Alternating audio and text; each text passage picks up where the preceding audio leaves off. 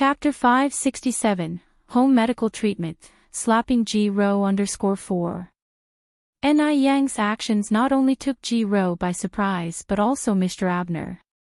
He never expected that Ni Yang would be able to strike back so beautifully in front of the powerful G-Ro. A person who can speak French so fluently mustn't have poor medical skills. You should know, French is one of the top 10 hardest languages in the world to learn. Even G-Ro, who had lived in F country for 7 or 8 years, only managed to learn it so fluently. Divine Doctor, please, come with me. To show his respect for Ni Yang, Mr. Abner still spoke in Chinese. Mr. Abner. G-Ro was not satisfied. Miss G, I think you should be clear about your status. While saying this neutrally, G-Ro shivered all over. What was her status? At best, she was just a senior assistant to Mr. Abner. Wang Yili glanced at G-Ro with a cold hum and walked straight past her. Wang Yizhong also showed no friendly face toward G-Ro. G-Ro's face was uglier than it ever had been before, but she had to suppress her anger and follow behind the group. She was eager to see what kind of abilities Ni Yang actually had. Mr. Abner's mother was staying on the 3rd floor. The bedroom was large, well-ventilated, and almost odorless. "This is my mother," said Mr. Abner, pointing to the middle-aged woman lying on the bed. Mr. Abner's mother was 47 years old. Her name was Georgia. Georgia was covered in tubes for life support. She didn't look frail like a typical patient, but was rather radiant. If it weren't for the tubes in her body, anyone would think she was healthy. Ni Yang had never seen such a phenomenon. It was Wang Yili's first time seeing Georgia. He turned his head to Wang Yizhong and said, "Strange, I've never seen a patient like this." Ni Yang didn't say much. Instead, she sat down beside Georgia and reached out her hand to feel her pulse, concentrating on her diagnosis. The only sound in the ward was the beeping of the heart monitor. After a while, Ni Yang slowly opened her eyes. Mr. Abner asked anxiously, "How is it?" "Divine Doctor, can my mother be saved?" His mother's illness had been going on for too long. Each day felt like torture to her. Seeing his mother like this, as a son, Mr. Abner was truly distressed. "Your mother is suffering from cold syndrome. Don't worry, it's not a serious illness," Ni Yang said lightly. Not a serious illness. George's illness had stumped both Western and traditional Chinese medicine practitioners, yet Ni Yang casually stated it wasn't a serious illness. Was she being overconfident? Even Wang Yizhong felt Ni Yang was being unreasonable. "Miss Ni, are you saying that you're confident you can cure Mrs. George's illness?" G-Ro asked. Yes, Ni Yang nodded. Even the professors of Western medicine in M country couldn't diagnose Mrs. George's condition, and yet you say it's not a serious illness. Do you believe you have more authority than the professors? Oh, I forgot to ask earlier, do you have a medical license? How many years have you been practicing medicine? G-Ro asked aggressively. Ni Yang laughed and said, "It's not that I'm better than foreign professors. Sometimes, some medical conditions can't be diagnosed with machines. Western medicine has its strengths, and so does traditional Chinese medicine. If traditional Chinese medicine was truly useless, it wouldn't have been passed down for 5,000 years in China, and you wouldn't be here." Ni Yang didn't mean to belittle Western medicine. This statement was made with great confidence and poise. If this had been a Western doctor, they probably wouldn't have this kind of tolerance. This is the legacy of 5,000 years of traditional Chinese medicine. G-Ro bit her lip. "Miss Ni, you're really good at avoiding the main point. I asked if you have a medical license." Ni Yang laughed and said, "Of course I have a medical license. Otherwise, I wouldn't be practicing medicine." Ni Yang pulled out a traditional Chinese medicine certification from her bag. Ever since she had successfully treated Immortality, Ni Yang had taken the time to obtain her traditional Chinese medicine certification. Now, she is a certified traditional Chinese doctor. This certificate couldn't be fake, could it? Ji Ro had some doubts but had nothing more to say. Ni Yang looked at Mr. Abner and asked, "Did your mother go to the mountains for a trip 2 years ago and come back with a serious illness?"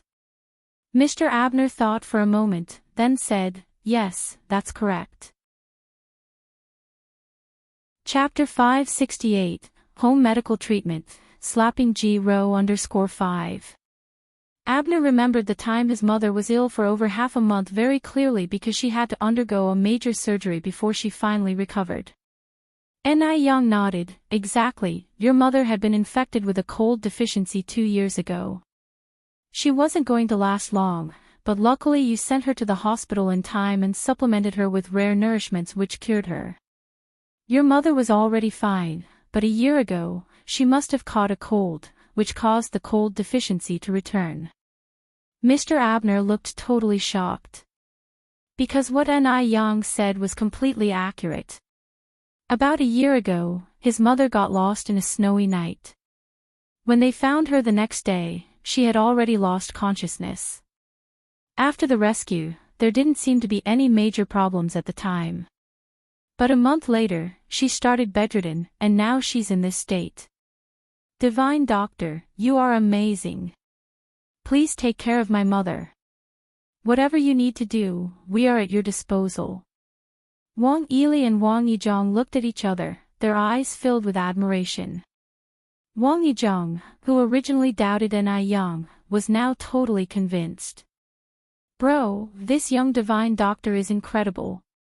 Wang Yili stroked his beard, proudly saying, "I told you long ago that Yang is amazing." Even though it was Ni Yang who diagnosed the disease, Wang Yili was happier than if he had diagnosed it himself. The least happy person here was Ji Ro. What was the yellow-haired girl proud of? She didn't believe Ni Yang could cure Georgia. Could traditional Chinese medicine really be that amazing? How is it possible? Ni Yang continued, "If you trust me, let's first remove all these chest drainage tubes, gastric tubes, oxygen tubes from your wife. Only then, I can proceed to the next step of treatment." All right, Mr. Abner nodded rapidly, yes, he'll listen to you. Klaus, go and call someone over quickly. All right. Klaus immediately went out to call people. Ni Yang took out a banknote, lowered her eyes to write a prescription, and handed it to Mr. Abner. "Get someone to buy these herbs, then decoct them into a medicinal soup." In a short while, Klaus ushered in the doctors. When they heard that Ni Yang wanted to remove the tubes from Georgia, they all opposed it. "Mr. Abner, currently your wife's life is being maintained by these tubes. If we remove them, your wife will die. Our Western medicine is so advanced and we still can't cure your wife's disease. How can traditional Chinese medicine do it with just their bitter concoctions? What you're doing isn't saving your wife, it's harming her." Hearing this, Ji Ro stepped forward. "Mr. Abner, I think what everyone said makes sense. Even though Miss Ni accurately identified your wife's ailment, it doesn't rule out the possibility that she had investigated it ahead of time. Given your prestigious status, who knows how many Chinese people want to curry favor with you." Ni Yang slightly frowned, "Looking down on your own compatriots like this, aren't you Chinese, sister?" "Of course I'm not Chinese." A gleam of triumph flashed in Ji Ro's eyes. She was now a citizen of country F. Ni Yang smiled faintly, "It's lucky that we're living in a time of peace. Otherwise, you'd certainly be seen as a traitor." "You?" Ji Ro was furious. "Did I say anything wrong?" Ni Yang raised her eyebrows slightly. "Sister, you owe traditional Chinese medicine an apology." Ji Ro carried herself with righteous indignation. "Traditional Chinese medicine is outdated and incompetent, and we're not allowed to say this. People like you will never understand the sophistication of Western culture, always sticking to obsolete ideas, spouting sweet words here, deceiving and cheating." Miss G is right. Mr. Abner, don't be fooled by this quack. The other doctors were also seething with anger. This young lady looked no more than a teenager. How could she possibly possess medical skills? Mr. Abner, traditional Chinese medicine emphasizes a bond between patient and doctor. We do not force our treatments on anyone. Since I do not have this bond with your wife, I'll make a move first. Please invite someone more capable. Ni Yang began to pack up her medical box, preparing to leave. Seeing Ni Yang stand her ground in such a way, oddly enough, the brothers Wang Yili and Wang Yizhong found it extremely satisfying. This is the style of traditional Chinese medicine should have. Begging and pleading is definitely not the style of traditional Chinese medicine. Let these folks from F country regret it.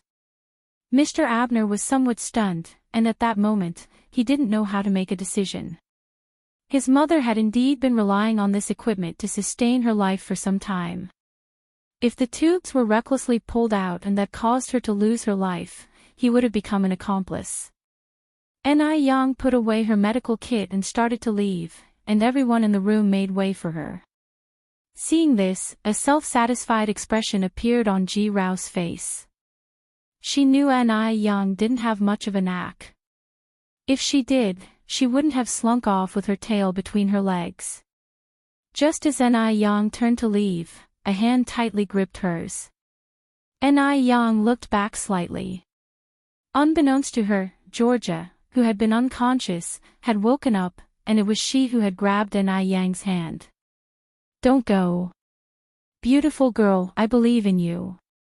Please, stay and treat me. Georgia's voice was extremely weak, but she held on to Ni Yang's hand tightly.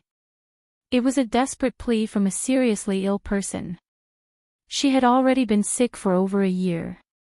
She had never encountered a doctor who could correctly diagnose her illness, nor had any doctor said that they could cure it. Ni Yang may be young, she was willing to take a gamble. If she won, she could survive. If she lost, she would just be dead. She wouldn't live much longer anyway, and rather than living in pain, she would be better off dead. Looking into George's dull eyes, Ni Yang couldn't bear to refuse and nodded, okay. Thank you. A pale smile appeared at the corners of George's mouth. Madam. You're being foolish. Ji Rou hastily walked forward. Shut up. This is not your place to speak. Georgia turned to look at Mr. Abner. Abner. Ji Rao's face whitened. Mom. Mr. Abner walked over to Georgia. Georgia continued, if anything unexpected happens during the procedure, it has nothing to do with this young lady. Please don't blame her. Because this is my own choice. She was already a dying person, and she absolutely could not involve others in her troubles before her death. Seeing Mr. Abner remaining silent, Georgia continued, Abner, promise me quickly. Mr. Abner nodded with difficulty, all right. I promise you. Ji Rou anxiously said, Mr. Abner, Madam has lost her ability to think clearly, but you must not be confused. Mr. Abner sighed, stop talking, I respect my mother's wishes. He finished speaking and bowed deeply to Ni Yang, Divine Doctor, we're counting on you. Ni Yang didn't say much, she turned to look at Wang Yili and Wang Yizhong, would the two of you mind assisting me? Of course. Wang Yili and Wang Yizhong immediately stepped forward. It didn't take long for the three of them to remove all the tubes on George's body. As soon as the tubes were removed, it seemed as though all of George's strength had been drained. Her head slumped to the side, and she immediately closed her eyes. Wang Yili slightly furrowed his brows, checking George's breathing. Suddenly, his face turned white and he looked at Ni Yang, whispering, she seems to have stopped breathing. Ji Rou only wished to stir up trouble and shrieked, how can she stop breathing? Miss Ni, didn't you say your medical skills were good and that you could cure Madam? At this point, Ji Rou looked at Mr. Abner, adding fuel to the fire. Murdering compensates life. Mr. Abner, you must hold Miss Ni accountable. Ni Yang had embarrassed her many times, of course, she needed to take revenge. Even though Georgia had said she wouldn't hold Ni Yang responsible while alive, but how trustworthy could the words of a sick person be? Moreover, there were no written agreements. Now, it would be her word against the dead. Chapter 569, Insane Slapping. _1 Thinking about Ni Yang's impending prison sentence, Ji Rao's heart was filled with exhilaration. Mr. Abner's face immediately turned pale. His legs buckled, and he looked like he was about to collapse on the ground. Just then, a fair hand grabbed his wrist. There's nothing to worry about. From a medical perspective, your wife is merely in a state of apparent death. Her voice was soft and bland, but it was having a calming effect on him. The temperature of Mr. Abner's body finally began to rise slowly. Apparent death? Impossible. My wife is clearly dead. Ji Rao argued. Mr. Abner, don't listen to her absurdities. Ni Yang glanced at Ji Rao and smirked. It appears that you desperately want your wife to die. On hearing those words, Mr. Abner slightly furrowed his brow, his eyes full of displeasure as he looked at Ji Rao. Ji Rao also quickly realized her mistake and immediately corrected herself. Mr. Abner, I didn't mean that. I'm just overly worried and anxious. She was clearly dead. Could Ni Yang bring somebody back to life? Ji Rao bit her lip, anxious to see how Ni Yang would handle the situation. Mr. Abner's face had finally eased a little. Ni Yang turned to Wang Yili and Wang Yizhong. Do you have the acupuncture kits? Yes, they both nodded. It is said in the Qian Jin Fang that each acupuncture point has its implications. Let's start acupuncture on your wife now. Lord Wang, you are in charge of the Tianshu acupoint and above. It should be 3-finger widths in. Lord Wang II, you're responsible for the points below the Tianshu acupoint. The Shuahai acupuncture's point should be 3-finger widths down. The ancient people had named each of the meridian points on the human body for a reason. Acupuncture had been passed down for thousands of years. As long as the needle is inserted correctly, and the meridians are unblocked, the illness should be half cured. Hearing this, Wang Yili and Wang Yizhong proceeded with the acupuncture without any hesitation. If Ni Yang said that Georgia was not dead, then there must be a reason for it. The Western doctors stood there, their faces filled with astonishment. Although they frequently performed surgeries in Western medicine, they really hadn't seen acupuncture before. Could this really work? A few of them started to whisper amongst themselves. Ni Yang didn't care about them. She inserted the last silver needle into Georgia's Baihui acupoint. She was wearing a white long-sleeved cheongsam. Her pure black border complemented her radiant black hair perfectly. Her slender wrist, as delicate as white lotus root, fell from the sleeve. Her slender fingertips rotated the silver needle slowly. She appeared focused and serious. One of her hair strands slid over her cheek. The interplay of white and black created a beautiful scenery. Even without makeup, her beauty was breathtaking. Ji Rao looked down at her own cheongsam and felt a nameless inferiority complex. Ji Rao had a typical face for a woman from the water towns in the south of the Yangtze River, making her a perfect match for a cheongsam. She never envisioned someone else would look better in a cheongsam than her. It felt as if something that originally belonged to her had been stolen. If a girl like Ni Yang were to get a chance to shine, she would soar high in the sky. Therefore, she could not allow Ni Yang to turn her fortunes around today. Ji Rao clenched her fingers. Mr. Abner, you— Ji Rao was just about to say something but was interrupted by Mr. Abner. Miss Ji, you're tired. You should go rest. Is Mr. Abner intending to shield Ni Yang? Ji Rao squinted her eyes. Although she was unhappy, she had no choice but to leave. Ni Yang's treatment continued. The more Ji Ro thought about it, the more uncomfortable she got. She couldn't let Ni Yang get away with such a crime. She walked out of the manor, arrived at the public phone booth, and dialed a number. Hello, is this the police station? A quack doctor has taken a life at Wanqing Manor. The detailed address is. After she hung up the phone, a satisfied smile curled up on Ji Rao's lips. There was no escape for Ni Yang now. A life had been lost after all. The police were quick to arrive.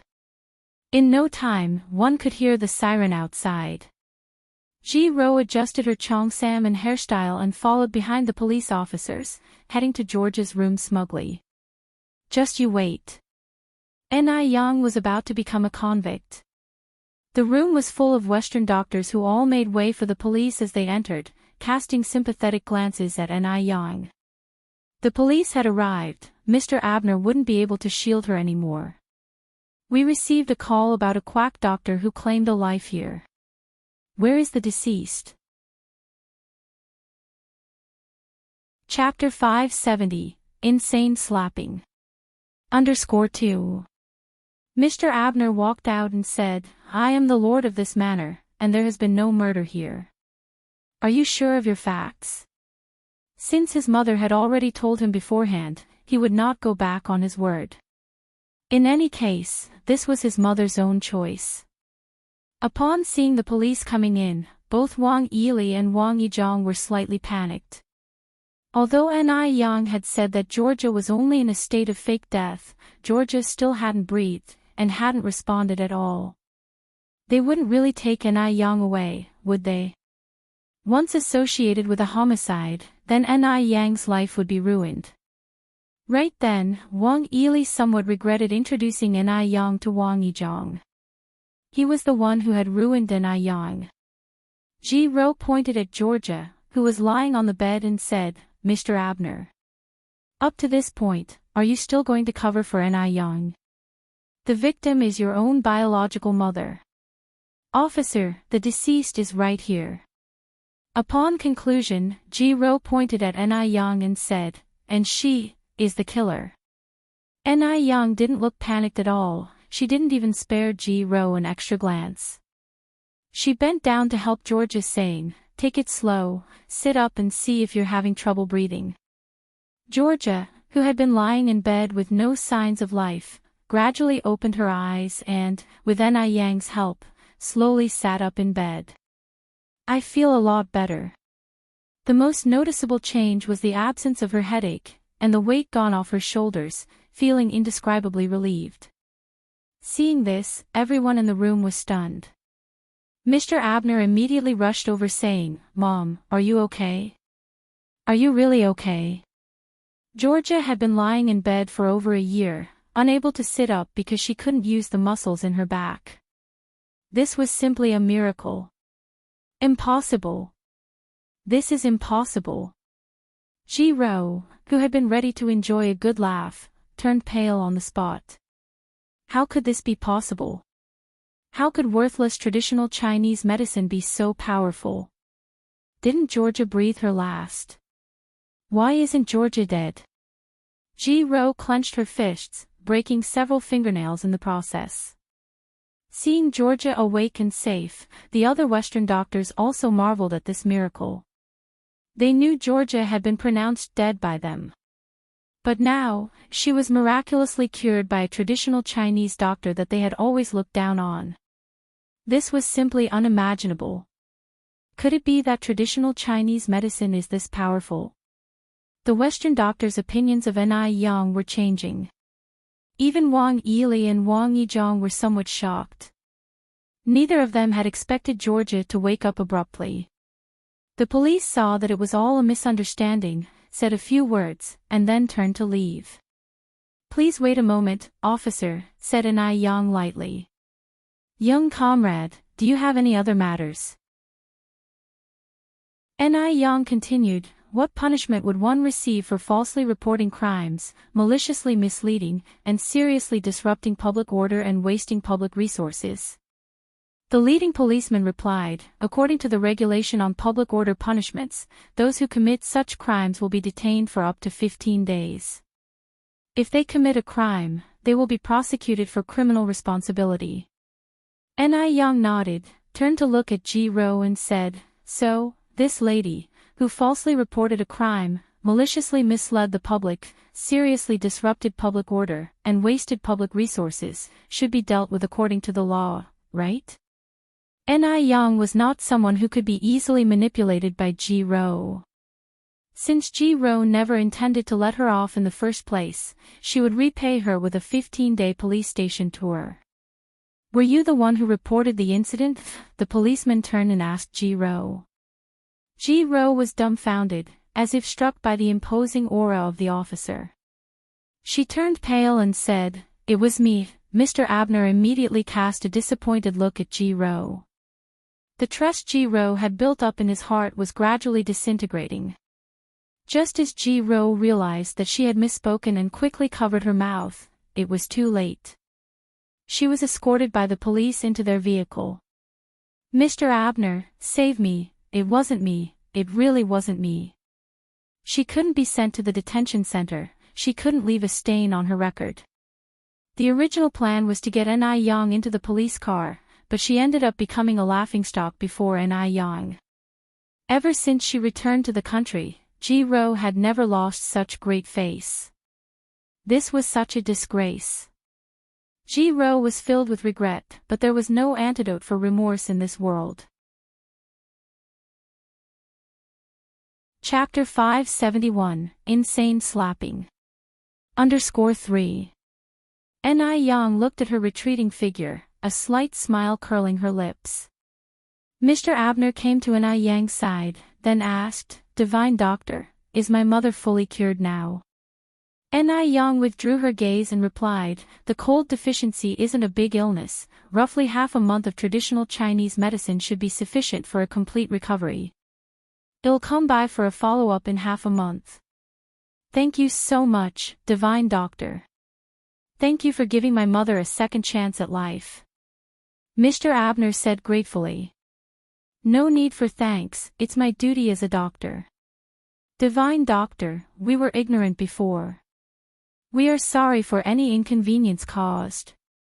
Several Western doctors came forward and bowed their heads in apology to Ni Yang. They had underestimated traditional Chinese medicine from the start. Ni Yang responded straightforwardly, Chinese and Western medicines each have their strengths, I only treat the diseases I am skilled to. I turn to you for advice when I encounter stubborn diseases. I believe the best approach integrates both Chinese and Western medicine, making good use of each other's strengths. We shouldn't stereotype different cultures. In her actions, she constantly embodied the essence of a great nation. The Western doctors couldn't help but hang their heads in shame, submitting under her words. Seeing the Western doctors apologize to Ni Yang, Wang Yili and Wang Yizhong felt extremely proud. In an era dominated by Western medicine, finally, someone has turned the table for them. It's not easy to make these Western doctors bow their heads. And Ni Yang's argument was valid. Chinese medicine has its advantages, and so does Western medicine, neither is overlapping the other. If these two could be utilized in conjunction, it would surely benefit humanity even more. Mr. Abner's eyes filled with admiration. Although this young girl didn't seem aged, her understanding far surpassed her years. She emanated a kind of beauty refined by time itself. The Western doctors then asked, can we ask you a few questions? Of course. Ni Yang nodded, delicately answering the questions posed by them. Wang Yili and Wang Yizhong unconsciously joined in, discussing medical knowledge, and they ended up sitting down together to discuss the details in the medical office of the manor. Georgia held Mr. Abner's hand and said, you must properly thank the Divine Doctor. Mr. Abner nodded, don't worry, I will. At noon, Mr. Abner grandly entertained them. Ni Yang made an agreement with him to come for a follow-up visit after 15 days. After the meal, Ni Yang followed Wang Yizhang's car to the city center. Second grandfather Wang, you can drop me off here. Wang Yizhang was surprised. Yang, aren't you going home? Ni Yang smiled lightly. I have some stuff to do. I won't be going home just yet. You and grandfather Wang can go first. Alright then, Yang, take care, well go first. Wang Yizhang said. Hum. Ni Yang waved goodbye to them. Goodbye, grandfathers. Goodbye. Ni Yang arrived at the Xinhua bookstore, bought a few basic English textbooks, and picked up some English tapes, along with a tape recorder. At that time, the tape recorder was portable but bulky and extremely expensive. A tape recorder would cost 38 yuan, which was nearly a month's wage for some people. Most families couldn't afford it. After leaving Xinhua bookstore, Ni Yang went to the vegetable market to buy some vegetables. She was a regular customer of the vegetable stall owner. This time she bought over 500 kilograms of vegetables, and the stall owner would directly deliver them to her doorstep. After all, 500 kilograms of vegetables cost 25 yuan. Usually, even half a month's sale wouldn't total up to that. Following this, Ni Yang also bought some beef and mutton, before heading home. When she arrived home, the vegetables had already been delivered by the stall owner. Ni Tsuehua and a few other village women were washing the vegetables. The vegetables were to make pickles. Ni Tsuehua alone couldn't finish washing over 500 kilograms of it, so each time they bought vegetables for pickling, temporary laborers were hired from the village to help. Temporary labor cost 2 yuan a day, and everyone was very eager to work. After washing the vegetables, Ni Yang handed the tape recorder and English books she bought to Ni Tsuehua. Mom, these are for you. What's this? Ni Tsuehua was a bit curious. These are English textbooks and a tape recorder to help you learn English. Ni Yang responded. Ni Tsuehua was amazed. So this is a tape recorder. How do you use it? I'll show you. Ni Yang plugged in the recorder, inserted a tape, and soon a standard American English accent flowed from the recorder. Chapter 572, Insane Slapping. _4. You speak so well. Ni Tsuehua flipped open her English book to the first unit, starting to learn alongside. As Ni Tsuehua had spent some time in M country, her pronunciation was quite accurate, and the English book that Ni Yen bought contained Chinese explanations, which made learning easier for Ni Tsuehua. With a smile, Ni Yen said, Mom, your English is great. You don't need to worry about the household chores anymore, just focus on learning English. Learning another language was not a bad thing for Ni Tsuehua. Ni Tsuehua said, there's not much to do around the house. I can learn and work at the same time. Studying won't delay anything. When Ni Tsuehua was learning English, little Ni Yun was also mimicking behind her, making babbling sounds. Quite expressive indeed. Time flew quickly, and soon it was the beginning of the month. Today was the day when Li Ronghua was invited to her boyfriend's house. Her boyfriend's name was Zhou Wenhua. True to his name, he was a man of education. Although he had to retake university several times before finally getting in, at least he managed to graduate from a second-tier school.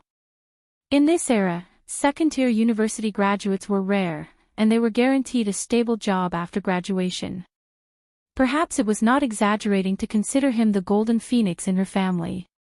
Zhou Wenhua was always the pride of Li Ronghua. Though she didn't even graduate from junior high school, but her boyfriend was really something. Last week, Zhou Wenhua went to Guangguan for a trip. He was arriving today, so Li Ronghua purposely rode ahead to the train station, ready to pick him up. Li Ronghua had waited at the exit for a long time but didn't see Zhou Wenhua. Suddenly, something caught her eye.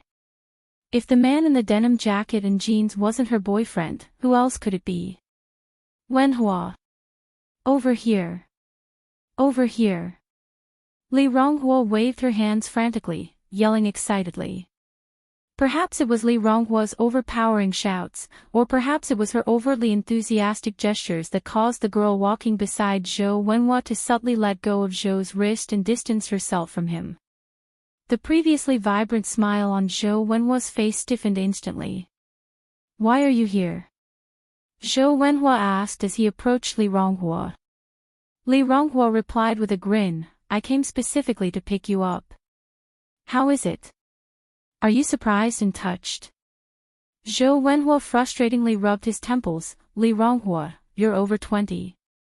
You're not a child anymore, can you please stop acting so immature?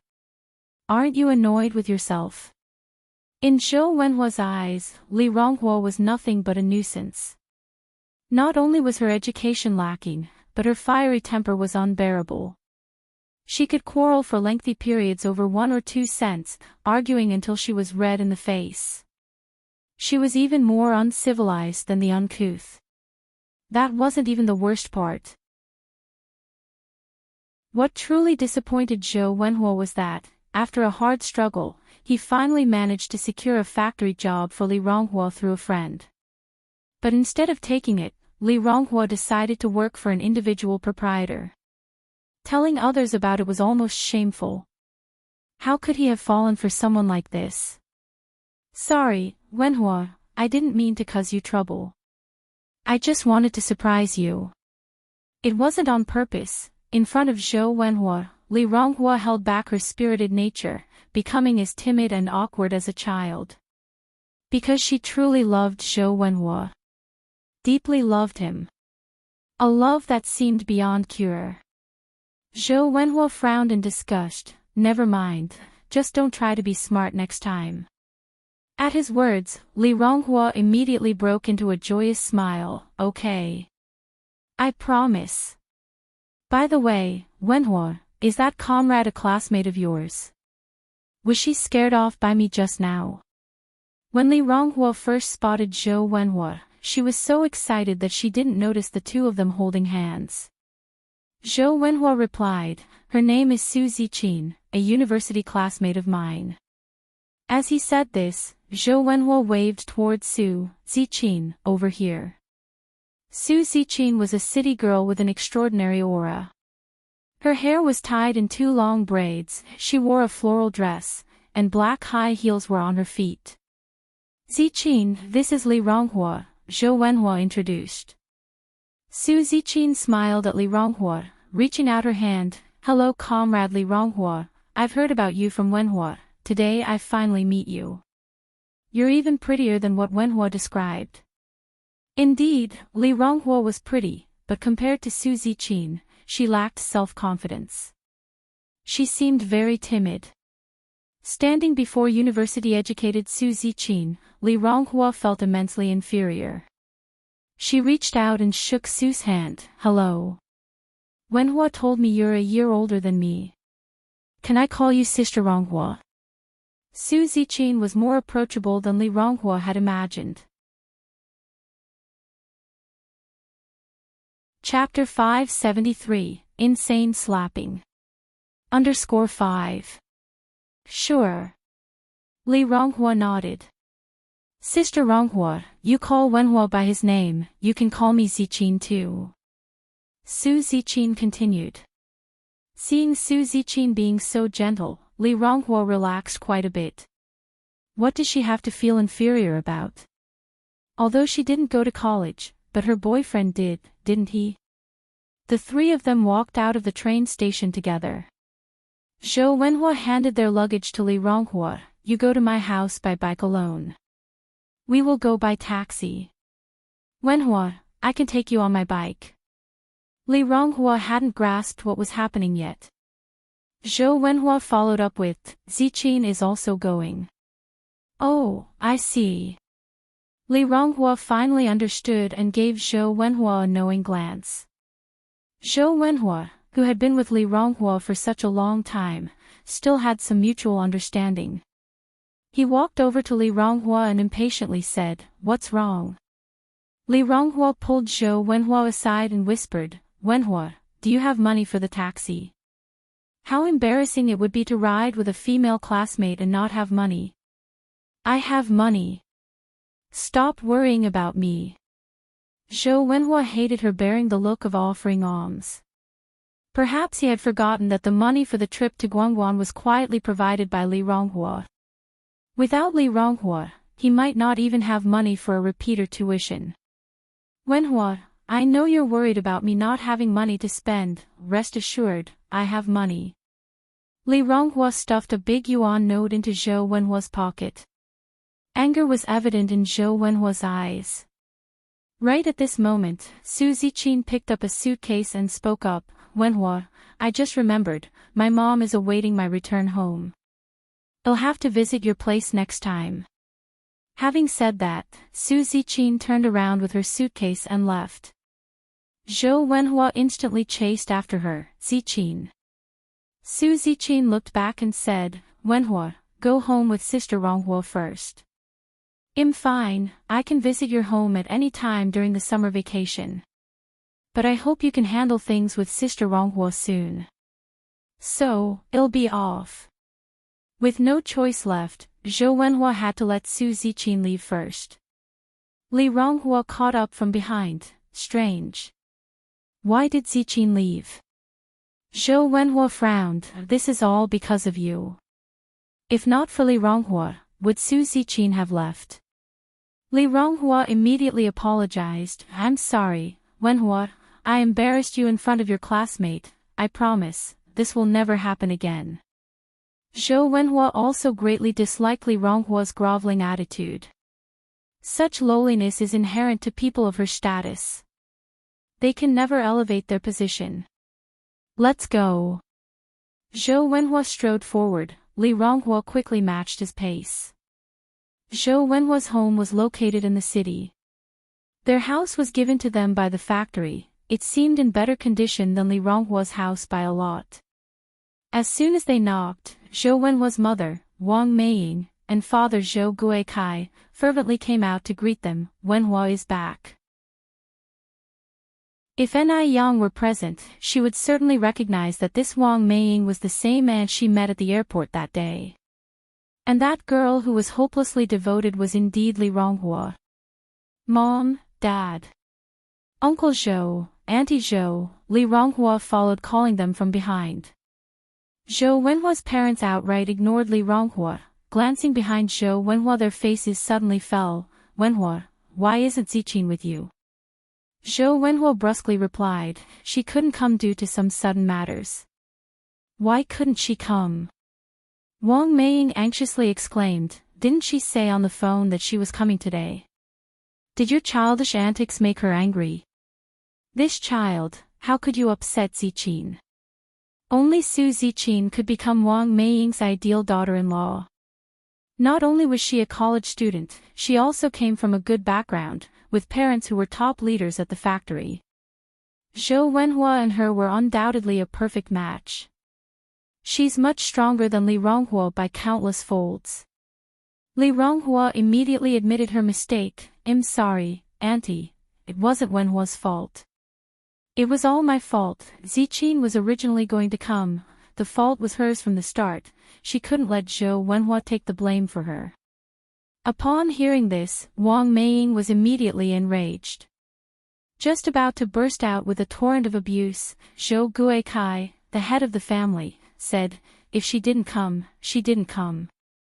Come on in. Don't stand outside. At the same time, Zhou Guikai subtly pulled Wang Meiying's hand. Only then did Wang Meiying suppress her anger. In the living room, the food was already set on the table. The dishes were very rich, with braised pork, roasted duck, and chicken soup, all filling the table.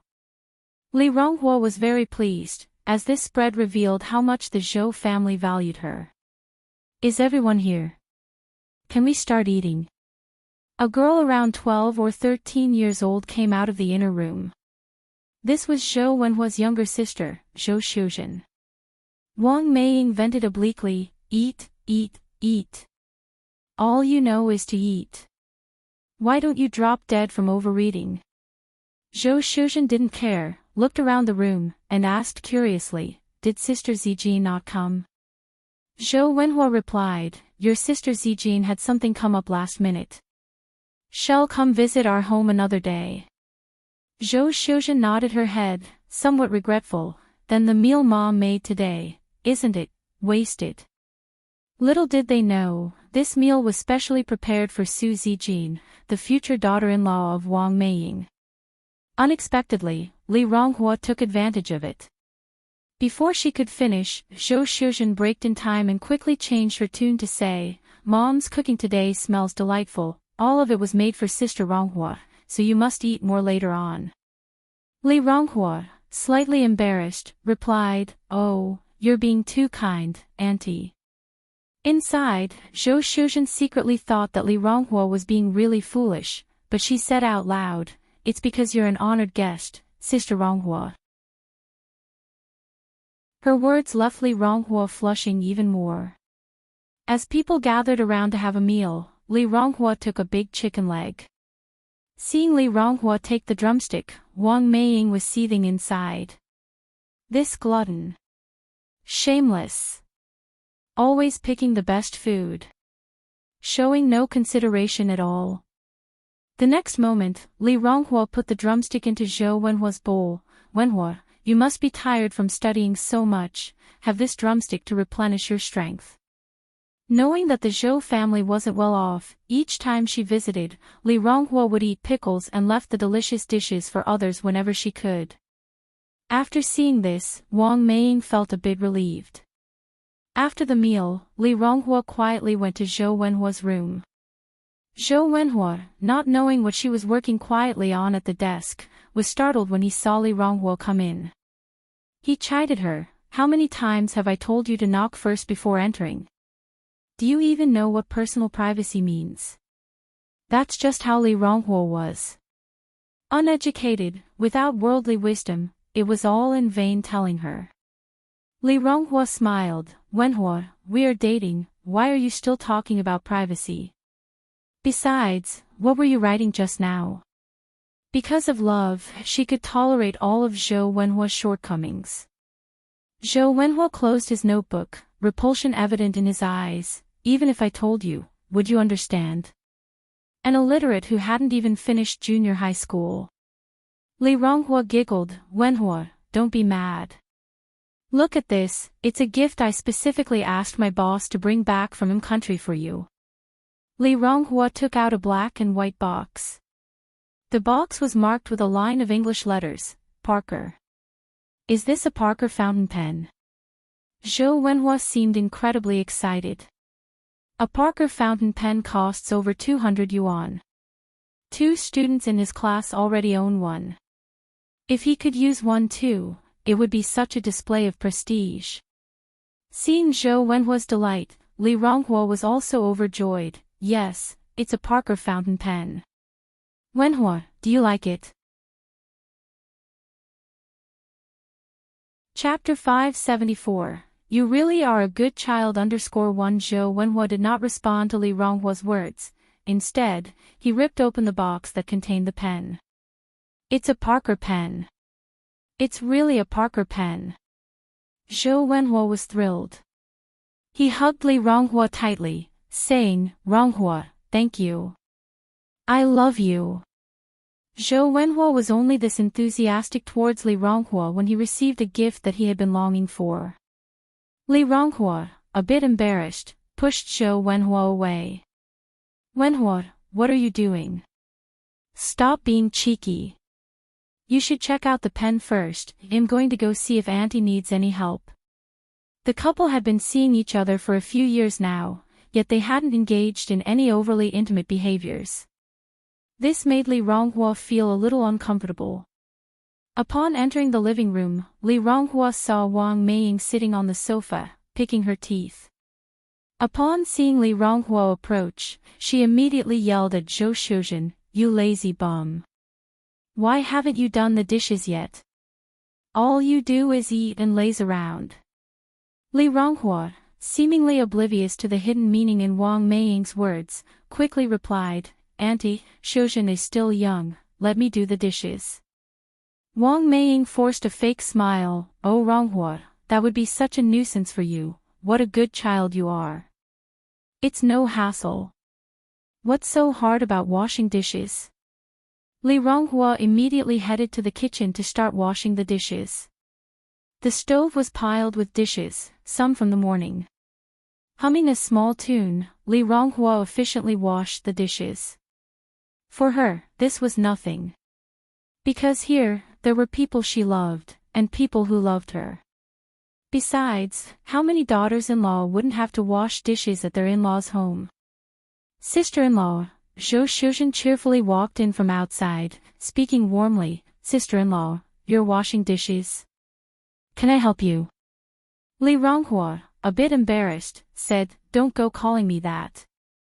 Zhou Shuzhen replied, anyway, you're going to be my sister-in-law sooner or later. Plus, I only call you that when others aren't around. Sister-in-law, let me help you. It's too much for you to do alone. Li Ronghua laughed, it's okay, you can go out and play. Zhou Shuzhen looked at Li Ronghua, wanting to say something but stopping herself. Humming her tune, Li Ronghua didn't notice Zhou Xiaoshen's strange behavior.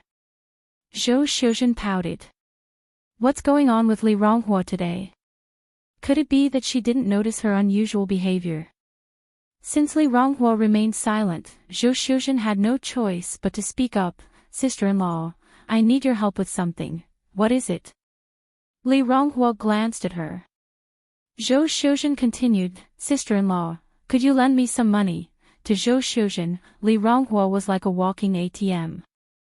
Just like a fool, she could be easily tricked every time. Of course. Li Ronghua wiped her hands on her apron and without hesitation, pulled out some coins from her pocket and gave them to Zhou Shuzhen. Here you go.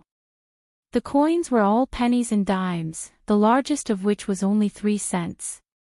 Added together, they didn't even amount to 30 cents. Zhou Shuzhen complained somewhat contemptuously, isn't this too little? Sister-in-law, could you give me some more? Li Ronghua said, what does a kid like you need so much money for? Sister-in-law, please, you're my own sister-in-law. I'm not asking for much, just 2 yuan will do. Zhou Shuzhen was Zhou Wenhua's only sister and her future sister-in-law. Naturally, she couldn't defend her future sister-in-law. Li Ronghua nodded, all right. I'll give it to you. You're the best, sister-in-law. Zhou Shuzhen was very happy. After taking the money, Zhou Shuzhen ran out of the kitchen. Once Li Ronghua had finished the dishes and left the kitchen, Wang Meiying instructed Zhou Shuzhen to do the laundry. In the end, the person doing the laundry turned out to be Li Ronghua. The laundry had been piling up for days. By the time Li Ronghua had finished washing the laundry, it was already past 5 in the afternoon. Uncle, Auntie, it's getting late, I should go home. Chapter 575, Extremely Proud, Comparison, One More, _1 Wang Meiying feigned politeness and said, Ronghua, let Wenhua take you home. No need, Li Ronghua refused, Wenhua is reading. We better not disturb him. Wang Meiying smiled and said, Ronghua, you're such a good kid. Li Ronghua, slightly embarrassed, said, I'm just doing what I should do. With that said, Li Ronghua left on his bike. Watching Li Ronghua's retreating figure, Wang Meiying spat on the ground and muttered, Paw! What a piece of trash! A shameless beggar! After Li Ronghua left, Zhou Wenhua emerged from the room. He had been pretending to read to avoid Li Ronghua. Zhou Guikai and Wang Meiying were sitting at the table. Zhou Wenhua resumed, Mom, Dad, I want to break up with Li Ronghua as soon as possible. Why? Zhou Guikai asked, surprised. Impatient, Wang Meiying asked, did Zijin ask you to break up as soon as possible? In reality, Su Ziqin was already with Zhou Wenhua. Zhou's parents were very pleased with their prospective daughter-in-law. Zhou Wenhua continued, Zijin understands me. She also sympathizes with Li Ronghua and agrees to give me time to handle this. But I just can't stand it anymore. Every minute with Li Ronghua is torture. He had nothing in common with Li Ronghua. When he said one thing, Li Ronghua could manage to twist it to something else. Sometimes her responses were entirely unrelated. He was really fed up. No way, you can't break up with Li Ronghua for the time being. Zhou Guikai spoke up. Right, I don't agree either. Why? Zhou Wenhua looked at his parents incredulously. Mom, Dad, don't you dislike Li Ronghua too? Yes, we certainly don't like Li Ronghua. Zhou Guikai nodded. Impatiently, Zhou Wenhua asked, then why won't you let me break up with her? The sooner he broke up, the sooner he'd be free. Because of Li Ronghua, he couldn't openly introduce Su Zijin to others. He could only say that Su Zijin was his classmate, which resulted in Su Zijin suffering a lot. Wang Meiying continued, you and Zijin are dating, eating, going to the movies, buying clothes, doesn't all of that cost money? You certainly can't use Zijin's money. Our income is not substantial, and with your brother and sister still studying, when you really break up with Li Ronghua, where will the money come from? To their family, Li Ronghua was like a free ATM. Without Li Ronghua, their life wouldn't be as comfortable. Regardless of the job Li Ronghua was doing, she gave all her money to their family without reserving a cent for herself. Sometimes, Li Ronghua would even give money from her own parents to Zhou Wenhua. Zhou Wenhua frowned, am I supposed to rely on a woman to support me? Zhou Wenhua was poor but proud. He didn't want to be tagged as one living off a woman. If his classmates heard about it, how would he save face? Zhou Guikai glanced at Zhou Wenhua, now is not the time for you to act bravely. There are countless examples of men having multiple wives in ancient times. If a woman is willing to give you money, that's because of your own ability. Hearing this, Wang Meiying immediately echoed, exactly. Your father is absolutely right. Does the guy next door, Guzi, have such ability? I've heard from the matchmaker, his mother introduced him to so many girls, not one of them liked him. When Wang Meiying said this, she appeared extremely proud. Could she not be proud of having such a capable son? Not everyone had the fortune to have such a capable son. Zhou Wenhua's vanity was slowly filled by his parents' words. Yes. Li Ronghua willingly gave him money, but he had never asked her for a cent. As for the money that came unasked, why wouldn't he accept it? Zhou Wenhua nodded, fine, I'll listen to you. But Mom and Dad, dragging this on forever isn't viable either, it's not fair to Zijin. Su Zijin was an innocent young girl, she couldn't just blindly follow him around. Like this. Wang Meiying's eyes twinkled, I'll think of a way for you. So you can have money to spend, and also break up with Li Ronghua. Deal. The courtyard of the Ni family. In the evening, the courtyard was filled with the rich aroma of food, and the house was filled with laughter. After these days of hard study, Cuehua had managed to learn quite a lot of English. At the moment, she was practicing English conversation with Yang Yang. Chengue said with a smile, Yang Yang's mom, you're amazing. It seems that I should learn from you. Cuehua humbly replied, oh come on, I'm just doing it for fun. Chengue continued, I'm just joking around, if I actually had to do this, I definitely wouldn't have the patience. She was over 40. Where would she have the mood to study this? She didn't have the steadfastness and perseverance of Cuehua. Cuehua was the kind of person who thirsted for knowledge, and was very smart. Chengue continued, Yang Yang's mom, you never wanted to go to school when you were younger, if you had, you would have gone to university a long time ago. Also, Cuehua had a certain quality about her that was not ordinary, perhaps it was because of her years living as a peasant woman, it had concealed this quality. After coming to Beijing, as she broadened her horizons, the concealed quality slowly began to emerge. Now, you could hardly see any trace of her past in Suihua. If you were to say that she was the rich daughter of a wealthy family, people would believe it. Suihua chuckled and said, Sister Chingue, you sure know how to flatter. How am I as brilliant as you say? You're much smarter than I am. The two started to exchange compliments. Over at the Li family. When Li Ronghua came back, the Li family were having dinner. Han Shaoqin looked at Li Ronghua. Ronghua, how did your visit to Wenhua's go today? What did his parents say? What did they say? Li Ronghua looked at Han Shaoqin with some confusion. Han Shaoqin just spread it out and said, Ronghua, you and Wenhua are not getting any younger, especially for girls of your age who can't afford to wait. What did Wenhua's parents say? When do they plan to come and propose? Han Shaoqin was quite satisfied with Zhou Wenhua as a son-in-law. After all, Zhou Wenhua was a college student. From any perspective, Li Ronghua was marrying above her class. Li Ronghua was already 22 this year. In the countryside, she would be considered an old maid. Usually at her age, they would already have several kids.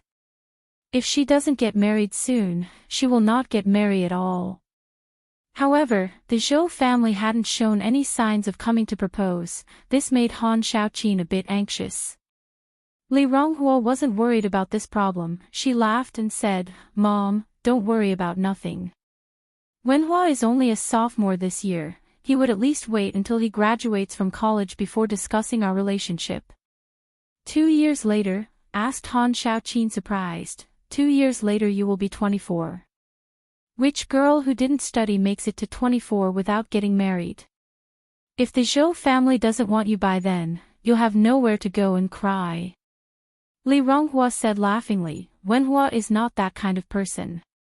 She had known Zhou Wenhua for so long, she firmly believed his character. Han Shaoqin said, back then, Qin Xianglian also didn't believe that Qin Shimi was an ungrateful man who abandoned his wife and children. But what happened in the end? What was Qin Xianglian's fate? Li Ronghua helplessly replied, Mom, you're going off track. How can you compare Wenhua with Qin Shimi? People are hard to read. I think Zhou Wenhua might not be such a good guy. Gooden chimed in. Gooden really didn't like Zhou Wenhua. He always felt that Zhou Wenhua was a bit dismissive of their family. Every time he came, he would refuse even a sip of water, acting as if he was some kind of golden phoenix. And yet his parents and sister really liked him. Li Ronghua glared at Gooden, go away. What do you, a child, know about this? What Zhou Wenhua? Is Zhou Wenhua a name you can say? He's your future brother-in-law. Gooden shook his head, Li Ronghua, if only you were half as smart as Sister Ni Yang, then I wouldn't have to worry. Li Ronghua couldn't be bothered with Gooden. Gooden continued, just look at the boyfriend that Sister Ni Yang is dating, he's so good. Every time he comes, he does chores for her family, washing dishes, installing pipes, he even dug a ditch for her last time. But look at Zhou Wenhua, what has he ever done for us? Every time he comes, he's so picky. Chapter 576, Can't lag behind, 2 more updates, _1 Gooden is a child. His perspective did not encompass the complexity and apprehensions that adults possess, hence, he sees things more clearly and transparently. Li Ronghua said, your brother-in-law is an intellectual, he is destined to have a stable job, to work in an office. How could he do such grueling work? Gooden retorted, but Xiaomo's family is rich. How could Zhou Wenhua's family compare to Xiaomo's? Hearing this, Han Shaoqin and Gooden's father's expressions changed. No one had mentioned this before, and they had not felt anything. But now that Gooden has mentioned it, it seems like Zhou Wenhua does look down on their family. Gooden's dad exhaled a puff of dry smoke. Xiaomo is indeed an exceptional child. Each time he sees us, he is always polite. Zhou Wenhua, whenever he sees people from the village, it's as if he wishes he could hold his head high in the clouds, let alone offer a greeting. Li Ronghua disagreed. Different people have different personalities. Wenhua is not a talkative person by nature. Han Shaoqin frowned, then said, Ronghua, you should go talk to Wenhua's family about this matter tomorrow. If they do not show some sincerity, let them pay back all the money that you have subsidized for him over the years, and let's just forget about you too. Li Ronghua is beautiful. There's no worry that she won't be able to get married. Why should she have to stick to Zhou Wenhua? Gooden's dad added, your mom is right. If their family is not sincere about this, let's drop it. No way. How could this be possible? Wenhua is only a sophomore this year, aren't you all intentionally making things difficult for him? Mom, Dad, how could you? Li Ronghua was extremely unhappy with her parents' decision. Your dad and I are doing this for your own good. Han Shaoqin continued. Gooden is right. I suspect that Zhou Wenhua does look down on our family. Otherwise, he would not have been so indifferent all these years without giving you a title. As for their parents, they haven't even shown their faces from beginning to end. I don't think they value you at all. I don't want to argue with you. Li Ronghua slammed down her chopsticks and stormed into the house in a huff. Look at this child. You've spoiled her. What a temper.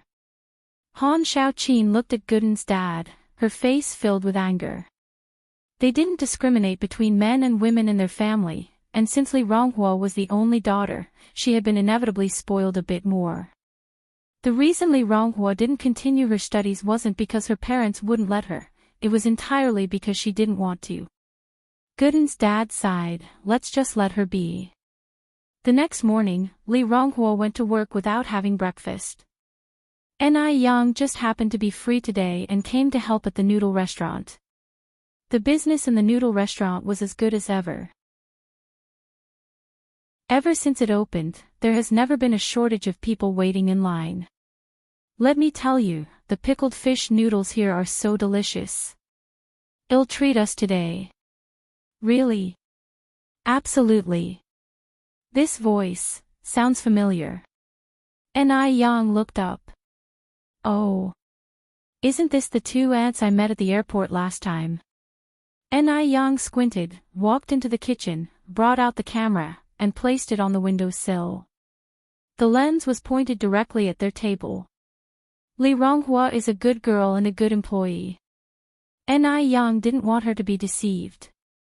Although he is not sure whether or not this woman is Li Ronghua's boyfriend's mother, Ni Yang does not want to miss the opportunity for Li Ronghua to see the truth. After he had put the camera on the windowsill, Ni Yang came over to the table. May I ask, what would you two like to eat?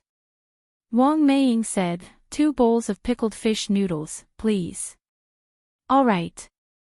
Ni Yang nodded, please wait for a moment. When Ni Yang brought the noodles to the table, Wang Meiying had already started boasting. She praised Zhou Wenhua to the skies. What counts as Li Ronghua?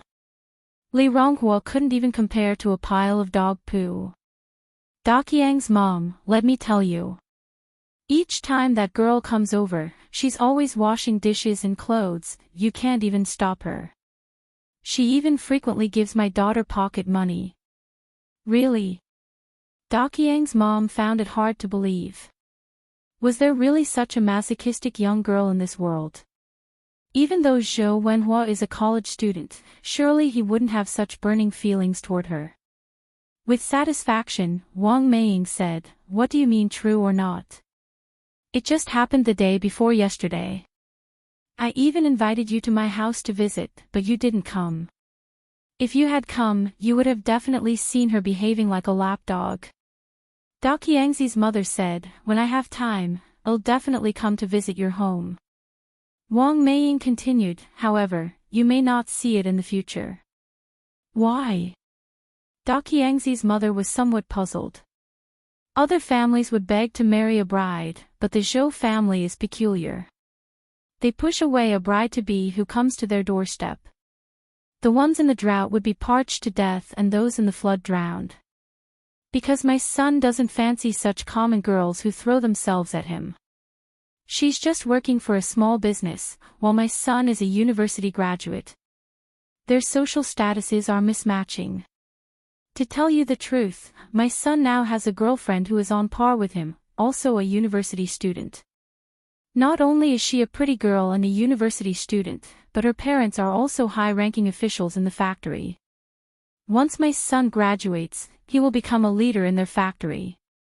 Da Qiangzi's mother asked, "So, are you saying Zhou Wenhua will break up with that girl?" "Yes," Wang Meiying said, brimming with pride. Da Qiangzi's mother sighed. The benefit of education is undeniable.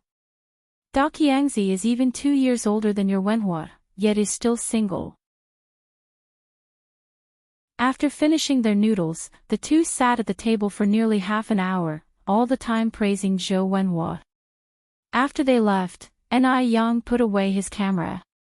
Li Ronghua's mood was somewhat complicated, and on top of that, she hadn't eaten breakfast, hence she felt a bit off. But when customers came, she still perked up. Icy Skin Jade is a high-end skincare product. Although there are not many customers, once a deal is struck, the transaction amount is usually around 100 yuan. Thanks to Li Ronghua's excellent selling skills, she managed to get 500 yuan in transactions just this morning. Add in commission and such, she makes more than 200 yuan in addition to her 300 yuan salary each month. "Sister Ronghua, there's a guy out there looking for you. Is he your boyfriend?" One of the employees walked over to Li Ronghua. Another employee giggled, "Sister Ronghua, your boyfriend is so handsome." Li Ronghua asked in surprise, "Really? Really?" Li Ronghua rushed to the entrance and indeed saw Zhou Wenhua standing there. "Wenhua."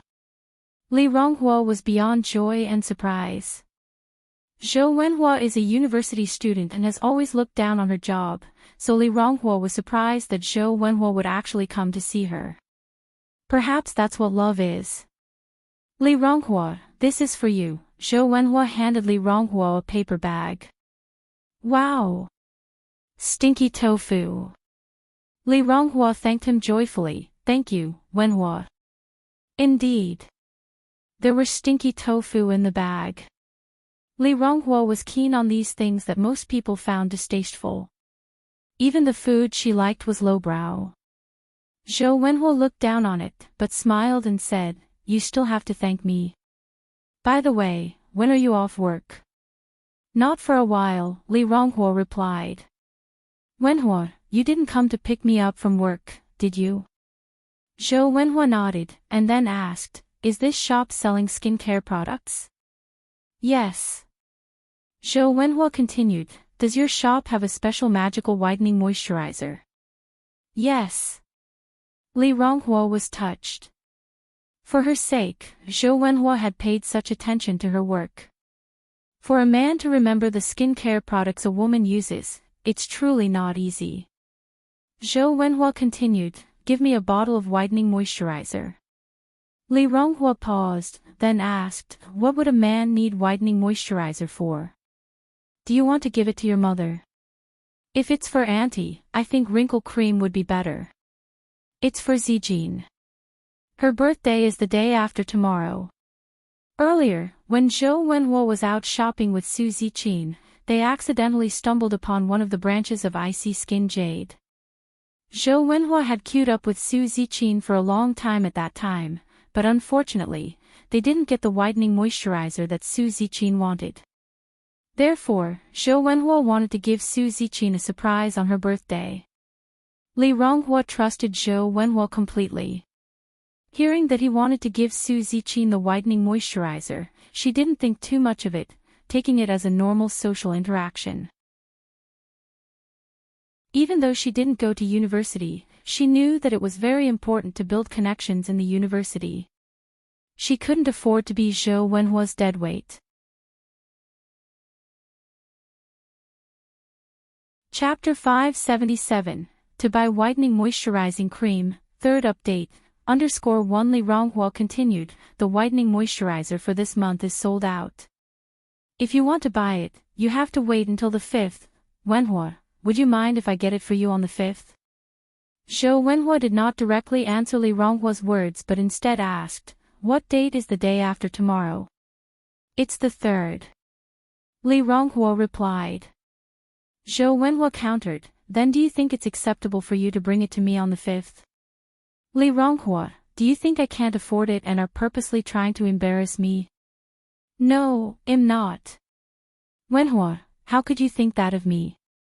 Li Ronghua hurriedly explained, the whitening moisturizer is extremely popular. It's snatched up as soon as it hits the shelves each month. If you give me some time, I'll see if I can find a workaround. Really? Zhou Wenhua's expression slightly softened. Li Ronghua continued, wait for me here. Then hurry up. Zhou Wenhua appeared impatient. Li Ronghua turned around and went inside the store. Xiaohe.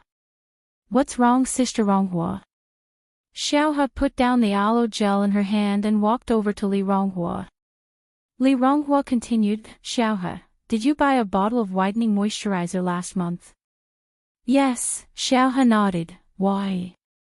Li Ronghua grabbed Zaihe's hand, Xiaohe, dear sister, can you do me a favor? Xiaohe was taken aback, then said, what favor? Sister Ronghua, just tell me directly.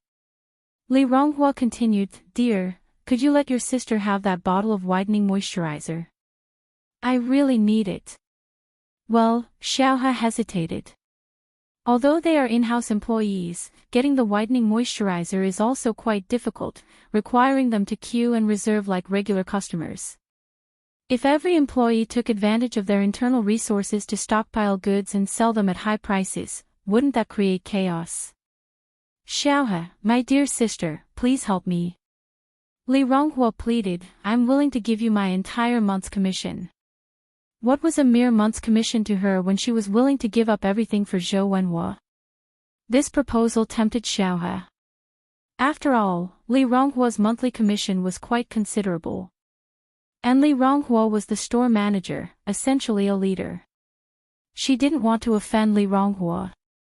Xiaohe continued, Sister Ronghua, we're colleagues. If you really want it, just give me half a month's commission. Really? Li Ronghua asked, surprised. Yes. Xiaohe continued, I'll go get you the whitening moisturizer. Thank you, Xiaohe. You're really like my own sister.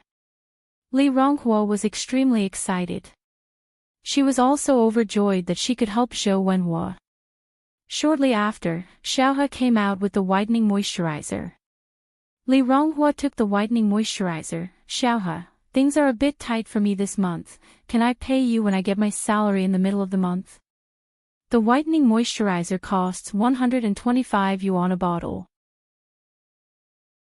Li Ronghua had used all this month's salary to help Zhou Wenhua. She had just spent 200 yuan on a single fountain pen. Where would she get the money to pay Xiaohe? Xiaohe laughed, it's all right, wait till the middle of the month. I'm not dependent on this money. Li Ronghua was the store manager here, so she wasn't worried about her running away. Li Ronghua came back outside with the whitening moisturizer in hand.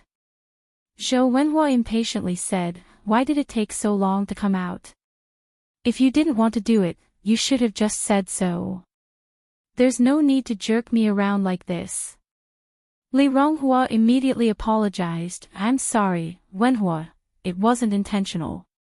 Hey, race your whitening moisturizer. Despite the groveling in front of Zhou Wenhua that felt deep to her bones, she didn't understand that a flower can never bloom out of dust. Zhou Wenhua took the moisturizer and asked, do you have money on you right now? This was the first time Zhou Wenhua had asked Li Ronghua for money up front. In the past, it had always been Li Ronghua voluntarily offering money to Zhou Wenhua. Hearing this, Li Ronghua quickly checked her pockets. Pulling out the only bill she had, she handed it to Zhou Wenhua. Here, this is for you. That's it. Zhou Wenhua slightly frowned. Li Ronghua, are you worried I won't pay you back later? Relax, once I graduate and start working, I'll repay you every cent. He was just temporarily broke. How petty of Li Ronghua. What can you do with 10 yuan? Li Ronghua replied, I only have this much on me now. How much do you need, Wenhua? Thinking of his mother's words, Zhou Wenhua said, I need 1,000. 1,000? Li Ronghua was taken aback. Wenhua, why do you need so much money? This is her salary for 4 months. She doesn't have that much money right now. Zhou Wenhua impatiently said, this is between us university students, you wouldn't understand even if I explained. Li Ronghua bit her lip, can your uncle and aunt help? My parents are getting on in years, and my younger siblings need to go to school. How could you expect me to ask them for money? Li Ronghua, if you don't want to give me money, just say it outright. Why beat around the bush and insult people? Wenhua, don't be angry. I didn't mean that, Li Ronghua said, I will go back and figure something out. When do you need it by? Li Ronghua's father is currently renovating a restaurant for Ni Yang. Han Xiaoqin works in Ni Yang's noodle restaurant, and there are many aloe vera roses growing at home. Their income is quite optimistic, so it shouldn't be difficult to put together 1,000 yuan. Tomorrow, Zhou Wenhua replied. Wang Meiying has planned for him. As soon as he gets this 1,000 yuan, he will find an appropriate opportunity to break up with Li Ronghua. He's had enough of this life. Li Ronghua, an illiterate, is entirely unsuitable for him. As for the money, Li Ronghua gave it to him willingly. He never forced her. Li Ronghua nodded, I'll deliver it to your school tomorrow after work. Although Zhou Wenhua is on summer vacation, he's staying at the university due to their lack of space at home. I'll come and get it. Zhou Wenhua wouldn't let Li Ronghua come to his school. If his classmates found out he had such a girlfriend, how embarrassing would it be? You're so tired from studying every day, let me deliver it to you. Zhou Wenhua frowned and said, if I say it's not necessary, it's not necessary. Why are you so annoying? Fearing that she would upset Zhou Wenhua further, Li Ronghua immediately said, okay, I won't go. When a woman is in love, she won't think that Zhou Wenhua was afraid of being embarrassed by her. Instead, she felt that Zhou Wenhua was being considerate, not wanting her to make the trip. Thinking this, Li Ronghua's heart filled with sweetness, as if she had eaten honey. I'm going now, Zhou Wenhua said next. Let me see you out. Li Ronghua followed Zhou Wenhua's footsteps. No need, go back, Zhou Wenhua said, his eyes filled with disdain. Wenhua, don't worry. I'll only walk a little bit, everything's fine at the store. Communicating with an illiterate person is exhausting. Zhou Wenhua took a deep breath, his eyes filled with impatience. After seeing Zhou Wenhua off to the mall, Li Ronghua returned to the store. After getting the brightening moisturizer, Zhou Wenhua immediately rushed to curry favor with Su Ziqin. When she got home from work, Li Ronghua discussed the matter of the 1,000 yuan with her parents. Han Xiaoqin said, Ronghua, are you silly? He doesn't even want to acknowledge us as family, and yet you promised to give him 1,000 yuan.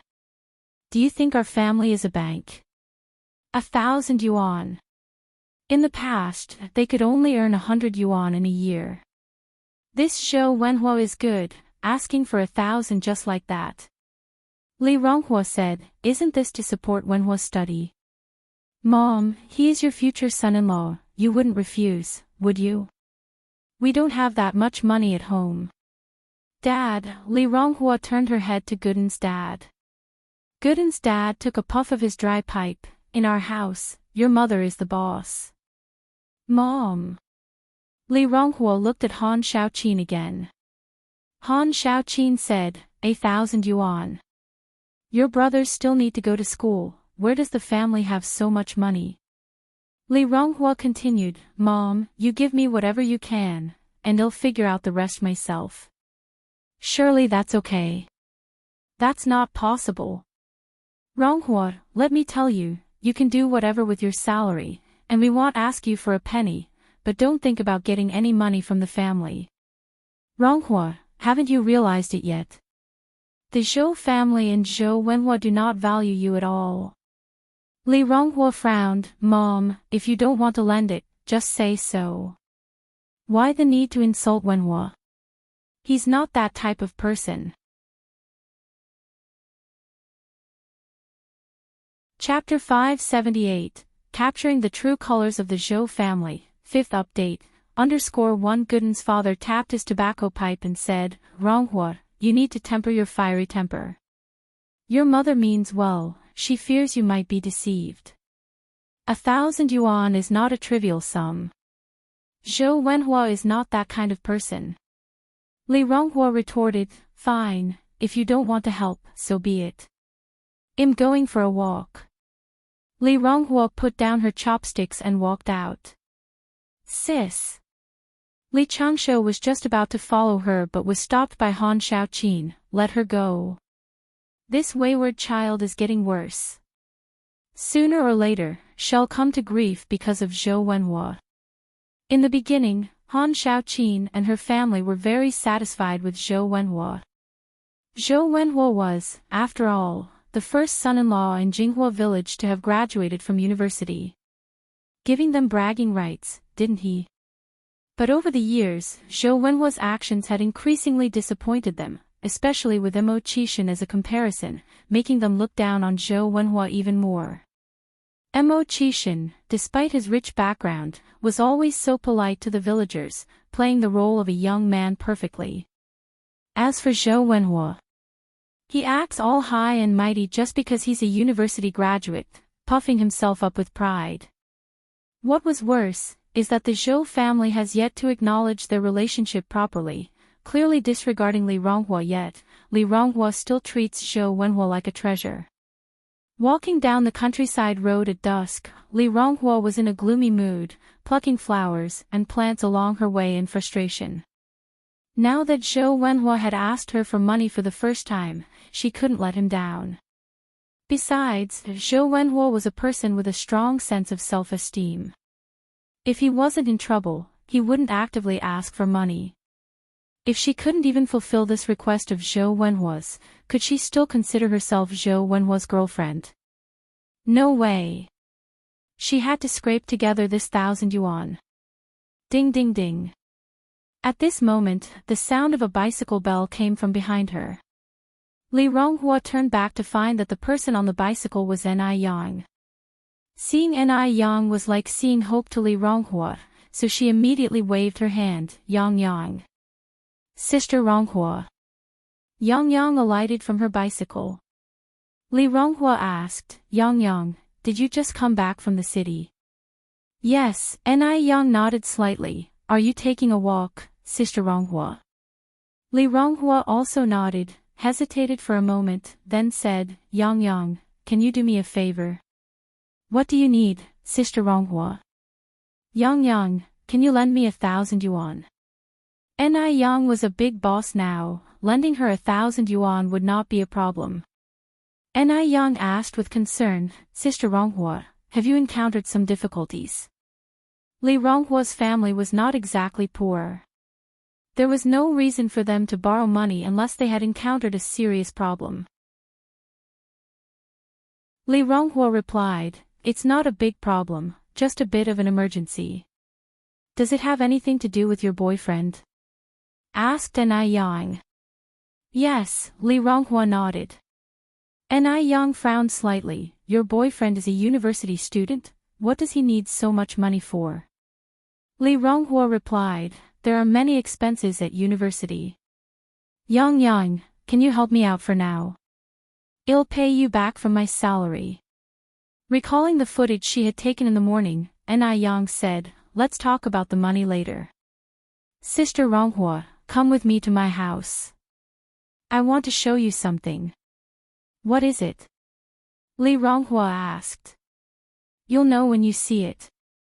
Li Ronghua followed Ni Yang to the Ni family's house. Ni Yang immediately led Ronghua to their new house, and they entered the living room on the first floor. Even though they hadn't moved into the new house yet, all the furniture was already arranged. The retro-style decor, even the sofa was made of redwood, looked very pleasing to the eye. Li Ronghua visited Ni Yang's new house for the first time and expressed her surprise. "Yang Yang, your home's renovation is beautiful. It looks just like the ones on TV." Ni Yang gave a faint smile. "Sister Ronghua, please take a seat." "Sure." Li Ronghua sat down on the sofa. Ni Yang walked to the TV, took out a camera from her bag, and connected it with a data cable. Soon enough, a picture appeared on the TV. Li Ronghua excitedly exclaimed, "Hey, Yang Yang, isn't this your noodle restaurant?" Ni Yang nodded. "Yes, it's my restaurant. Today, I accidentally recorded something quite interesting when I was filming there. I'd like to show it to you." "Sure, sure." This was Li Ronghua's first time watching a video recording. Soon, a familiar face appeared on the screen. "Isn't this my aunt?" Ni Yang asked in confusion. "Do you know this person?" Li Ronghua pointed at Wang Meiying and said, This is my boyfriend's mother." "Oh," Ni Yang nodded slightly. "Yang Yang, why are you showing me this?" Li Ronghua was somewhat curious. Ni Yang continued, "You'll understand, Sister Ronghua, just keep watching." At first, Wang Meiying had nothing but praise for Zhou Wenhua. Li Ronghua was very happy and proud. "My boyfriend is really something." However, as she kept watching, Li Ronghua felt something was not quite right. Because Wang Meiying mentioned a shameless little girl who keeps throwing herself at her son and constantly gives him gifts. At first, Li Ronghua didn't realize this shameless little girl was her. Not until Wang Meiying continued, "That little girl even gave my son a pen the day before yesterday. I heard it's a brand from the USA. It costs over 200 yuan. In reality, my son wouldn't give her a second glance. My son already has a girlfriend from a family that matches ours. You haven't seen how she fawns over him." All those words struck a blow, slicing through Li Ronghua like a knife. She never thought that in the eyes of the elder she respected and loved, she was this kind of shameless person. Ironic. It was just too ironic. Her love for Zhou Wenhua was just a joke to her boyfriend's family. Li Ronghua didn't cry or make a fuss, she just sat quietly on the sofa, spacing out, wishing for a hole to stare at on the television. "Sister Ronghua." Ni Yang approached and patted Li Ronghua on the shoulder. Li Ronghua's emotions exploded in that instant. She turned and hugged Ni Yang, crying loudly, "Yang Yang. Yang Yang." Ni Yang comforted her, "It's okay, don't be upset. In life, who hasn't encountered a few jerks?" Li Ronghua continued to sob. She didn't understand why Zhou Wenhua and his family treated her like this. She loved Zhou Wenhua so much, where did she go wrong? Was it just because she lacked education? "Sister Ronghua, you should break up with that jerk as soon as possible. You are still young, you have a long life ahead of you. You don't need to hang yourself on a crooked tree. I love him. I love him so much.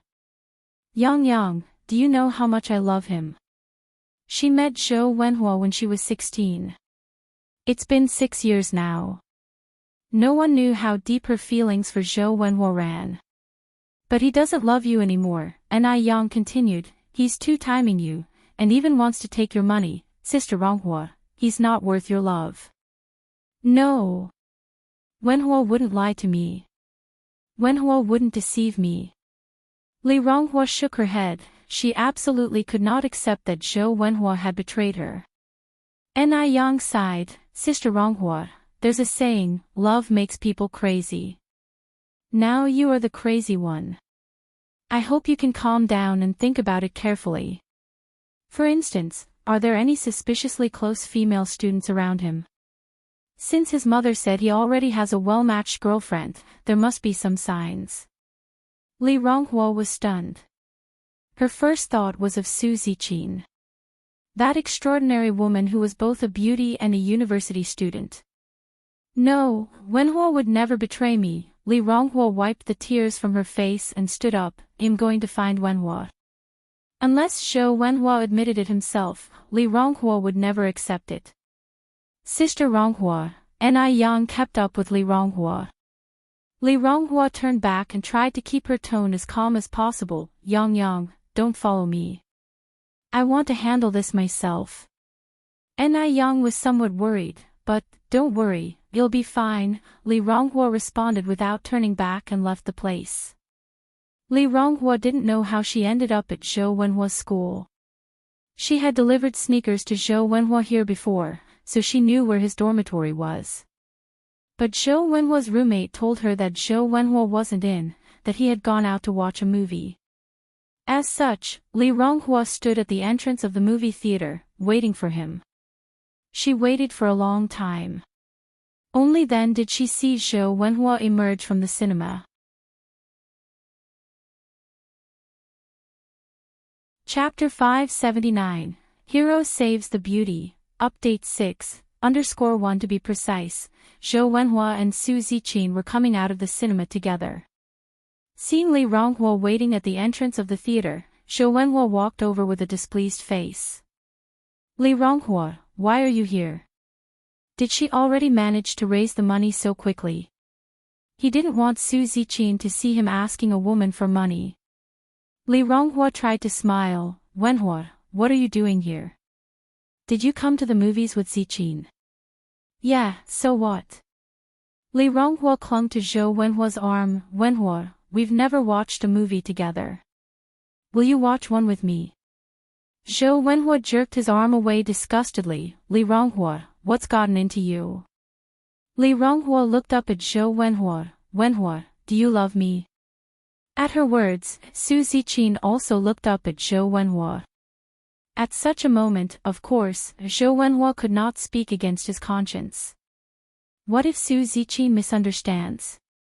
After all, he loved only Su Ziqin now. Li Ronghua, stop making a scene. Zhou Wenhua was caught between a rock and a hard place. He had no idea what Li Ronghua was playing at. Wenhua, you love me, don't you? Wenhua, you love me, don't you? The tears welled up in Li Ronghua's eyes and spilled down her cheeks.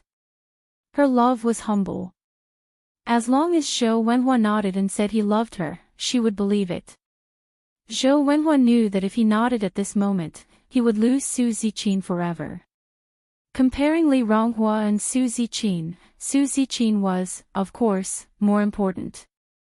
Li Ronghua, what on earth are you doing? Saying this, he grabbed Li Ronghua's arm and said in a low voice, go home first. Whatever happens, we'll talk about it tomorrow.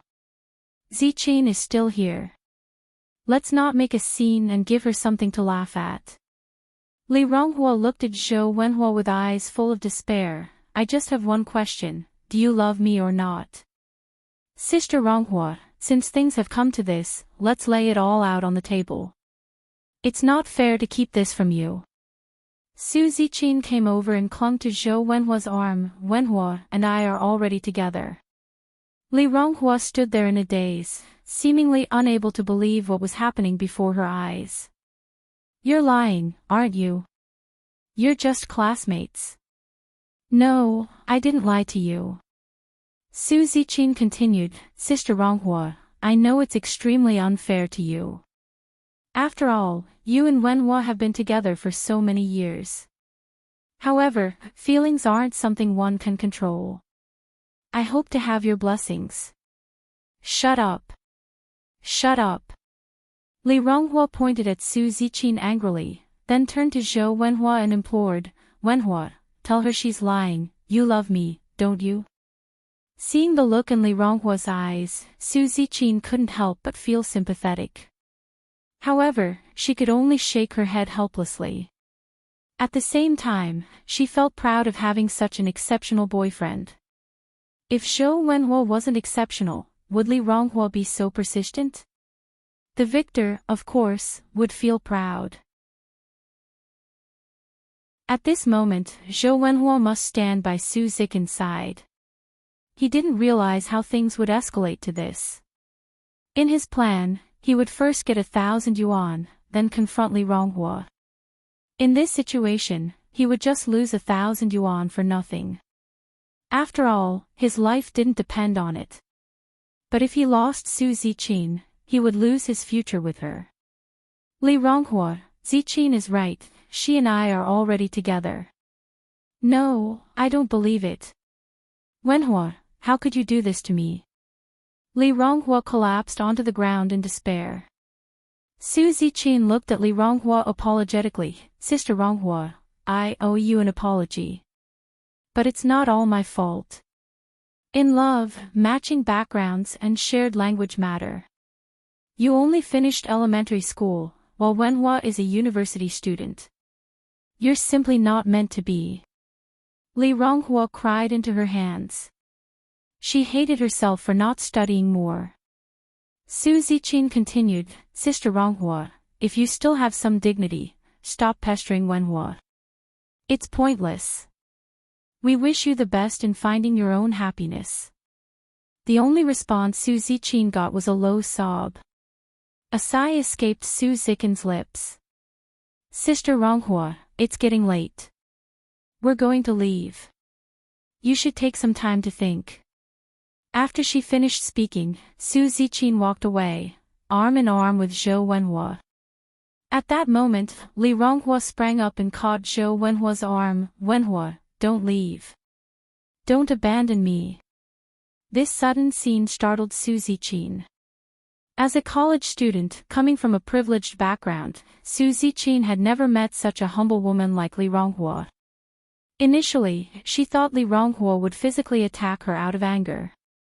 Zhou Wenhua violently pushed Li Ronghua away. Li Ronghua, have you no shame? At that moment, a pair of hands supported Li Ronghua. Can you not be so aggressive towards women? It was incomprehensible why such a man would even have a girlfriend. Mind your own business. Zhou Wenhua grabbed Su Ziqin's arm. Zijin, let's go. Comrade, are you okay? Do you need to call the police? Wu Daming continued. No need, Li Ronghua shook her head. In the light, Wu Daming finally got a clear look at Li Ronghua's face, exclaiming in surprise, You're that older sister, aren't you? Wu Daming had a deep impression of Li Ronghua's fiery personality. Unexpectedly, Li Ronghua was also subject to bullying. Who are you? Li Ronghua seemed to have no memory of Wu Daming. You may not know me, but you definitely know my sixth sister-in-law, Ni Yang, who lives in your Jinghua village, said Wu Daming. What happened to you? Do you need any help? No need, Li Ronghua shook her head again. Observing Li Ronghua's terrible state, Wu Daming continued, It's late. Let me drive you home. No need, Li Ronghua shook her head, then looked at her bicycle. I have a bike. Wu Daming said, You can't ride a bike in this state, we're from the same village, let me take you home. This was also a good chance to win some favor from Ni Yang and hopefully get introduced to a pretty girlfriend. Moreover, Wu Daming was a very upright guy. Now that he had run into this situation, he couldn't let Li Ronghua be in danger. Without waiting for Li Ronghua's response, Wu Daming carried the bicycle to the trunk of his car, then helped Li Ronghua get on the back seat. Li Ronghua's despair had reached its peak. She felt drained, like a puppet on strings. Wu Daming, unaware of the situation, could only drive towards Jinghua village without asking more. Sister, where is your house? I can only drive up to the entrance of the village. Li Ronghua didn't respond. Sister, have you fallen asleep? Wu Daming turned back to look at the back seat. Li Ronghua hadn't fallen asleep, she just didn't want to talk. Sister. Wu Daming poked Li Ronghua's arm lightly with his finger. Li Ronghua still didn't respond. Oh, my God, sister, don't scare me. Wu Daming panicked.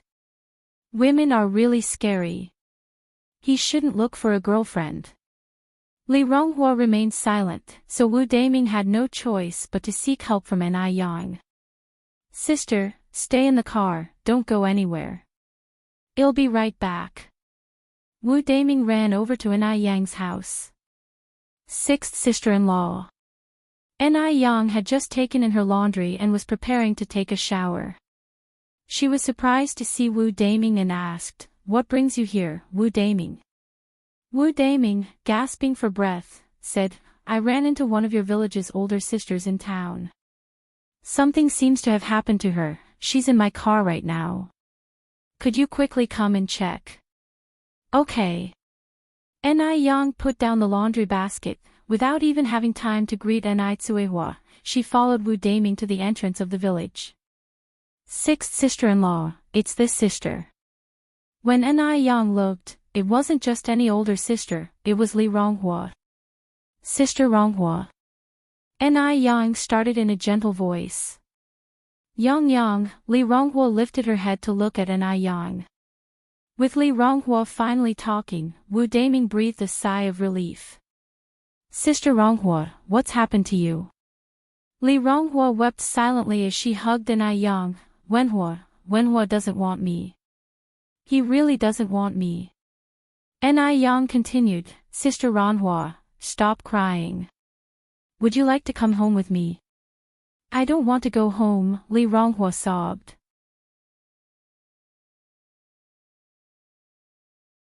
Chapter 580, Break Up with the Scumbag. Update 7_1 She was too ashamed to face her parents. Ni Yang said, then don't go back to your place, why not come with me to my house first? You can stay with me for the night. Okay. Li Ronghua nodded.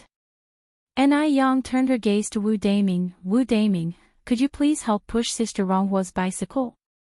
No trouble at all. Wu Daming promptly pushed the bicycle and followed behind them.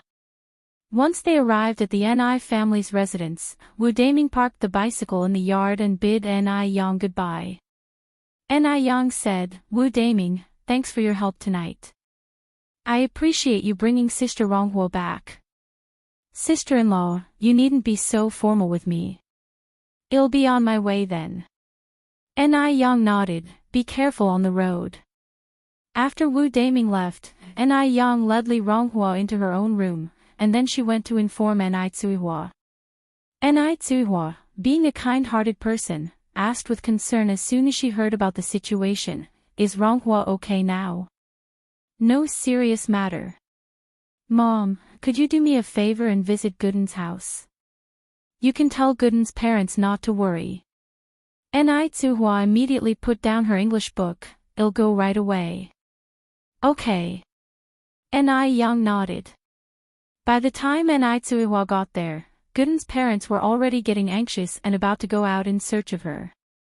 Upon hearing that she was at Ni Kuihua's house, they finally breathed a sigh of relief. Since stepping into Ni Yang's room, Li Ronghua had begun to weep silently. Apart from crying, she didn't know what else to do. Ni Yang sat by her side, comforting her. Sister Ronghua, recognizing the true colors of a scumbag like Zhou Wenhua is actually a good thing. If you didn't see it until after you were married and had children, it would be too late for regrets. You're so young and beautiful. What kind of man can't you find? Zhou Wenhua is not worthy of you at all. Li Ronghua couldn't listen to these comforting words at all right now, she just kept on crying heartbrokenly. Ni Yang intensified her tone, Sister Ronghua, do you really plan to continue being dejected like this? It was only then that Li Ronghua raised her head to look at Ni Yang. Then, what should I do? I've lost everything. Zhou Wenhua was her everything. Now that Zhou Wenhua didn't want her anymore, what did she have left? You still have family. You have grandparents, parents, and 2 younger brothers. Do you really think they, combined, are not as important as a man like Chen Shimi. Do you realize how upset your family would be if they heard you say this? Especially Aunt Han, who worked so hard to raise you. Surely she didn't do it just so you could throw yourself away like this. Li Ronghua was taken aback. No one had ever said such things to her before. Everyone always said that the fate of a girl was like a seed. If it lands on fertile soil, it can enjoy a life of happiness. If it lands on barren soil, then it can only experience a life of hardship. That's why she was always dreaming about finding an exceptional boyfriend and marrying into a good family. And then she met Zhou Wenhua. When they first met, Zhou Wenhua was a high school senior. It was she who had accompanied him through failure after failure until he rose again. Because she believed Zhou Wenhua would certainly succeed one day. And indeed, she was right. After 3 years of studying for the college entrance exam again, Zhou Wenhua was finally admitted to a second-tier university. Thanks to this, Li Ronghua was able to hold her head high in front of all her relatives. Li Ronghua loved Zhou Wenhua so much that she didn't even notice when he began to change. Ni Yang sighed, and then said, "Sister Ronghua, a man is not everything. You should cheer up and strive to better yourself." Have you ever heard this saying? What saying? Li Ronghua asked. If today you look down on me, there will come a day when you might not be able to reach me. This simple, plain sentence carries an unexplained power. Most of the sadness in Li Ronghua's heart suddenly disappeared. Yes, she should cheer up. She would make Zhou Wenhua regret what he did today. She would become someone Zhou Wenhua could never dream of being with. Ni Yang continued, even the chairman said that women are now holding up half the sky. You absolutely must not bemoan or pity yourself, or even abandon yourself. Doing so will only give satisfaction to your enemies and pain to your loved ones. Li Ronghua wiped her eyes and looked at Ni Yang. Ni Yang, you're right. I should cheer up. Ni Yang smiled and said, Sister Ronghua, as long as you've come to your senses, that's good. She was afraid that Li Ronghua would descend into her own world and never be able to return. I will make Zhou Wenhua regret. Ni Yan continued, making Zhou Wenhua regret is only secondary, your main task is to become better yourself. Only when you yourself become better can you meet better people. Don't let jerks get in your way. Li Ronghua nodded, thank you, Yang Yang. Ni Yan was like a wake-up call. After that, Li Ronghua asked, what does jerk mean? This word was quite fresh, she seemed to have never heard it before. Ni Yan explained, it simply means scum. Oh. Li Ronghua continued, Yang Yang, I won't bother you anymore, I'll go back first. She had figured it out now and wouldn't be foolish anymore. Ni Yan said, just stay here for tonight, my mom has already informed your family. Tomorrow, I'll give you a day off and we can have a good wander around the city together. Li Ronghua quickly declined, no need, Yang Yang, I'm really fine now, you don't have to give me a day off. Ni Yan smiled lightly, don't misunderstand, it's not just for you. I just want to go out for some fun myself. Sister Ronghua, keep me company, otherwise it'll be so boring for me alone. Li Ronghua knew that Ni Yan was comforting her. How fortunate she was to have met such a good leader and friend like Ni Yan in her life. Ni Yan then took a set of pajamas from the cabinet, Sister Ronghua, you can wear my pajamas tonight. That night, the two chatted for a very long time. In the middle of the night, Ni Yan asked, Sister Ronghua, what's your dream? What is her dream? Before, Li Ronghua's dream was to marry Zhou Wenhua and become a qualified wife. Now, her dream is to become better and make Zhou Wenhua regret. Li Ronghua answered as such, then counter-questioned, Yang Yang, what is your dream? Ni Yan said, my dream is to make a lot of money, then buy a villa, car, yacht, and travel the world. She is a simple person with no lofty dreams. She just wants to quietly be a rich person, living a comfortable life with someone she loves. As they talked, they fell asleep unknowingly. The next day, when Li Ronghua woke up, Ni Yen was already out of bed. As she stepped out of the room, she saw Ni Yen walking out of the yard with a cup and toothbrush. The sunlight shone on her face. "Sister Ronghua, you're up. Hurry and brush your teeth and wash up, it's time for breakfast." At that moment, Li Ronghua forgot all about the incidents of yesterday, smiling and saying, "All right. Yes, life is so wonderful, why should she keep thinking about a jerk?" After breakfast, Li Ronghua went shopping with Ni Yen. They took a tram to get there. "Shall we go to the clothing store first? A girl's wardrobe is always short of one piece." Li Ronghua nodded. Ni Yen picked out a light blue cheongsam. Li Ronghua spotted a nice dress as well, but she didn't have any money on her and reluctantly let it go. However, when it came to paying, Ni Yen paid for the dress Li Ronghua had wanted as well. Yang, Ni Yen smiled, "Don't worry, this dress isn't a gift from me. I'll deduct it from your wages next month." Only then did Li Ronghua feel at ease. After buying clothes, they went to a shoe store. Ni Yen bought a pair of shoes for both Ni Tsuehua and little Ni Yun. Over the years, Li Ronghua had focused all her attention on Zhou Wenhua. She had never bought anything for her family. Thinking about this, she felt guilty and chose a pair of shoes for her grandparents, parents, and younger siblings. In the following days, she would do her best to be filial to her grandparents and parents. Shopping can really cheer people up. Soon enough, a smile crept onto Li Ronghua's face. "Is that Sister Ronghua?" Su Ziqin asked, pointing across the street. Hearing this, Zhou Wenhua, who was next to him, grimaced in disgust. "Why is she here again? Didn't I make myself clear last night?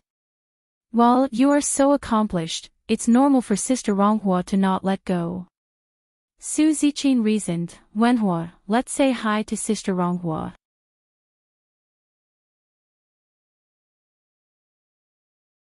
Chapter 581, Scum Men and Women Seeking Abuse at Home, Update 8_1 Why bother greeting her? What if she clings on to us? Zhou Wenhua didn't want to see Li Ronghua at all right now. Su Zijin said, "That won't happen. I believe Sister Ronghua is not that type of person. Nowadays, men's and women's relationships are so open that it's possible to stay friends after breaking up." The more Li Ronghua clung to him, the more it highlighted her understanding nature. Without the green leaves, how can we highlight the red flowers? Under Su Zijin's persuasion, Zhou Wenhua reluctantly agreed to meet Li Ronghua. Ni Yang was discussing skincare with Li Ronghua when a young man and woman suddenly walked by. The woman enthusiastically greeted, "Sister Ronghua." Li Ronghua was stunned. After all, she had just experienced betrayal last night, and seeing this shameless couple so soon took her by surprise. "Sister Ronghua, you're not still mad at Wenhua and me, are you? It's all in the past now. I hope you can let it go. After all, there are many good men out there besides Wenhua." Su Zijin's voice was so soft that it made Li Ronghua shiver all over. Even though she had decided to be strong, facing the aggressive Su Zijin, she still lacked a bit of confidence. The illiterate elementary school graduate left an invisible tight hoop of shame around her head, making her feel inferior in front of this legitimate college student. Ni Yang slightly raised her eyebrow. "So you are that third wheel, Su Zijin. Then you must be that freeloading, heart-stealing chin shimmy, Zhou Wenhua, right?" As she said this, Ni Yang glanced at Zhou Wenhua. Zhou Wenhua had a face that fit the image of a scumbag. No wonder he was able to juggle women. Caught by Ni Yang's sudden gaze, Zhou Wenhua was stunned, unable to respond to Ni Yang's insults. This girl is too beautiful. Is she Li Ronghua's relative or friend? How come he didn't know that Li Ronghua has such a beautiful girl around her? He used to think that Su Zijin was the most beautiful girl in the world, but standing in front of Ni Yang, Su Zijin seemed invisible. How could you talk like that? Don't you have any manners? Su Zijin argued indignantly. Oh really? So stealing someone else's boyfriend shows good manners? Ni Yang responded with a faint smile. The mall was crowded. Hearing Ni Yang's words, many people chose to stop in their tracks and stay to watch the drama unfold. TSK, TSK, TSK. This girl is really shameless. She actually stole someone else's boyfriend. The onlookers pointed at Su Zijin and mumbled amongst themselves. Su Zijin, a simple college girl, had never been through anything like this. That's not true. I didn't. You're just spouting nonsense. Zhou Wenhua finally snapped out of it and shielded Su Zijin behind him. Comrade, I know you're trying to speak up for Li Ronghua, but this situation has nothing to do with Zijin. We're together because of love. Ni Yang retorted, what about Sister Ronghua? When you were double-timing Sister Ronghua with Su Zijin, have you ever thought about how she felt? And you, Su Zijin, you knew Zhou Wenhua had a girlfriend but still got involved with him. Do you have any shame at all? Ni Yang's words were hard-hitting. She ripped off the glamorous facade of Zhou Wenhua and Su Zijin, exposing their ugly sides to everyone, leaving them with no dignity at all. Su Zijin turned pale, without any strength to fight back. She could be arrogant in front of Li Ronghua, looking at Li Ronghua as if she were a pitiful creature. But now, the one standing in front of her was Ni Yang. What a disgrace to our Zhou family. That woman's surname is Su. My surname is also Su. She embarrasses us, Su Zijin. What an ugly name.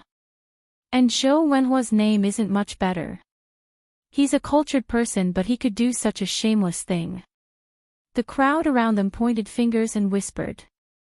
Zhou Wenhua's face changed colors as he said, there was no love between Li Ronghua and me. We now have the freedom to love, and love can't be forced. You shouldn't still be clinging on to me. Zhou Wenhua wanted to put all the blame on Li Ronghua. How could Ni Yang let him succeed? Clinging on to you. That's a joke. Think about who was clinging on to whom. And who came here first to pick a fight. You're a freeloader and now you want to bite back. Do you think Sister Ronghua is easy to bully? Zhou Wenhua had never argued with anyone before. At this moment, his face was flushed with exasperation. Unable to out-talk Ni Yang, he turned to Li Ronghua and said indignantly, Li Ronghua, we have broken up. Can you please stop this? Can't we part on good terms? Li Ronghua couldn't utter a word, she would have collapsed to the ground if it wasn't for Ni Yang's support. Ni Yang gave a faint smile, looked at Zhou Wenhua and said, since you have broken up, you should return what Sister Ronghua has given you, right? The Parker pen you keep in your jacket pocket was a gift from her, as were the branded sneakers on your feet. Over the years, your tuition, miscellaneous fees, and living expenses have all been paid by Sister Ronghua. You are not planning to welsh on your debts, are you? Oh, and by the way. Yesterday afternoon, you took a bottle of Ice YU Whitening Moisturizer from Sister Ronghua. You've been freeloading off her for years, so you should at least pay her back, with interest. The onlookers became very excited at this point. My goodness. This guy is so shameless. Taking so much from the girl without a second thought. He's practically a real-life chin shimmy. And he's a college student. Seems like he fed all his books to a dog. The girl was so kind to him and he dared to cheat. Listening to the surrounding chatter, Zhou Wenhua's face turned from pale to green and then red, as if it was a color palette. It made for a rather amusing sight. He felt his manly dignity being stepped on and ruthlessly trampled upon. Indeed, He had been funded by Li Ronghua over the years. But that was Li Ronghua's choice all along. Why should he tolerate this humiliation because of her now? Su Zikin's face darkened as well. She had never dealt with such humiliation before. Ni Yang continued, Zhou Wenhua, you're not planning to ditch your debts as a college student, are you? If you dare, it'll take Sister Ronghua to meet your teachers and classmates. Let them judge who's right and wrong. We must get justice for Sister Ronghua. How could something that couldn't be mentioned in public be escalated to the school? Out of mortification and rage, Zhou Wenhua removed the pen from his chest pocket. Take this back. Ni Yang glanced at his feet. What about that one? Zhou Wenhua took off his shoes. Ni Yang looked at the shoes on the ground, kicked them casually, and before anyone could react, the shoes ended up in a trash can 10 meters away. Bang! There was a collective gasp from the crowd. That was amazing. Rather toss the shoes in the trash than give them back to this freeloader. What a spirit of vengeance. Can I leave now? Zhou Wenhua wanted nothing more than to leave this humiliating place immediately. Ni Yang spoke casually, what about the money? Or have you decided not to pay back what you owe Sister Ronghua? Zhou Wenhua emptied all the cash from his pockets and handed it to Ni Yang, eager to cut all ties with Li Ronghua immediately. Ni Yang counted the money, clicking her tongue, only 50 yuan. Sister Ronghua supported you for 5 years, which would be around 1,000 yuan at 200 yuan per year. 50 yuan can barely cover the interest. Don't go too far. Zhou Wenhua gritted his teeth, Li Ronghua, if you continue this way, be careful that I will never forgive you in my life. He didn't believe that Li Ronghua would forget him that quickly. Li Ronghua would surely not insist on him repaying 1,000 yuan. Li Ronghua looked at Zhou Wenhua, her lips trembling. It wasn't until today that she saw Zhou Wenhua for what he truly was. She blamed herself for being blind all these years. Falling for a man as ruthless and selfish as him. Are you angry because you are embarrassed? Ni Yang smiled faintly. From what it seems, you want us to go to school and have your teachers and classmates judge this, right?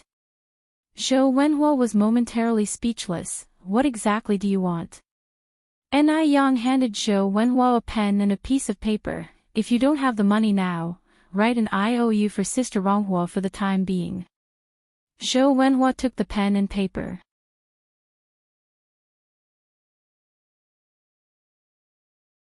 Chapter 582, The Great Abuse of Scumbags Men and Women, Update 9_1 Ni Yang continued, I instruct, you write. Zhou Wenhua clenched his fist in anger and shame. Borrower Zhou Wenhua, due to financial distress, borrowed 1,000 renminbi from lender Li Ronghua on August 2, 1984, Ni Yang said before reminding him, remember to write 1,000 in capital letters. Zhou Wenhua's face was full of humiliation, his hand holding the pen was trembling. He never thought there would come a day when Li Ronghua would be reduced to this state. After a while, he handed the IOU to Ni Yang and said, here you go. Ni Yang reached out to accept the IOU, a fleeting silver light at her fingertips. At that moment, Zhou Wenhua felt a piercing pain in his thumb, while Ni Yang was pressing his finger on the paper. Instantly, a bloody fingerprint appeared on the black and white IOU. Ni Yang looked satisfied, waved the IOU and said, remember to pay the debt on time, or else I'll take this to your school's leaders. What a disgrace. This was beyond humiliating. Zhou Wenhua wished he could burrow into the ground. He pulled Su Zikin's hand, squeezed through the crowd, and left. Ni Yang slightly parted her lips and turned to look at Li Ronghua. Sister Ronghua, are you okay? Li Ronghua looked blankly at Ni Yang for a long time before saying, Yang, you're amazing. If it hadn't been for Ni Yang today, she might not have been able to hold on. Not only did Ni Yang help her teach Zhou Wenhua a lesson, but she also made him sign an IOU. She was truly incredible. Although she had always known that Ni Yang was very capable, Li Ronghua had never admired Ni Yang as much as she did now. Ni Yang laughed and said, "It's nothing. Sister Ronghua, when faced with scumbags, you shouldn't feel afraid or guilty. They should feel so instead, as they were the ones who wronged you first. Keep this IOU safe and make Zhou Wenhua pay you back every penny. If he dares not to, we will make him infamous." Originally, going to the school was just to scare Zhou Wenhua, and Ni Yang didn't expect Zhou Wenhua to be so easily frightened and actually wrote the IOU. Now with the IOU, she was not afraid of Zhou Wenhua denying the debt. If Zhou Wenhua dared not to repay the money, Ni Yang had 100 ways to make him famous. "Yang, you're so kind." Li Ronghua hugged Ni Yang. Ni Yang patted Li Ronghua's back. "We're good sisters, it's only natural." Li Ronghua nodded, "Yes, we are lifelong good sisters." She would never forget Ni Yang's kindness in her lifetime. Ni Yang laughed and said, "Let's go, don't let the scumbags affect our mood, let's continue shopping." Yang, wait for me a minute." Li Ronghua picked up the Parker pen and walked towards the trash can. "Sister Ronghua, don't throw it away." Ni Yang immediately stopped Li Ronghua. Li Ronghua looked at Ni Yang with confusion. Why keep the pen that Zhou Wenhua had used? Ni Yang laughed and said, "Sister Ronghua, this Parker pen cost over 200 yuan, why should we be at odds with money? There is a pawn shop downstairs. This pen is almost new and can at least exchange for 100 yuan. Really?" Li Ronghua was somewhat surprised. "Yes." Ni Yang nodded. The two went to the pawn shop and sure enough, the Parker pen was exchanged for 108 yuan. Adding the 50 yuan Zhou Wenhua repaid, Li Ronghua, who was initially broke, instantly became a little rich woman. Li Ronghua immediately paid back the money she borrowed from Ni Yang today. Ni Yang didn't refuse. After shopping, Ni Yang and Li Ronghua went to eat together. Today they ate Korean food. After a whole day, Li Ronghua had forgotten all the unhappiness, she seemed to have been completely transformed. She came home with lots of shopping bags and gave the gifts she bought today to her family. Gooden exclaimed in surprise, "Sis, you're rich. You even bought us so many things." A seemingly ordinary phrase, but it made Li Ronghua feel a little bitter. Over the years, she had always been supplementing Zhou Wenhua, she hadn't even bought her family a pair of socks. Han Xiaoqin also found it strange, "Ronghua, what's going on?" All the family's eyes were fixed on Li Ronghua. Li Ronghua fought back tears, preventing them from falling. "Nothing. I just want to provide for you all properly in the future." Gooden's dad put down his pipe. "Did Zhou Wenhua bully you?" "No." Li Ronghua shook her head. Gooden's dad wanted to say something more, but was hushed up by Han Xiaoqin. In the evening, Han Xiaoqin came to Li Ronghua's room. Li Ronghua was crouching over an iron basin that seems to be burning something. Seeing Han Xiaoqin come over, she immediately put out the fire in the basin. "Ronghua, what's the matter?" "Mom, why are you here?" Li Ronghua seemed a bit awkward as she got up. Han Xiaoqin looked at the smoky iron basin on the ground, took Li Ronghua's hand, and sat on the edge of the bed. "Ronghua, please tell me, is it true that you had a fight with Wenhua?" Such things, despite being temporarily hidden, can never be held back forever. Sooner or later, they need to be laid on the table. Li Ronghua nodded. "Mom, we broke up." "Broke up?" Han Xiaoqin was somewhat surprised. Li Ronghua was her daughter, she knew how much Li Ronghua liked Zhou Wenhua, and the many sacrifices she had made over the years for him. Li Ronghua affirmed with a nod. Han Xiaoqin then asked, "What happened exactly? Why would you break up? What about all the sacrifices you've made over these years? Are they wasted, just like that?" Although she had an unfavorable view of Zhou Wenhua now, she still felt sorry for her daughter. Li Ronghua went through the entire story. Han Shaoqin began by cursing Zhou Wenhua. She then expressed her relief, thank goodness Yang Yang was there. Otherwise, you would have suffered a terrible loss. You'll learn from this experience. Be more careful when you choose your next boyfriend. 1,000 yuan was a large sum during this period. At least Li Ronghua didn't lose everything, which was somewhat comforting. Li Ronghua nodded, I understand, Mom. Han Shaoqin glanced out the window and continued, then I'll go back to my room. Mom, Li Ronghua stretched out her hand and grabbed Han Xiaoqin's hand. What's wrong? Han Shaoqin turned back to her. Li Ronghua then said, Mom, would you sleep with me tonight? Okay, Han Shaoqin nodded in agreement. This was the first time since she was grown up that Li Ronghua had shared a bed with her mother. Li Ronghua felt like she had returned to her childhood. The mother and daughter lay in bed, chatting about lots of intimate matters. At Ni families. After Ni Yang returned, Ni Zuihua couldn't wait to inquire about Li Ronghua.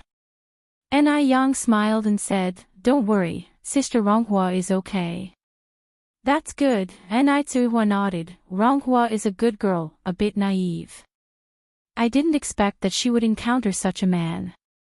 It's fortunate she didn't marry him. If they had married, it would have ruined the life of Li Ronghua. Half a month flew by in a blink of an eye. In M country. The condition of Caroline's skin had been improving recently. The most noticeable changes were that her crow's feet and forehead creases had faded, and even her skin had become whiter. She looked more than 10 years younger. Wherever she went, people would ask her which skincare products she used. Caroline smiled and said, this skincare product is called Icy's Jade Skin. However, you can't buy it here. You need to go China to get it. Is it a skincare product produced in China? Yes. Caroline nodded. She absolutely trusted Icy's Jade Skin now. So where did you buy it? Can you help me get a set? Caroline regretfully said, that may not be possible, someone else gave this to me as a gift.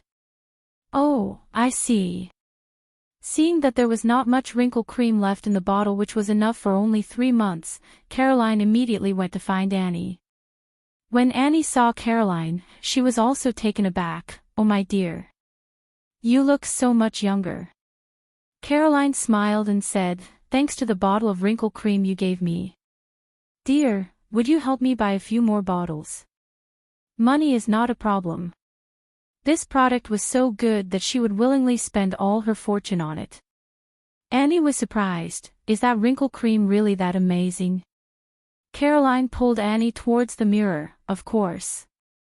Just look at my face. In the mirror, 2 contrasting faces were reflected. One showed signs of aging, with numerous lines and wrinkles. The other appeared radiant, with full vitality. Annie was about the same age as Caroline. They used to look similar, but now, it seemed as if Annie had aged overnight. Caroline continued, my dear, you don't have to believe in Icy's Jade Skin, but I do. I am so thankful that it was you who introduced me to such an amazing product. You must help me bring back a few more bottles.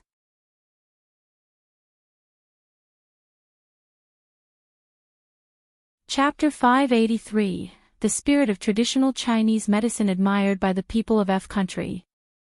Update 10_1 Annie was slightly stunned. She really hadn't expected the Bing Ji Yu Fu cream to have such a great effect. This was too miraculous. If she'd known how good the Bing Ji Yu Fu cream was, she would definitely have kept it for her own use and not given it away to others. For a moment, Annie was filled with regret. After Caroline left, Annie immediately went to Emily's school. Only after seeing Emily, did Annie realize that Caroline wasn't the only one who had changed. Emily had also transformed. Emily's skin was fair and tender, able to drip water. "Mom, why are you here?" Emily was surprised to see her mother. Annie asked, "Do you have any more wrinkle cream left? Give some to your mom." Emily shook her head. "No, there isn't any left. Didn't I give you a bottle last time?" Instead of directly answering Emily's question, Annie continued, "Can you ask your friend to mail a few bottles over? Hey, race the money." Annie took out a bundle of cash from her pocket and stuffed it into Emily's hand. Emily was a little confused. It takes over 2 months for a package from China to arrive. The goods Yen sent me after she went back to China are still in transit. Over 2 months. She wanted to use the wrinkle cream right away and couldn't wait that long. Why does it take so long? Can't it be faster? It only takes a dozen hours to fly over from China. Why are the postal services so slow? Emily frowned. "Mom, weren't you worried that the wrinkle cream would ruin your face? Why do you suddenly want to buy it now? Have you already used the wrinkle cream? But I don't see any changes on your face." With the miraculous effect of the Bing Gu Fu cream, Annie's face should not remain the same. Annie was very upset. "I gave that wrinkle cream to your Aunt Caroline." "What?" Emily looked shocked. "How could you give such a precious thing to Aunt Caroline?" Annie sighed. "I regret it very much now. But there was no antidote for regret in this world. If she had not given the wrinkle cream to Caroline, she would be using the wrinkle cream now. A bottle lasts 3 months, and by the time she finished a bottle, a new one would be on its way. Why don't you wait a little longer?" Annie looked at Emily. "Do you have Yan's address?" Emily was taken aback, then asked, "Are you thinking of going to China?" "Yes." Annie nodded. For beauty, she was willing to pay any price. A trip to China was no big deal. "Mom, are you sure about this?" A trip to China wasn't easy. They didn't know a soul there, and the language barrier might make it difficult to locate Yen. Annie nodded. "Yes, I've made up my mind." "All right then, hold on, I'll go get the address for you." The last time Yen had left, she had given Caroline an address. Annie took the note. "I might be going to China soon. You will be alone at school, so be careful." "Yes." Emily nodded. "Mom, remember to bring me some Chinese specialties. I heard from Yen that China has a lot of delicious food." "Sure." Annie gave her daughter a hug before leaving. China. Today was the day for Yen to follow up with Georgia. Lying semi-recumbent in bed, Georgia spoke in her not-so-fluent Chinese. "Divine Doctor, you came." "Madam." Yen walked over, placed her medical box on the cabinet in front of the bed, and asked, "Have you been feeling unwell recently?" Georgia smiled. "Not at all. I feel very good." For the first time in over a year, Georgia had laughed so heartily. She too could feel that she was improving day by day. "That's good." Yen rolled up Georgia's sleeve and began to take her pulse. Georgia looked at Yen, her eyes twinkling with a smile. Just like when she first saw her. Yen, dressed in a plain white cheongsam, sat quietly. Without doing much, she managed to pull Georgia back from the brink of death. Yen had an extraordinarily beautiful face, as if kissed by God himself. Her enchanting peach blossom eyes could capture one's soul with every flirtatious twinkle. Her thick, long eyelashes allowed her to perfectly hide her emotions in a downcast gaze. The high, well-proportioned bridge of her nose, her ruby-hued lips, and her smooth, luminous skin made her even more enchanting than the blooming mutant flower in the room. This was the beauty esteemed by the Chinese. Her allure was irreplaceable. Having just let go of George's hand, Mr. Abner walked in. "Divine Dr. Yen, how is my mother doing now?" Yen glanced back. "Madam is all right now. She should take a light diet for a while, and she should be able to get out of bed in about half a month. Really? Georgia's eyes welled up with tears.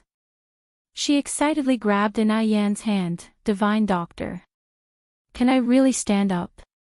Originally, she had thought that her recovery would be the biggest surprise.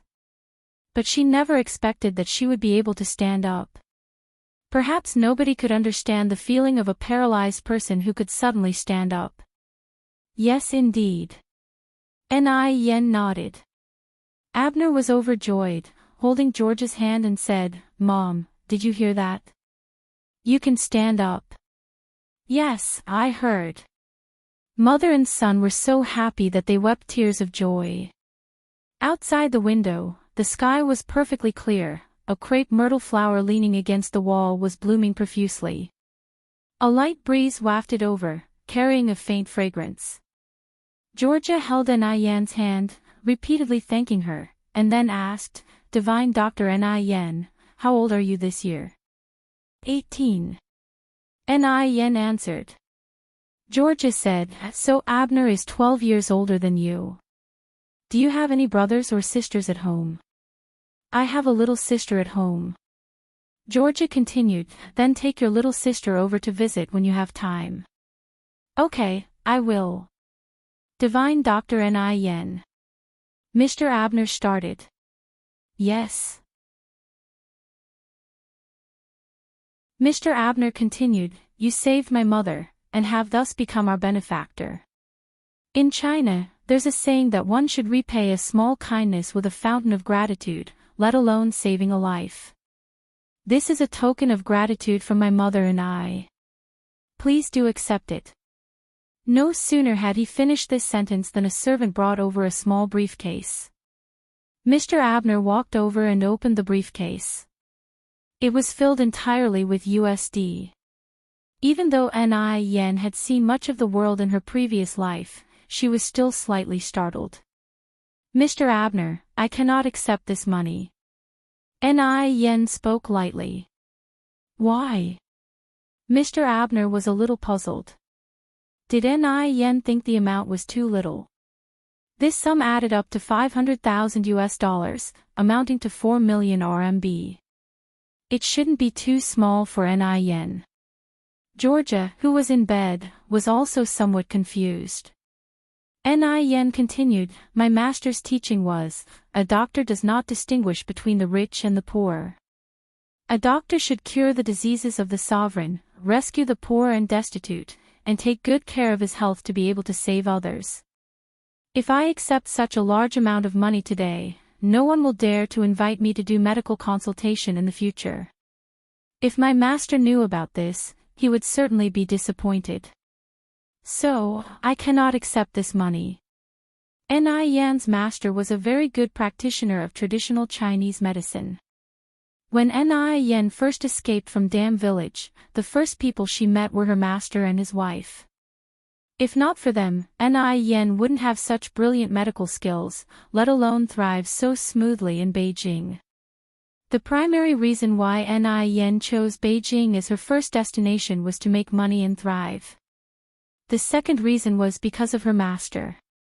In Yan's past life memory, her master and his wife had only one son who died in a premeditated revenge incident. Each remembrance of their son caused a flood of tears from her master and his wife, leading to their premature deaths in their 60s.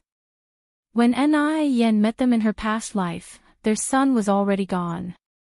All that was left for them was a black and white photograph, with the clear date of his tragic end recorded at the back. What Yan was now determined to do was to rescue him from that premeditated revenge. In this life, Yan would not let her master and his wife endure the pain of losing a child again.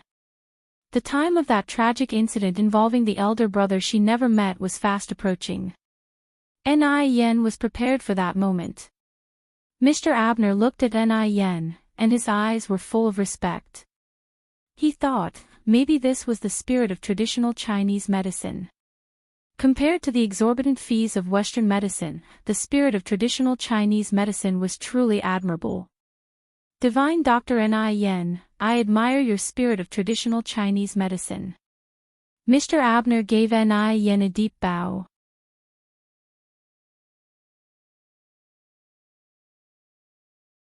Chapter 584, Are You Dia? 11 updates, _1 This was Mr. Abner's first time admiring someone so much. And also the first time he fell in love with a country.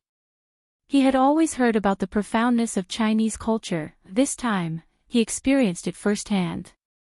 You flatter me, I am merely carrying on my master's teaching, Ni Yang said with a faint smile. Yang. Georgia looked at Ni Yang, may I call you that? You may. Ni Yang nodded. I really like you. I don't have many friends in China, can I come to talk to you often after I recover? Georgia asked. Ni Yang nodded, of course, I'd be very happy to. Hearing Ni Yang's response, Georgia was very pleased. After Ni Yang left, Georgia turned to Mr. Abner. Abner, I want to discuss something with you. Mom, go ahead, Mr. Abner replied.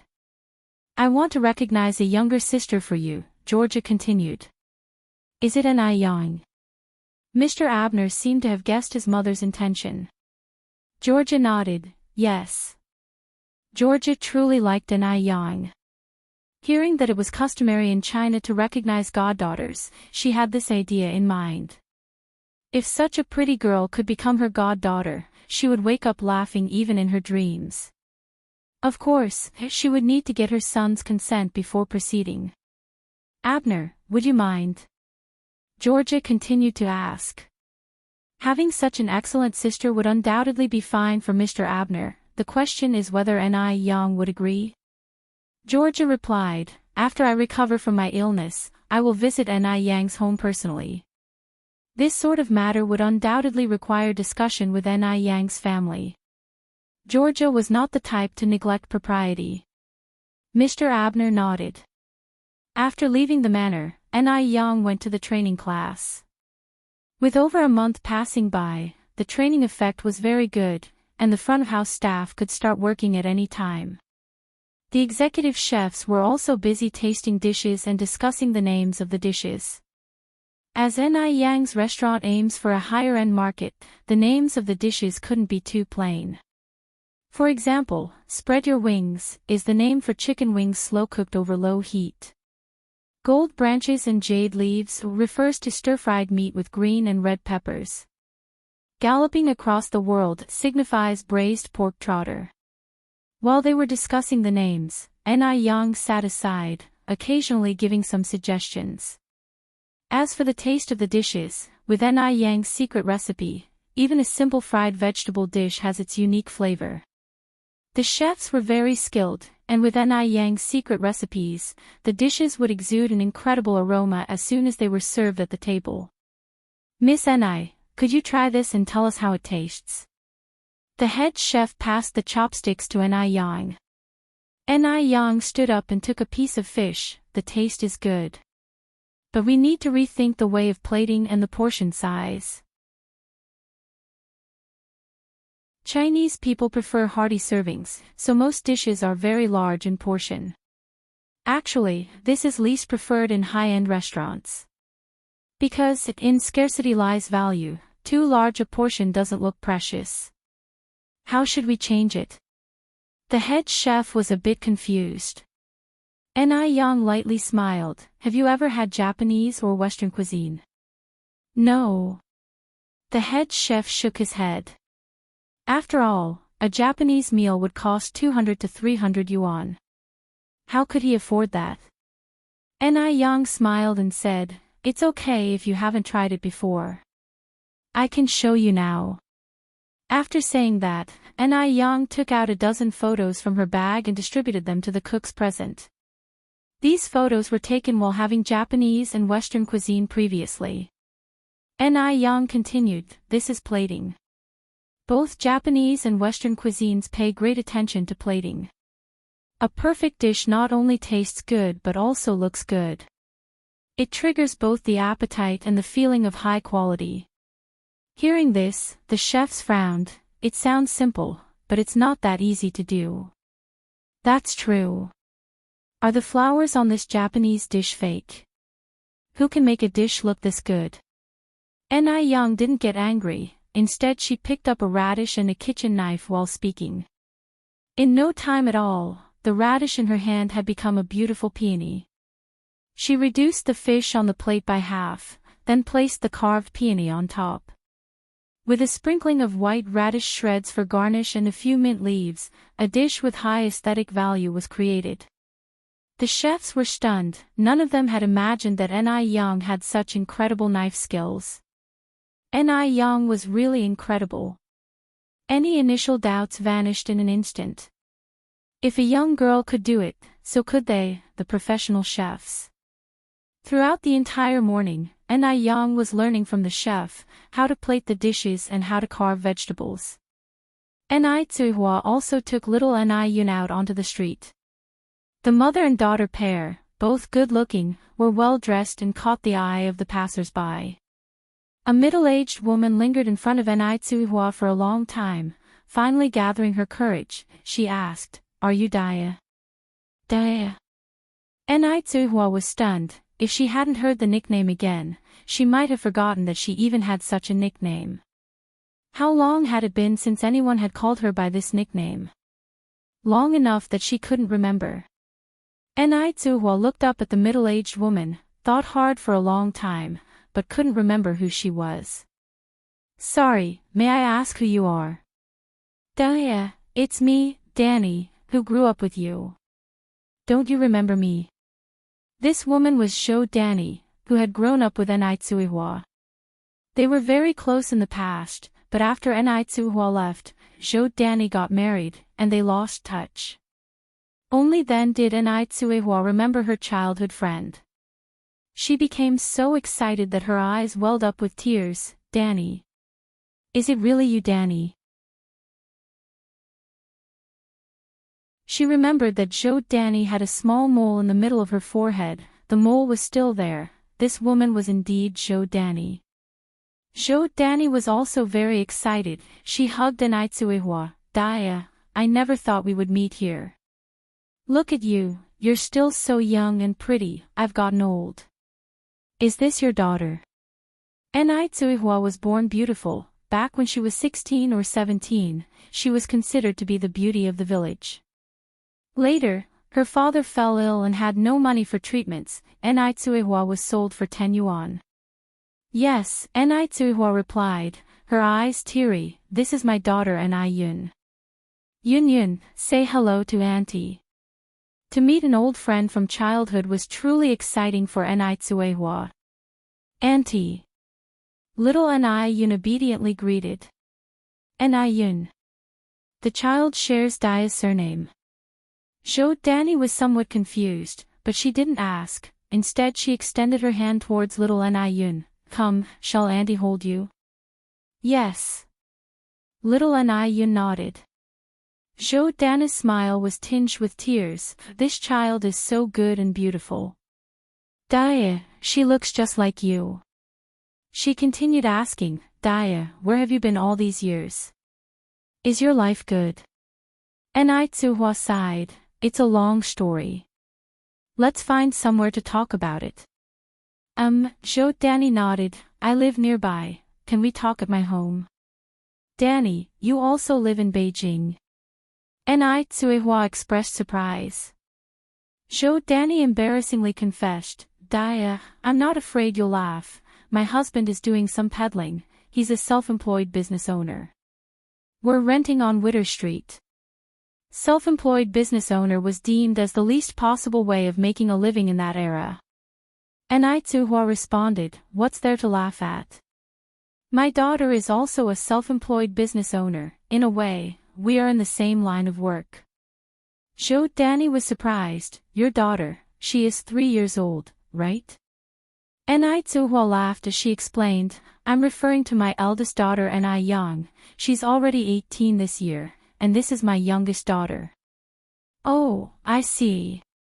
They walked and chatted. Soon, they arrived at Zhou Danny's home. Zhou Danny also rented an apartment in Wuxia. The house was tidy. As it was during the summer vacation, all her kids were home. Dushuan, Ershuan, Sanchuan, Xiaoshuang, come here, come. 4 children all ran over. Zhou Danny continued, this is your Daya auntie, she grew up with me, greet her. Hello, auntie. Enai Zuhua was surprised, Danny, are these all your children? Zhou Danny nodded and went on, this is Dushuan, he's 16 this year, this is Ershuan, now 15 years old, this is Sanchuan, he's 14 this year, and this is Xiaoshuang, she's 8 this year. Dishuan to Sanchuan were all boys, Xiaoshuang was a girl. Enai Zuhua said admiringly, that's wonderful. If her children hadn't been abandoned, her second child would also be 17 now, the third 15, the fourth 12.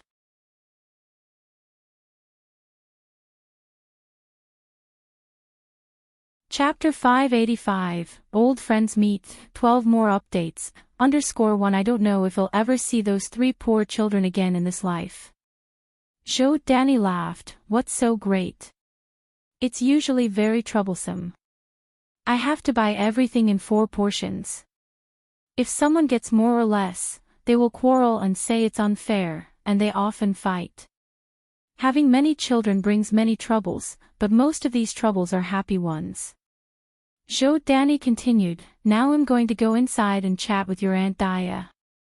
Are you guys okay with taking care of your little sister Yunyun? Sure, sure. Little Anai Yun is very cute, and everyone likes her very much. Watching Anai Yun go with the children, Zhou Danny continued, you can trust them with Yunyun.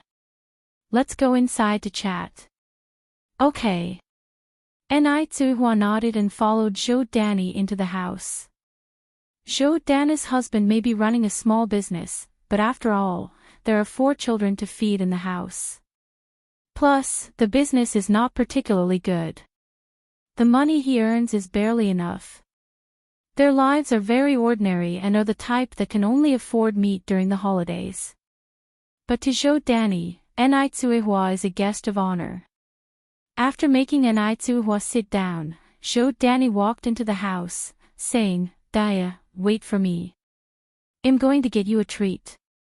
After a while, Zhou Danny came out with a fresh tangerine and handed it to Enai Zuhua.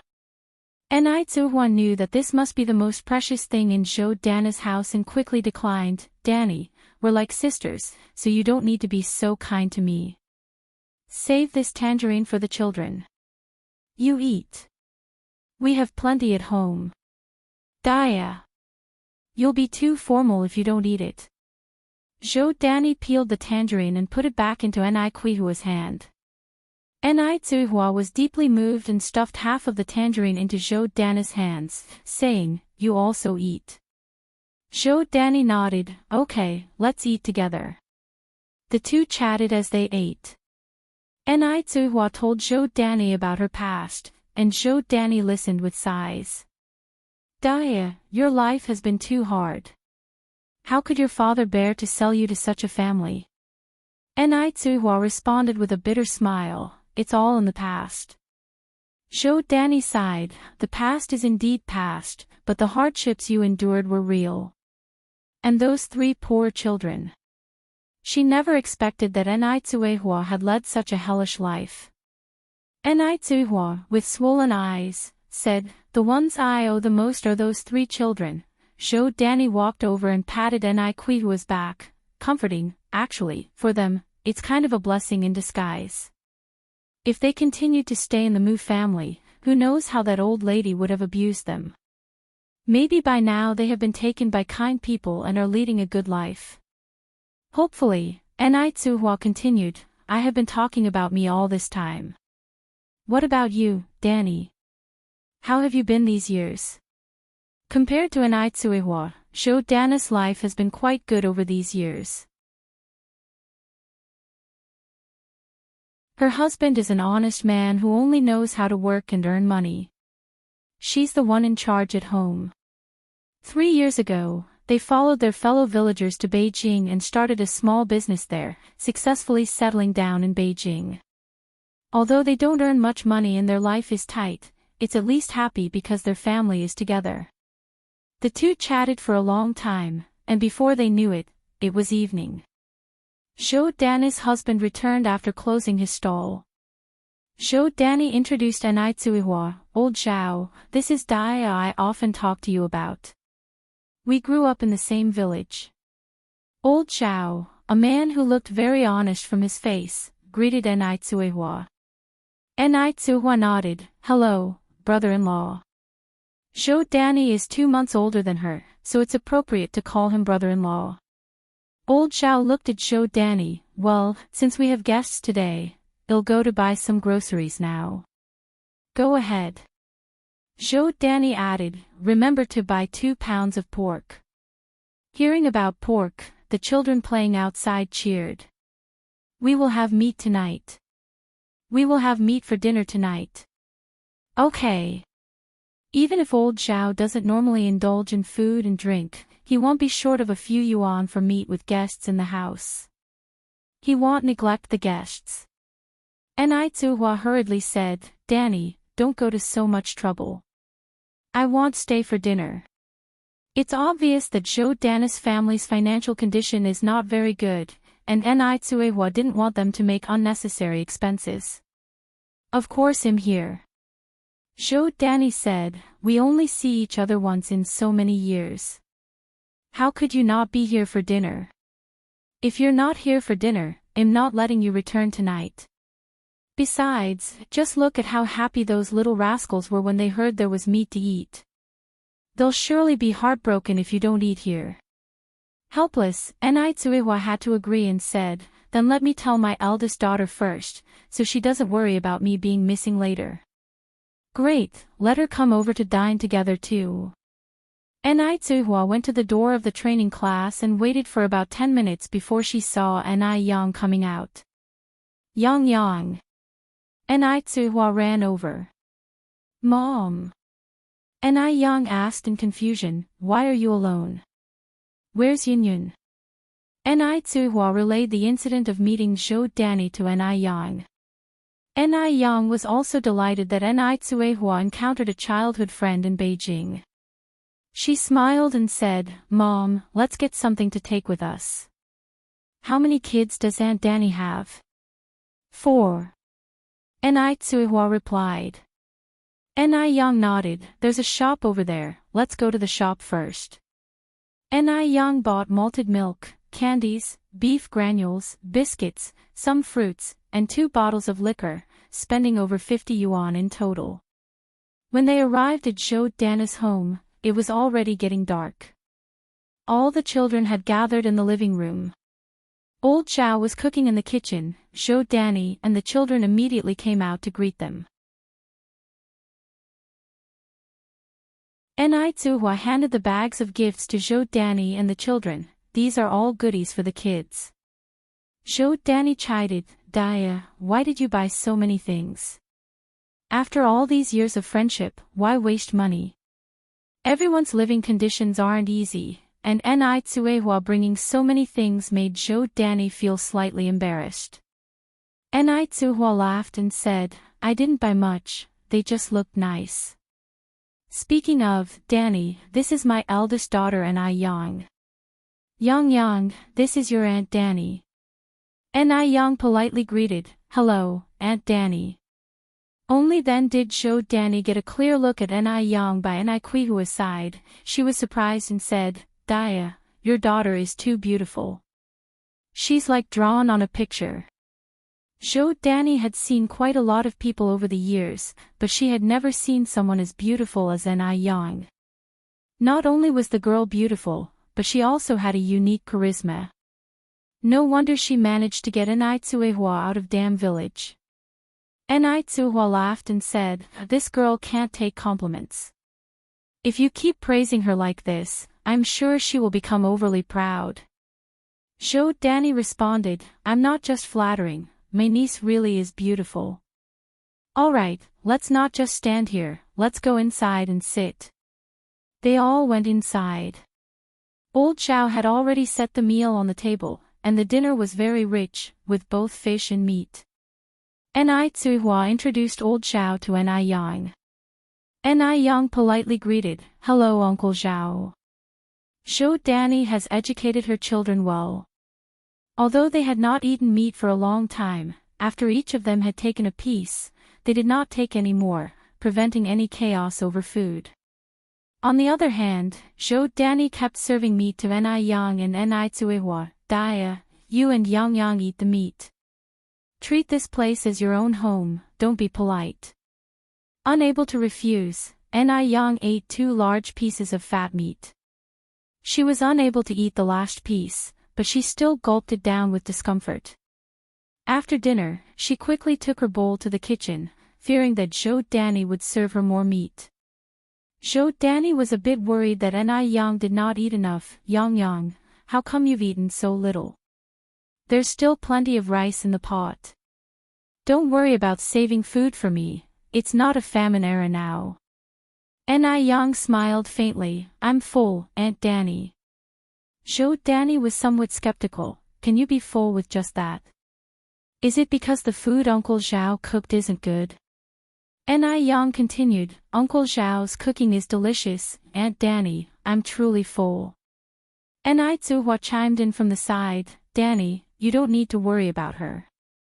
This girl has always had a small appetite, always like feeding a mynah bird. Only then did Zhou Danny feel relieved.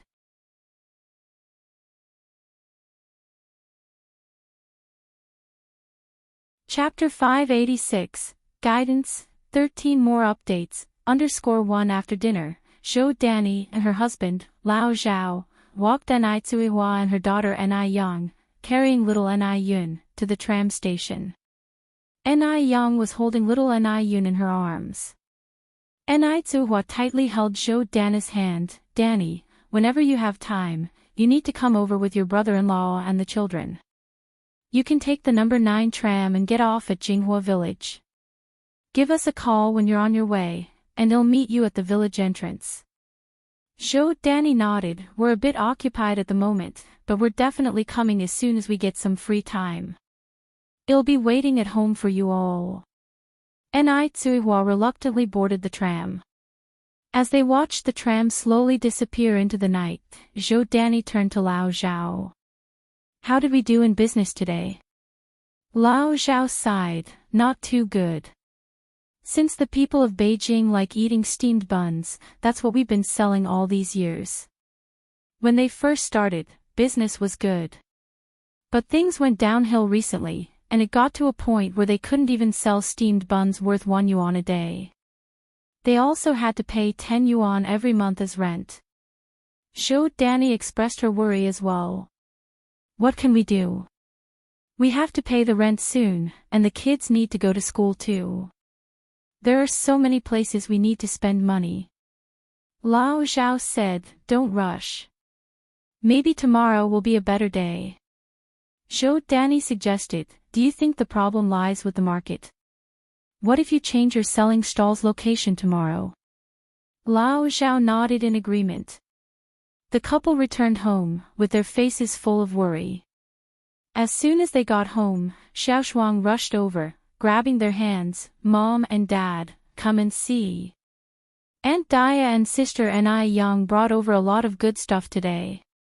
Given it was dark out, Zhou Danny didn't really have a chance to see how much stuff Ni Tsuehua and Ni Yang had brought. Only now she realized that they had indeed brought a lot of nice things. There was malted milk and small chunks of beef. The candies and biscuits had already been opened by the kids.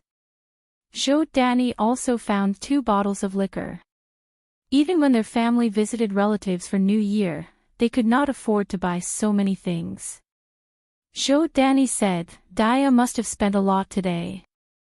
She was too kind. Lao Zhao stared at the 2 bottles of liquor for a while before finally saying, we should consider exchanging these 2 bottles of liquor for some money at the shop tomorrow.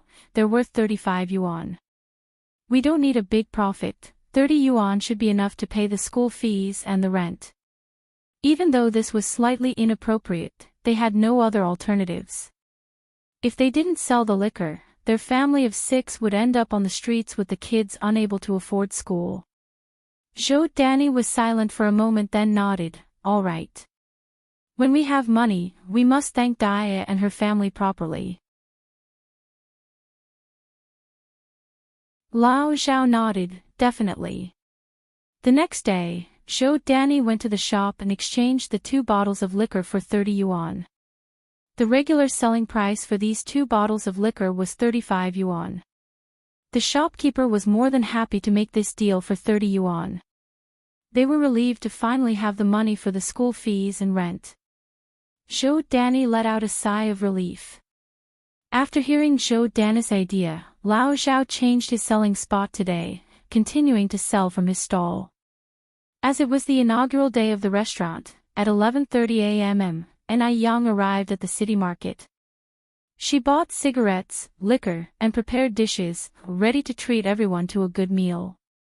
She bought various meat dishes including braised beef, pig's head meat, and tiger skin chicken feet. People were in dire need of some decent nourishment at this point. Even if they ate a lot of meat, they wouldn't feel greasy. Moreover, they were all performing manual labor and needed to restore their energy. After buying the dishes, all she needed were the staple foods. Just then, Ni Yang spotted a vendor selling steamed buns. Beijing people generally prefer wheat food, so Ni Yang steered her cart over and ordered, "Vendor, could I get 50 steamed buns please?" There were 18 workers in the restaurant. A grown man could easily eat 2 to 3 steamed buns, so 50 steamed buns was really not that many. 50 steamed buns. The old Zhao, who had been originally hunched over eating his steamed bun, perked up upon hearing those words. He quickly put down the bun and picked up a bag. "All right, please wait a moment." Ni Yang clearly saw old Zhao at this point and exclaimed, "Uncle Zhao." Old Zhao also looked surprised. Yang. Ni Yang chuckled and said, "Uncle Zhao, so you've been selling steamed buns here?" Old Zhao nodded, "Yes, but Yang, are you sure you can finish off all these buns? They'll go bad if you don't finish them quickly in this weather." Ni Yang assured him, "Don't worry, we have more than a dozen people for dinner." Only then old Zhao was relieved. He swiftly packed up 50 buns and handed them to Ni Yang. At this point, one could buy 4 buns for 1 cent. Ni Yang had occasionally bought them before, so she was familiar with the price. She took the steamed buns and handed 1 yuan and 3 cents to old Zhao. However, old Zhao refused to take the money. Ni Tsuehua and her daughter Ni Yang were so polite. If it wasn't for the gifts they brought, sending the children to school next month would have been a problem. If he were to insist on taking the money for a few steamed buns, it would be utterly heartless. "Uncle Zhao, you are running a business, how could you not accept money? If you refuse to accept the money, then I can't accept these buns." Saying this, Ni Yang put down the buns. She knew that old Zhao's family had it hard, so she insisted on paying him. Old Zhao said, Yang, both you and your mother are so nice. You brought so many things to our house yesterday. These are just a few homemade buns, they're really not worth much. Unless you think these buns of mine aren't worth the money. Ni Yang said, Uncle Zhao, we have to be fair. If you won't accept the money, it'll go to the shop next door. After much persuasion, old Zhao finally accepted the money reluctantly. Ni Yang noticed a half-eaten bun on the basket and a flask next to it. Uncle Zhao, are you only eating buns for lunch? Old Zhao chuckled, yes, it's far from home, and I don't feel like going back for lunch, so I appease my hunger with some buns. They're good, sweet and soft. It's a much better time now.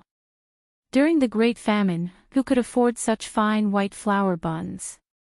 In reality, old Zhao was eating the buns left unsold from a few days ago. They were dry and hard, with no taste at all. Uncle Zhao, have this with your bun. Ni Yang handed old Zhao a wax paper bag. I'm all right eating the buns, I don't need that. Old Zhao quickly declined. Please take it, I bought too much anyway, it will be a waste if I don't finish it.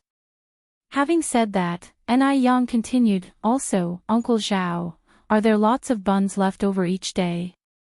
Old Zhao sighed, Business has been slow recently, there are leftovers every day. So, the next day's leftovers are not that easy to sell?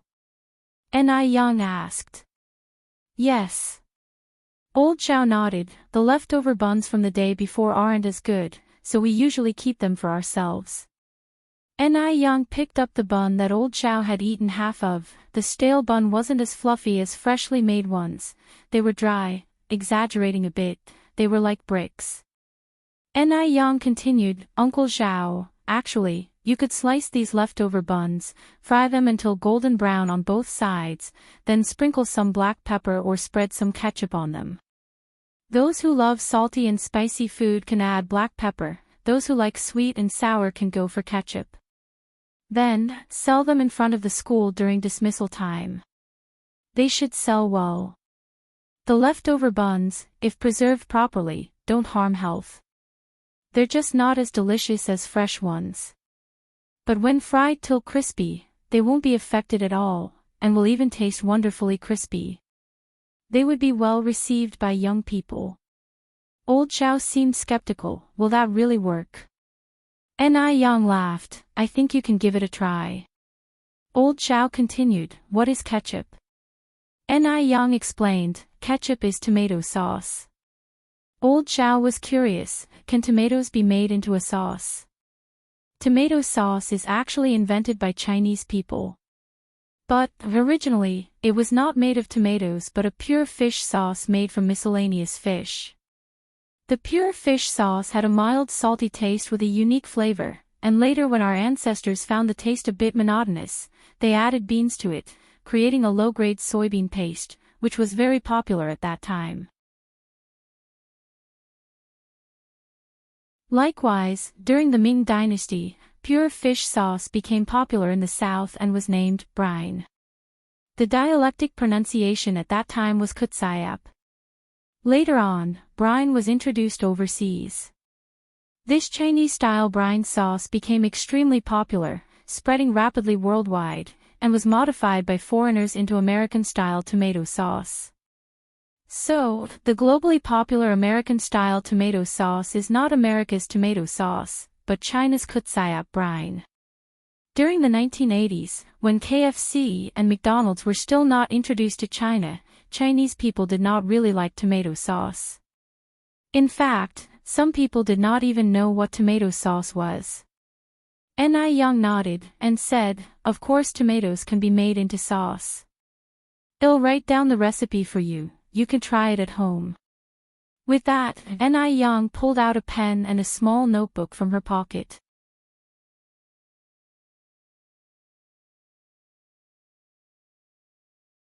Chapter 587, Pre-Opening Celebration, Update 14_1 She wrote the steps for making tomato sauce, stroke by stroke, very seriously.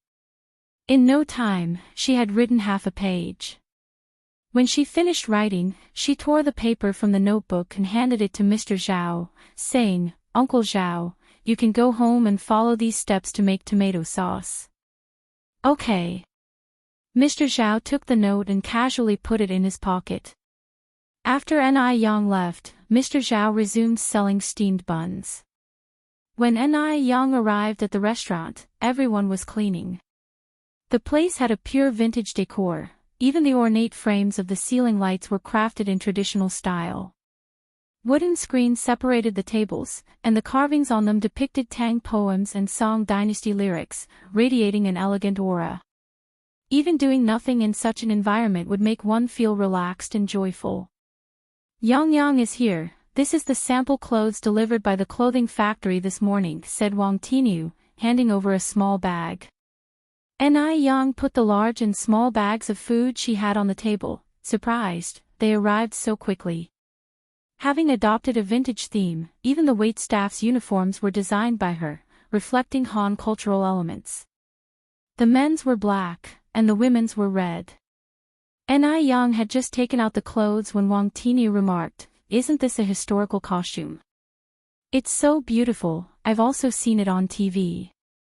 Ni Yang laughed and clarified, this isn't a historical costume. It's Hanfu, the traditional clothing of the Han people, which originated from the Yellow Emperor and thrived during the reigns of Yao and Shun. Oh. Wang Tiniu nodded, seemingly understanding. Ni Yang put the clothes back and continued, Uncle Tiniu, has everyone finished their tasks? We can have dinner once everyone is done. I'll go call them. Ni Yang nodded, starting to tidy up the table. By the time everyone had come downstairs, the large round table was already full of dishes, or to be precise, full of meat. A pack of cigarettes was placed on each seat, and 3 crates of beer were placed on the side of the table, with baijiu displayed on top of the beer. Eating meat and drinking heavily, what a blissful life. Ni Yang called everyone to sit down. Everyone has worked hard recently, tonight everyone must drink to your heart's content. It's not hard at all. Yang, you're too kind. You must have spent a lot on these cigarettes and alcohol, right? They had never been treated this well anywhere they had worked. Nowadays, if a typical family could provide lunch every day, it was considered very good. But Ni Yang not only provides lunch every day, she ensures meat is available in every meal. Working for her, everyone was full of energy and did not allow themselves to make any mistakes.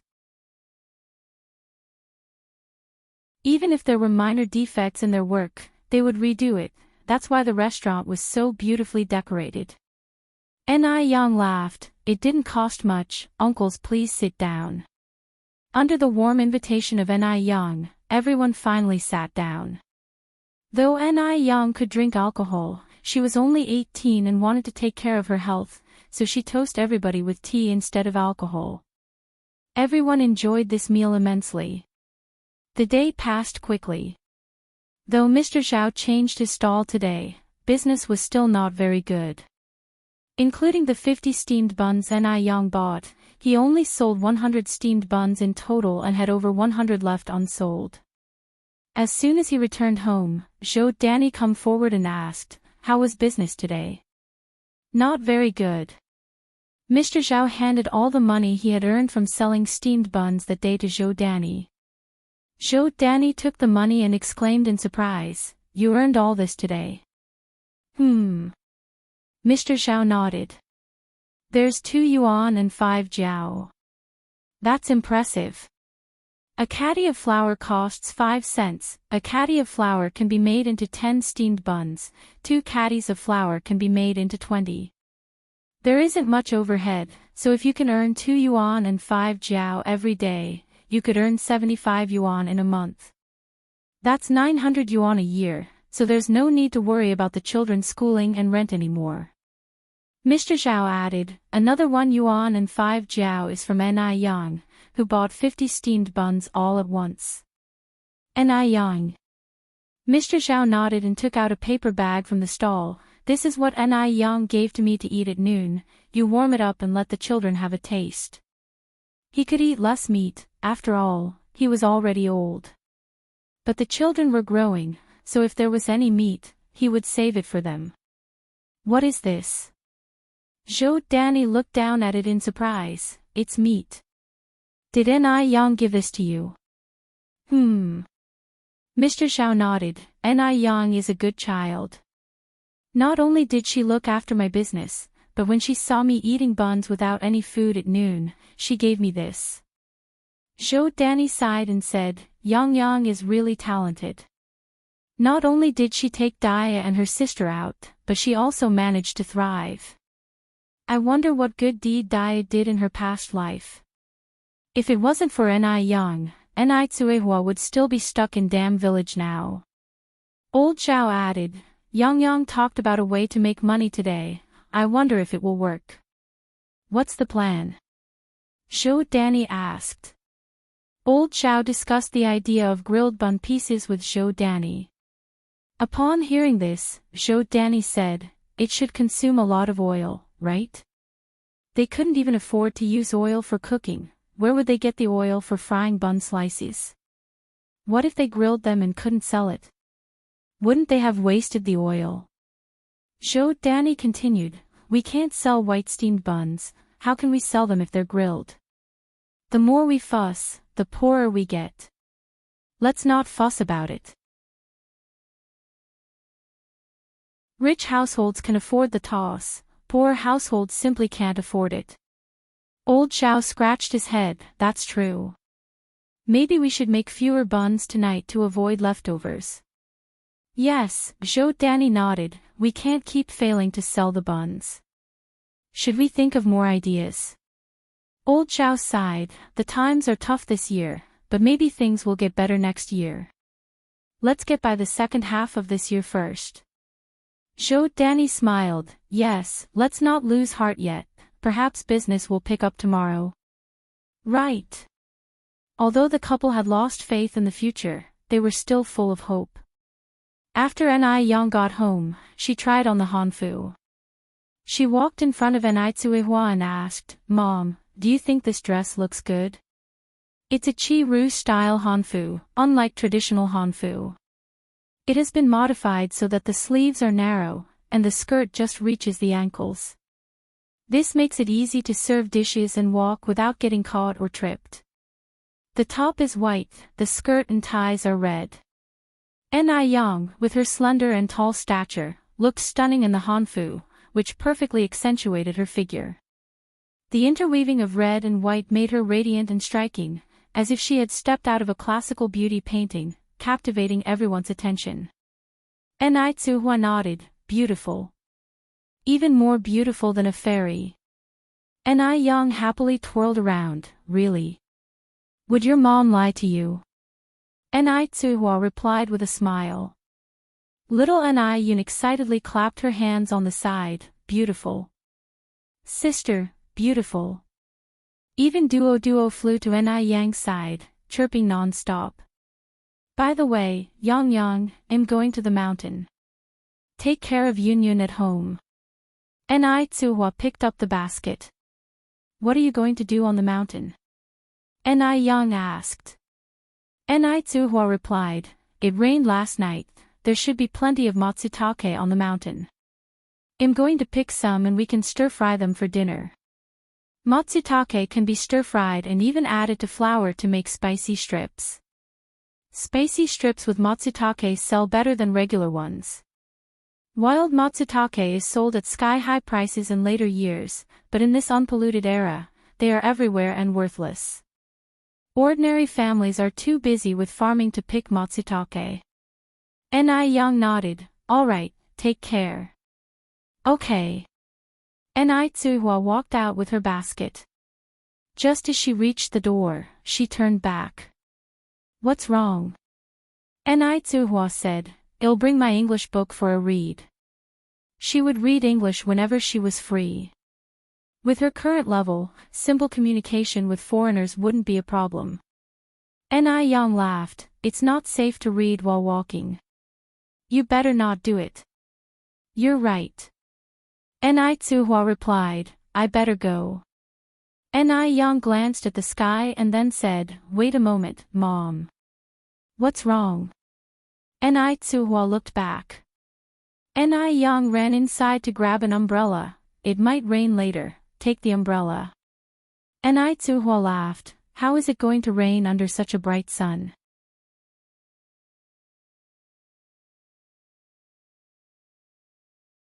Chapter 588, Have Good Things to Give You, Update 15_1 Ni Yang put the umbrella into her basket, put it in, just in case it starts raining. Just as Ni Tsuhua left, an elderly woman with white hair arrived at the door with a basket. Is Yang Yang's mum at home? Grandma Lu. Ni Yang smiled and walked over, my mom just left. Do you need anything from her? Grandma Lu smiled and said, oh, Yang is here. Nothing really, our potatoes have had a bumper harvest this year. I just brought over some potatoes for you guys. This is the first batch of this year's harvest. I want you 3 women to taste them. Only then did Ni Yang notice that Grandma Liu's basket was full of potatoes. The villagers of Jinghua village are all very grateful. Ni Yang has been good to them, and they are also very good to Ni Yang. Whenever someone slaughters a pig or a sheep, or whenever the crops are glowing, they think of sending some food to Ni Yang first. Yang smiled and said, Grandma Lu, you are too polite. We already have potatoes at our home. You worked hard to grow these, you should keep them. Grandma Lu is an old widow in the village. She has no children and lives alone, which isn't easy. Yang often gives her some food during holidays. However, something that truly moved her happened last year. Last autumn, the old lady suddenly came down with a high fever. She nearly died alone at home without anyone knowing. It was Yang who found out the abnormality and was able to treat Grandma Lu. Grandma Lu said, I can't finish these all by myself. Yang, you don't like my old self because I can't give anything decent, right? In the end, Grandma Lu pretended to put on a stern face. No. Grandma Lu, you've misunderstood. If you don't mind them, then keep them. It's not like it's anything valuable. I've got to go now. If I don't return soon, the chickens will get my cabbage. Finishing her words, Grandma Lu dumped the potatoes on the ground and left. Yang couldn't let Grandma Lu go back empty-handed. Grandma Lu, wait a moment. Grandma Lu was already aware of Yang's tactics. She knew Yang must have gone inside to get something, and quickly covered her basket, ran away as if carried by the wind. When Yang returned to the yard, Grandma Liu's figure was already out of sight. She puzzled, where is Grandma Lu? Little Yun pointed at the door and said, ran away. Ran away. Yang was taken aback. She never knew that Grandma Lu, even with her bound feet, could run so fast. Looking at the pile of potatoes that Grandma Lu brought, Yang suddenly had an idea. Yun, do you want to eat something delicious? Yes. Upon hearing the mention of delicious food, little Yun started drooling. Yang picked up 5 large potatoes, cleaned them thoroughly, peeled off the skin, and finally cut them into thin slices and long strips. That's right. The delicious food that Yang was making today was potato chips and French fries. Eating fries cannot be without tomato sauce. Yang also ran into the field to pick 2 large tomatoes. Making tomato sauce is real simple. First, peel off the skin of the tomatoes, then cut them into pieces and stir-fry them in hot oil until they're mushy. After that, add water, and simmer it to reduce it down to a thick consistency. Normally, when making tomato sauce, one would add white sugar. But the homegrown tomatoes hadn't been treated with coloring agent. Every bite released a burst of fresh and juicy taste, soft and silky. They were so good in flavor that there was no need to add sugar at all. While the tomato sauce was simmering, Yang began to fry the chips and potato strips.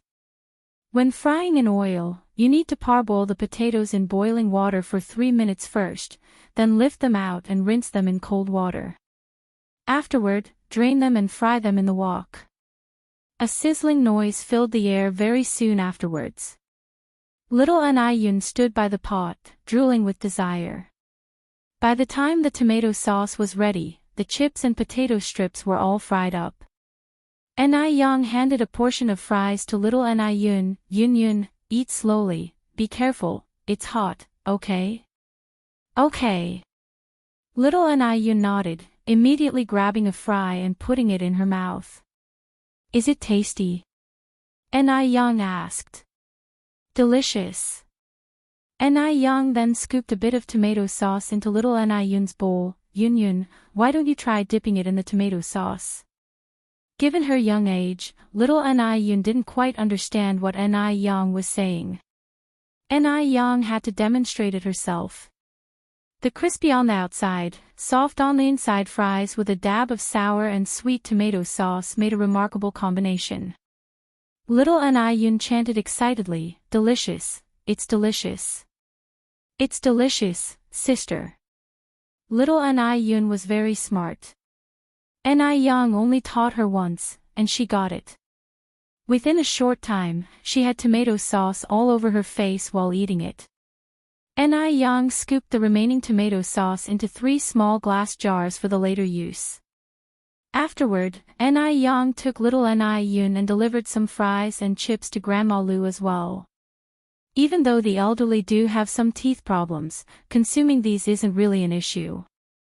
When Ni Yang arrived, Grandma Lu was standing on a stool changing a bulb.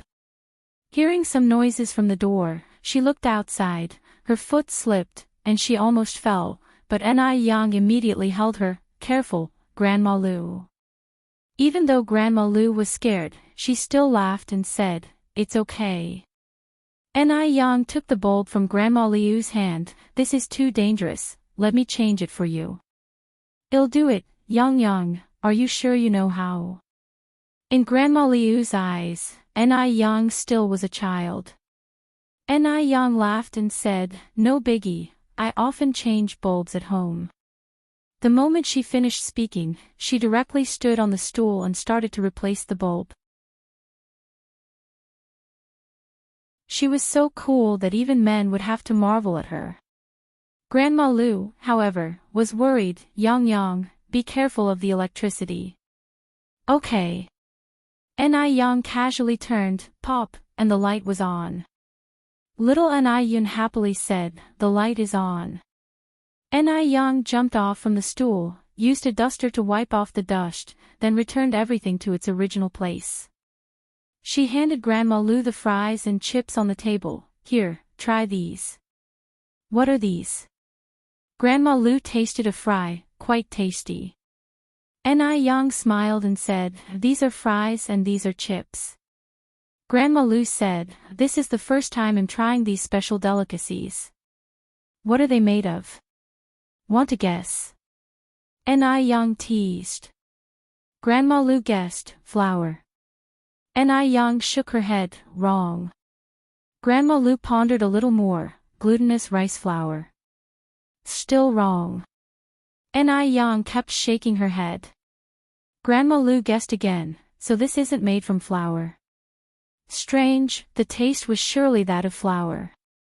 Ni Yang laughed and said, "Grandma Lu, these are made from potatoes. The same ones you gave us." "Potatoes?" Grandma Lu was a bit astonished. "Can potatoes taste this good?" Ni Yang nodded, "Of course. If you want to learn, I can teach you." "Sure." Grandma Lu usually gets quite bored alone, so she has a great interest in food. Ni Yang explained the making process in detail to Grandma Lu. Grandma Lu laughed and said, "I'll definitely try this tomorrow. By the way, Yang, come with me." Grandma Lu pulled Ni Yang into an inner room, then turned around to carry little Ni Yun inside as well. She mysteriously closed the door and switched on the light. Yang, wait for me." Grandma Lu went behind the bed, and after a while, she walked out with an old vanity case. Yang, come here." Grandma Lu gestured for Ni Yang. Ni Yang walked over. "Grandma Lu, what's in it?" Grandma Lu laughed and said, "You'll know soon." As she spoke, she took off the hairpin that held her hair, and using the sharpest end, unlocked the little copper lock on the vanity case. The little copper lock seemed quite old, with a layer of patina on the surface. Click! Just as Ni Yang was questioning if the lock could be opened, it was unlocked. As soon as Grandma Lu lifted the lid, a pleasant aroma, somewhat similar to ambergris, gushed forth. This reminded Ni Yang of the village rumors. Everyone said that Grandma Lu used to be a young lady from a landlord's family and had sought refuge here during the war. It seemed like the rumors might be true. No wonder, Ni Yang always felt that Grandma Lu had a certain grace not found in ordinary grandmas. After the lid was lifted, what met the eyes were a few dusty silver hairpins, and a binyo, Korean hair stick, but because they hadn't been worn for many years, or been maintained, these items had lost their original luster. Grandma Lu pulled open the second layer drawer of the vanity case. Astonishingly, a translucent jade bracelet with excellent color and perfect luster rested in the drawer.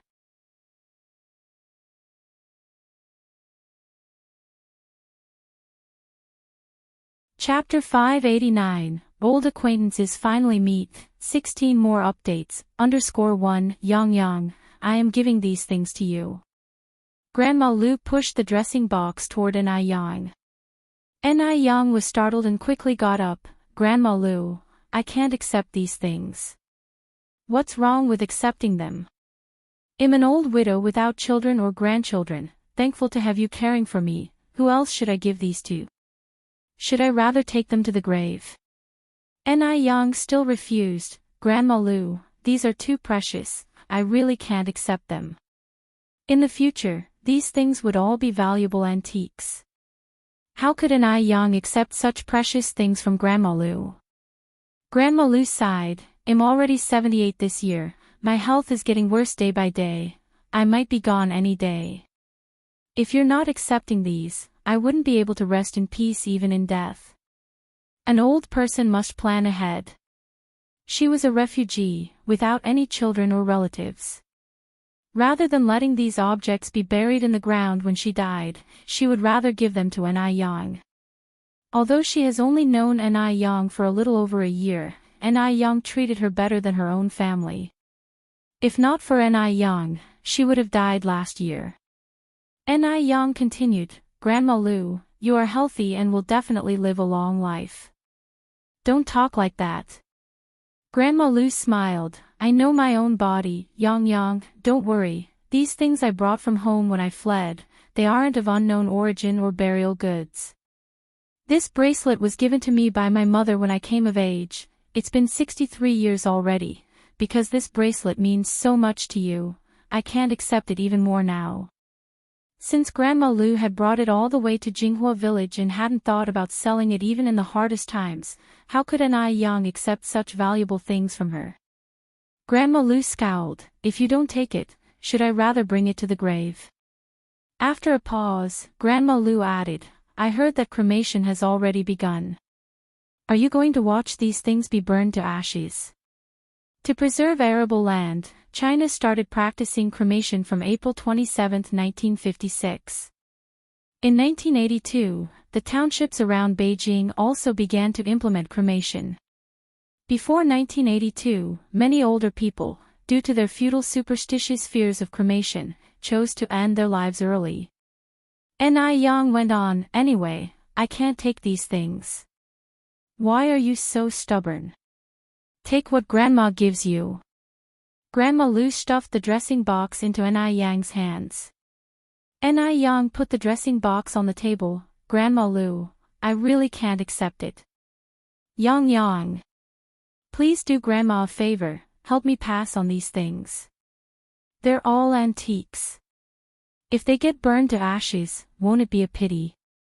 Yang continued, Grandma, since you escaped here, there should be other relatives left at home, right?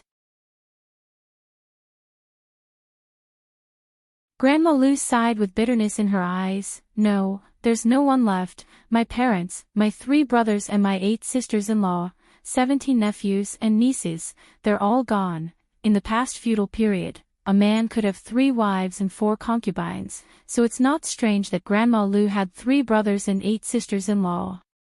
Grandma Lu, I'm sorry, don't be sad. Yang reached out and held Grandma Liu's hand. Grandma Lu, with rubbed red eyes, patted Yang's hand, it's all right. Yang was busy comforting Grandma Lu and didn't notice that Grandma Liu's other hand had quietly picked up the jade bracelet. Grandma Lu held the jade bracelet in one hand and Yang's hand in the other. By the time Yang reacted, the translucent bracelet was already on her wrist. Grandma Lu laughed, it looks good. Young people are indeed young. Wearing this bracelet, you look much better than this old lady. Yang quickly took off the bracelet, Grandma Lu, how could you do this? I really can't accept this bracelet. Grandma Lu laughed, it is said that jade bracelets have a very spiritual nature, they recognize their owners. See if you can take it off. If you can, I won't give it to you. If you can't, it means you're destined for it. It was strange, when wearing the jade bracelet, Yang didn't feel anything. However, when she tried to remove it, it seemed to automatically tighten, making it impossible to take off. Ni Yang's wrist was rubbed red, but the bracelet was still on her wrist. Grandma Lu continued, I told you, this jade bracelet is quite spiritual, it knows its owner. Ni Yang said, do you have any soap in your house? Maybe it can be taken off with some lubrication. Grandma Lu laughed, this bracelet that recognizes its owner, it's not just soap, even if you were a god, you won't be able to take it off. Ni Yang, not giving up, found some soap, rubbed almost a layer of skin off her hand, but the bracelet was still on her hand, not moving at all. Grandma Lu, with a beaming smile, stood by Ni Yang's side, Yang, you're wasting your effort, this bracelet is meant for you. Ni Yang spoke somewhat reluctantly, but it's really too valuable. No matter how valuable, it's just an item. Grandma Lu continued, this bracelet only shows its value when worn on your hand. With me, a grumpy old hag, its fate is only to be burned to ashes. Yang, I should be thanking you for helping me pass on this bracelet. At least, in the future years, someone will remember this old woman. Given this situation and the fact that she couldn't remove the bracelet, it would be pretentious to refuse anymore. Ni Yang smiled, then thank you, Grandma Lu. The weather was nice today. Shengguan Dehui had a canvas on his back and came up the mountain for art inspiration. Jinghua Mountain is located behind Jinghua Village. Given its good location, beautiful scenery, and many rare wild animals, he decided to find inspiration on Jinghua Mountain. He came to Jinghua Mountain to find artistic inspiration and to clear his mind. After all, he just went through the things with Lin Fong and her daughter. The view on the mountain was even better than expected. Shengguan Dehui wandered around with his drawing board in hand. However, the initially sunny day was abruptly interrupted by a downpour. Shengguan Dehui held his drawing board close to his chest as he found a small cavern to take shelter from the rain. After the rain stopped, a hazy fog arose, making the mountain forest incredibly ethereal and surreal looking. However, as the day started to wane, Shengguan Dehui had to abandon his idea of sketching the view and began to descend the mountain with his drawing board on his back. The path downhill proved difficult to traverse, particularly after the rain and amidst the fog. Shengguan Dehui accidentally stepped on a stone covered in moss. He lost control and tumbled down the mountain. Shengguan Dehui clung onto his drawing board as he rolled downhill. Thud. When Shengguan Dehui regained consciousness, it was totally dark. It was silent around him, except for the sounds of birdsong and insects. With the aid of the faint moonlight, he realized that he somehow had fallen into a pit. This pit was likely a trap dug by hunters long ago. It had been over 30 years since he last encountered such a situation. That was when he met a person he'd never forget in his lifetime. Would he die in this pit this time? Is anyone there?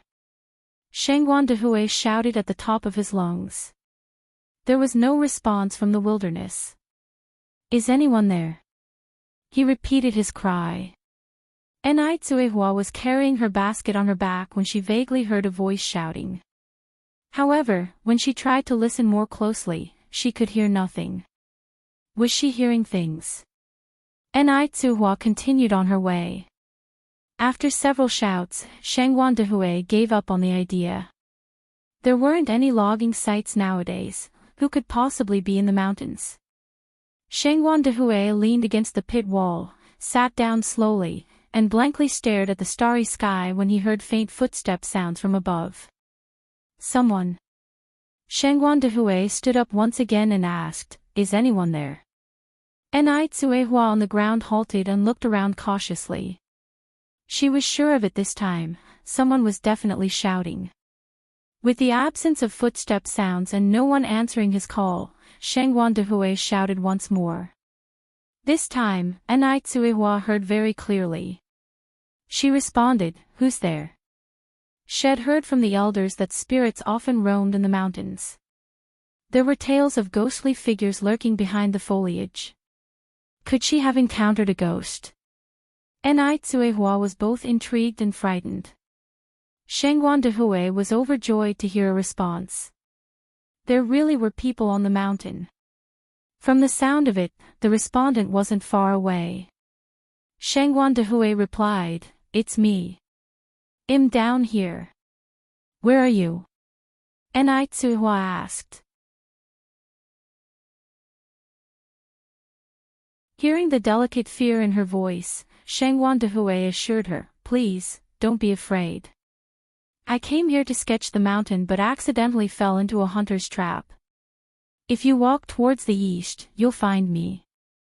However, be careful, the wild grass here is unusually lush." "Okay." With a stick in one hand parting the tall grass, Nai Tsuehua cautiously proceeded forward.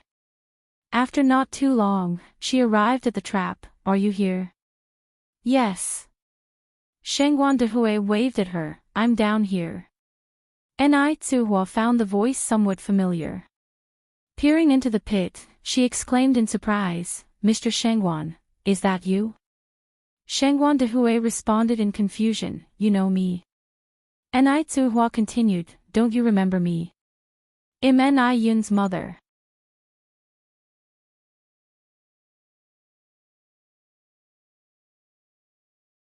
Chapter 590, Familiar Feeling, Taking Shengguan Dehui Home, 17 updates, _1 Shengguan Dehui hadn't expected to meet a familiar face deep in these old mountains. Even more unexpected was that it was Nai Tsuehua, someone he had met twice before. Nai Tsuehua immediately put down her back basket, crouching on the ground. She gripped the wild grass near the edge of the trap tightly with one hand, and reached into the trap with the other. "Mr. Shengguan, quick, grab my hand. I'll pull you up." Shengguan Dehui reached out and even stood on his tiptoes, but they fell short of a few centimeters. He tried jumping, yet still couldn't reach Nai Tsuehua's hand. At this time, Nai Tsuehua continued, "Mr. Shengguan, please wait a moment. I will go find a sturdier stick to help you." The long stick she had been using to part the wild grass was too thin to support the weight of an adult. There were many large pine trees in the mountains, but few branches that could be used as sticks. Nai Tsuehua also didn't have an axe or similar tool at hand, making it impossible to cut a wooden stick.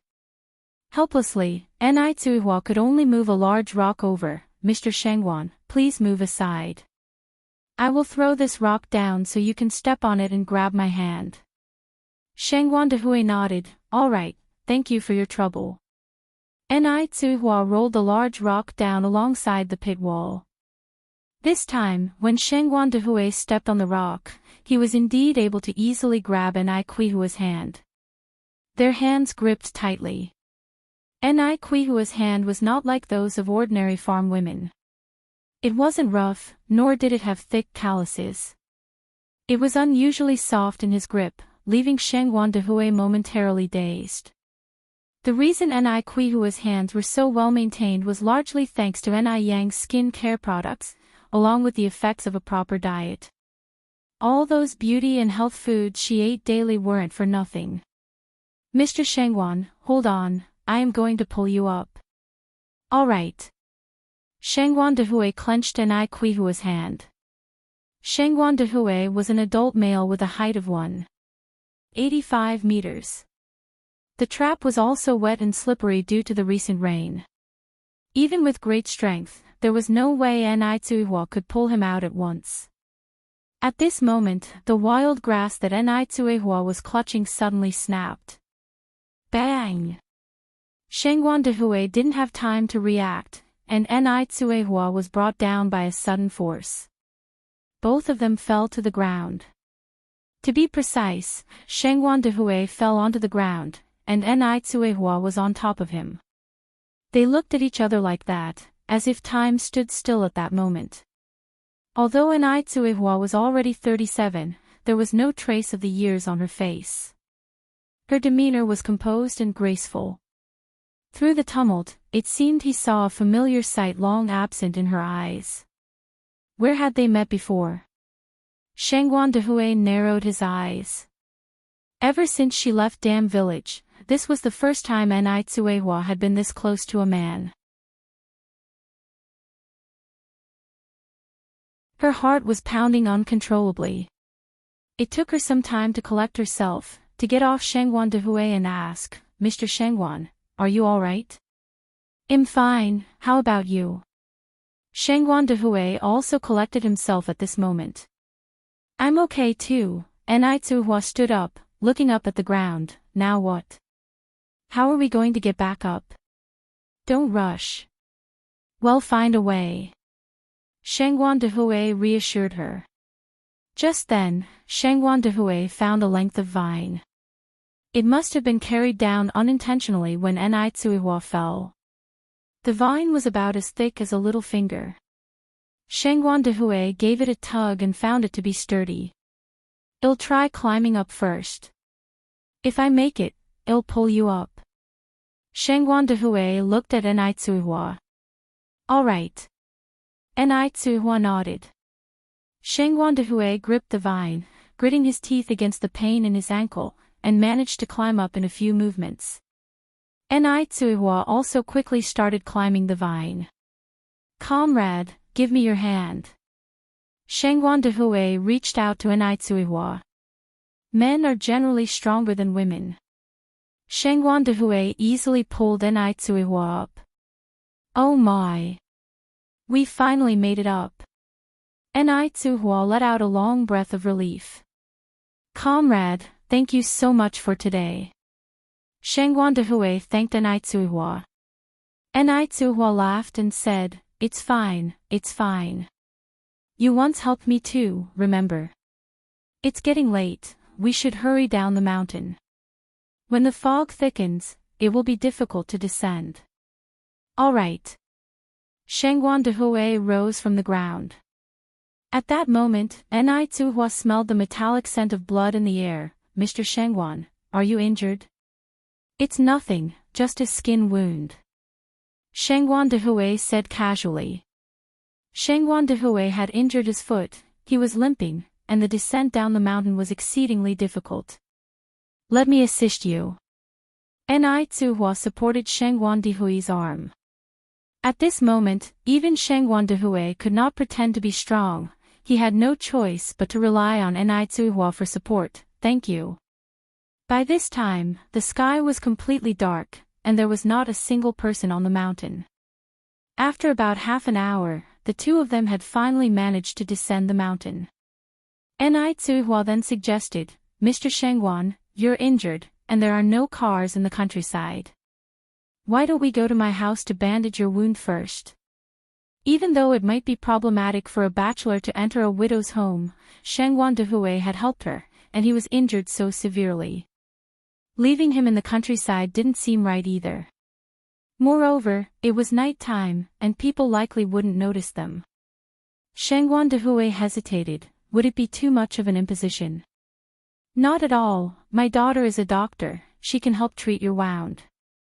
As soon as Ni Tsuehua led Shangguan Dehui to her front door, it was immediately opened from the inside.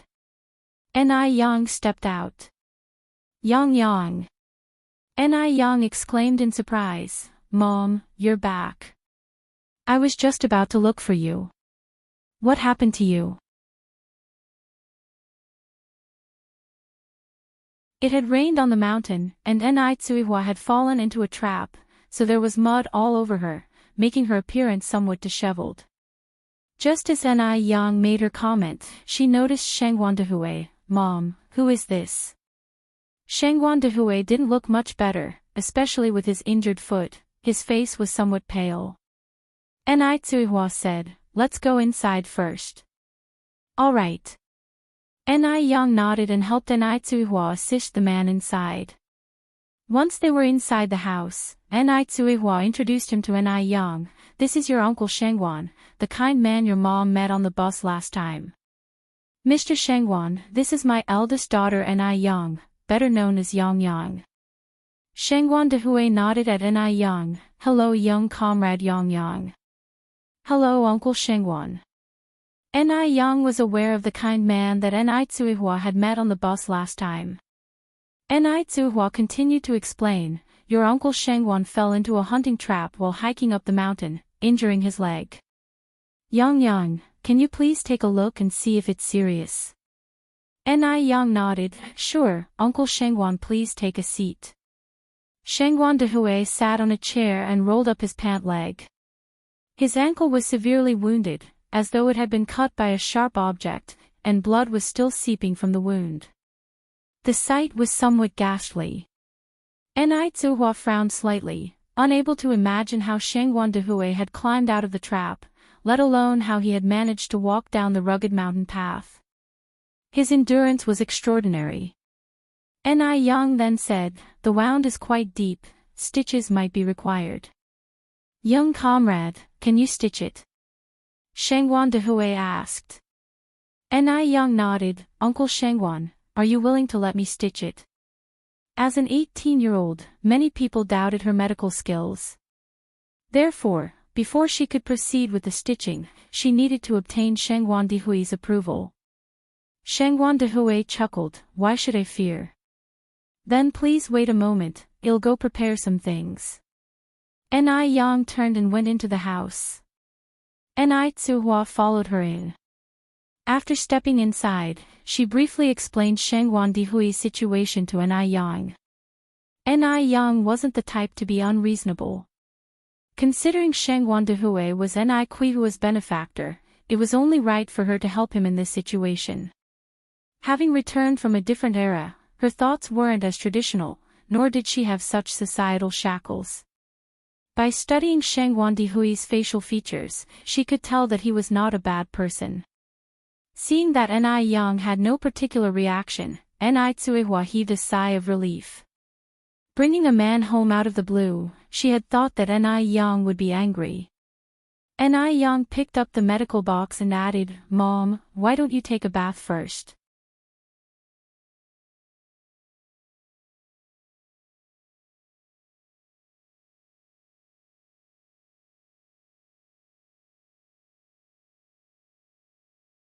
About 15 minutes later, Dehai returned with Shangwan Dehui.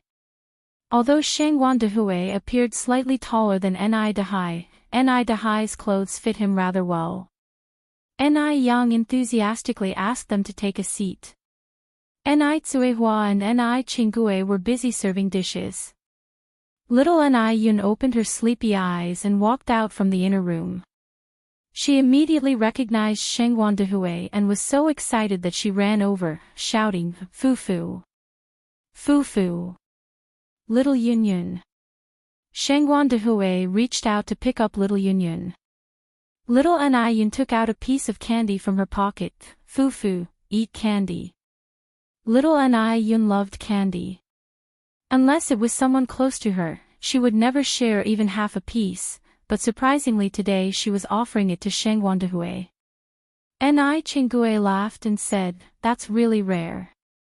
Our little Yun never shares her treats. Zhuhua served a bowl of vegetable lean meat porridge to Shangwan Dehui. Mr. Shangwan, you've injured your leg, so you can't eat anything too oily or spicy. Have a bowl of porridge first. Thank you. You've gone to a lot of trouble. Shangwan Dehui politely thanked her. Zhuhua said it was no trouble with a smile. Shangwan Dehui took a sip of the vegetable lean meat porridge, and its taste was surprisingly good. The porridge didn't just have vegetables and lean meat, but also fresh shrimps. The texture was very delicious. Dehai was amazed as he ate. Yang's cooking skills are always excellent as before. Yang laughed and said, you're wrong this time, all the food tonight is made by my mom. As she was busy treating Shangwan Dehui's wound at that time, Zhuhua cooked all the dishes by herself. Zhuhua was already smart and she became a good cook with Yang's guidance, only except for some exotic dishes that she couldn't handle. Dehai said, Yang's mom, you're really amazing, no wonder you can give birth to such an outstanding daughter like Yang. After dinner, Dehai took Shangwan Dehui to rest. As they were leaving, Qinggui specifically exchanged a look with Dehai. Dehai, with a flashlight in one hand and supporting Shangwan Dehui with the other, Arrived at his house, our conditions here in the countryside are not comparable to those in the city, you must not mind, big brother. Shengwan Dehui laughed and said, city or countryside, it's the same for all of us if we go back 3 generations. His words didn't express any contempt for rural people, which made Ni Dahai feel very comfortable. Educated people really are different. Even their words are so pleasant to hear. Ni Dahai turned on the light and helped Shengwan Dehui sit down on the chair. How old are you this year, big brother? 43, what about you? Shengwan Dehui asked. I'm 36 this year. Ni Dahai continued, so, you are 7 years older than me. I should be calling you big brother. Before Shengwan Dehui could speak, Ni Dahai poured a cup of water for him. Big brother, your wife and children at home must be very worried because you haven't come home so late. We have a public phone in our village, why don't you make a call to let your family know you're safe?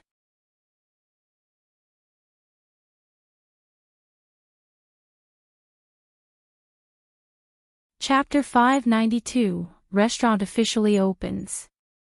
19 updates, _1 Shengwan Dehui shook his head, no need, I usually live at the school alone. A sudden phone call home would only make them worry. Ni Dahai nodded, then asked, big brother, how many children do you have? A son and a daughter, Shengwan Dehui answered. Ni Dahai said enviously, then big brother, you're really blessed. I have just one son and want another daughter, but my wife disagrees, fearing we might have another boy. Shengwan Dehui smiled and said, actually, no matter the gender, having 2 children means they have each other's company, which is better than just one. You're absolutely right, big brother. Ni Dahai slapped his thigh enthusiastically as though he'd found a kindred spirit. By the way, big brother, you mentioned you live at the school. Are you a teacher? Emishim. Shengwan Dehui nodded his head. A scholar, that's good.